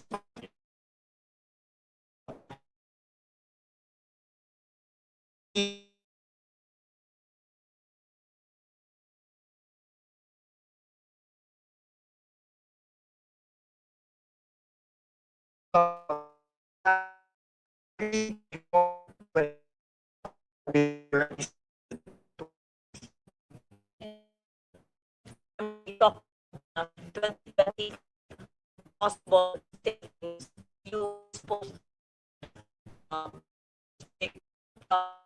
just where there are issues and you there's issues with the implementation some contractors that you may have the power to terminate. So we talked about 2025 projects funded, either you renegotiate or you have the power to terminate if they are flood control projects or asphalting or whatever projects na questionable sa implementation ng mga contractor, and are you suggesting to terminate? Will you terminate? And if you will not terminate, what is the remedial measure you will do? Why you will not terminate? In short, we're putting everyone on stricto tayo ngayon, hindi pa 2026.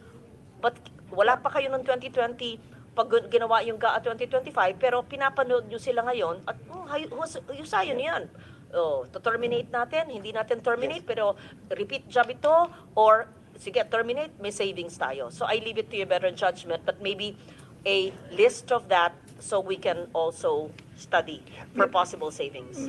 Mr. Chairman, Senator, what we can submit by Friday, I think, is the list of those that are either unimplementable already or that have been terminated already. As for those that we can terminate, this might be a little tricky because we still need to talk to the Office of the Solicitor General to determine that, and that will require, again, we're talking about, I don't know, like 20,000 projects for this year that we have to sift through. That might not be possible for Friday, ma'am, but we... Whatever you can for Friday. At hindi na kailangan OSG, you have the power kasi sa Government Procurement Act, nakita naman nyo eh. At saka kung na-terminate niya yung iba, yung ibang mukhang questionable, meron kayong power to terminate yan kung linoloko tayo. At saka sinabi na ni Presidente, ibaba yung dupa, pero ang sigil pa rin niya, let's say, sa construction materials sa bridge na ito, triple. Kaya mo yun. Hindi kailangan ng OSG yun. Oo. Ma'am, kasi obviously for those that are already contracted, that was already the basis of the budget, and the contract price was already established under the old or the existing cost of materials. So there are clearly legal issues there, so we will need to talk to the OSG about that. But for those that we have terminated or about to terminate for costs, we can provide that list by Friday. Perhaps we can generate reports since from your district engineers or from our people on the ground, yung mga sumbong sa Senado na mga dapat i-terminate. I mean, without looking at political color, of course. Yes, we can, marami pong sumbong, kung sumbong lang po ang pag-uusapan. No, sa sumbong sa Pangulo po, I think 20,000 na yung nagsumbong doon. No, but again, that will require some time to sift through. But finally, Mr. Chairman, ma'am, the last thing we will submit, which is very important, is the revised CMPD, the revised cost of materials, and then the estimated potential savings for 2026. So we will submit all of those by Friday, Mr. Chairman, Senator. And the nomenclature that's allowed in the GAA for school buildings and classroom that will still fall under your department. Okay, yes, ma'am. So Yes. which is multipurpose buildings / school building? Yes. Oo. We will Kung provide ano that yung as well. gamit, kasi hindi bawal yun. Opo. Para wag nang ililipat, tapos babalik. Tama po. Yeah, mas efficient. Tama po. Yeah. Thank you And, so much po. Sa lahat ng nanonood po, hindi po namin kayo, sa mga tanong po namin na inaaral namin ang budget, hindi po namin kayo pinahihirapan. It's really, we take seriously the mandate and yung pronouncements ni Presidente na ayusin, limited ang fiscal space. Nakita natin, dahil sa eagle eyes ng chair, naparami. Diba? Naparami ang classroom, naparami ang kilometro ng FMR, naparami sa pagtutulungan ng lahat. So, we're here to help. Yeah. Okay. Thank you. Thank you for the patience of Sec Lizon and the whole team. Mr. Chair, salamat. Thank you. There being no further questions, the budget of the Department of Public Works and Highways is now deemed submitted for plenary's consideration, subject to the discussion and the submission of documents requested. So maraming salamat, Secretary. Thank you very much. Maraming salamat po. Thank you so much.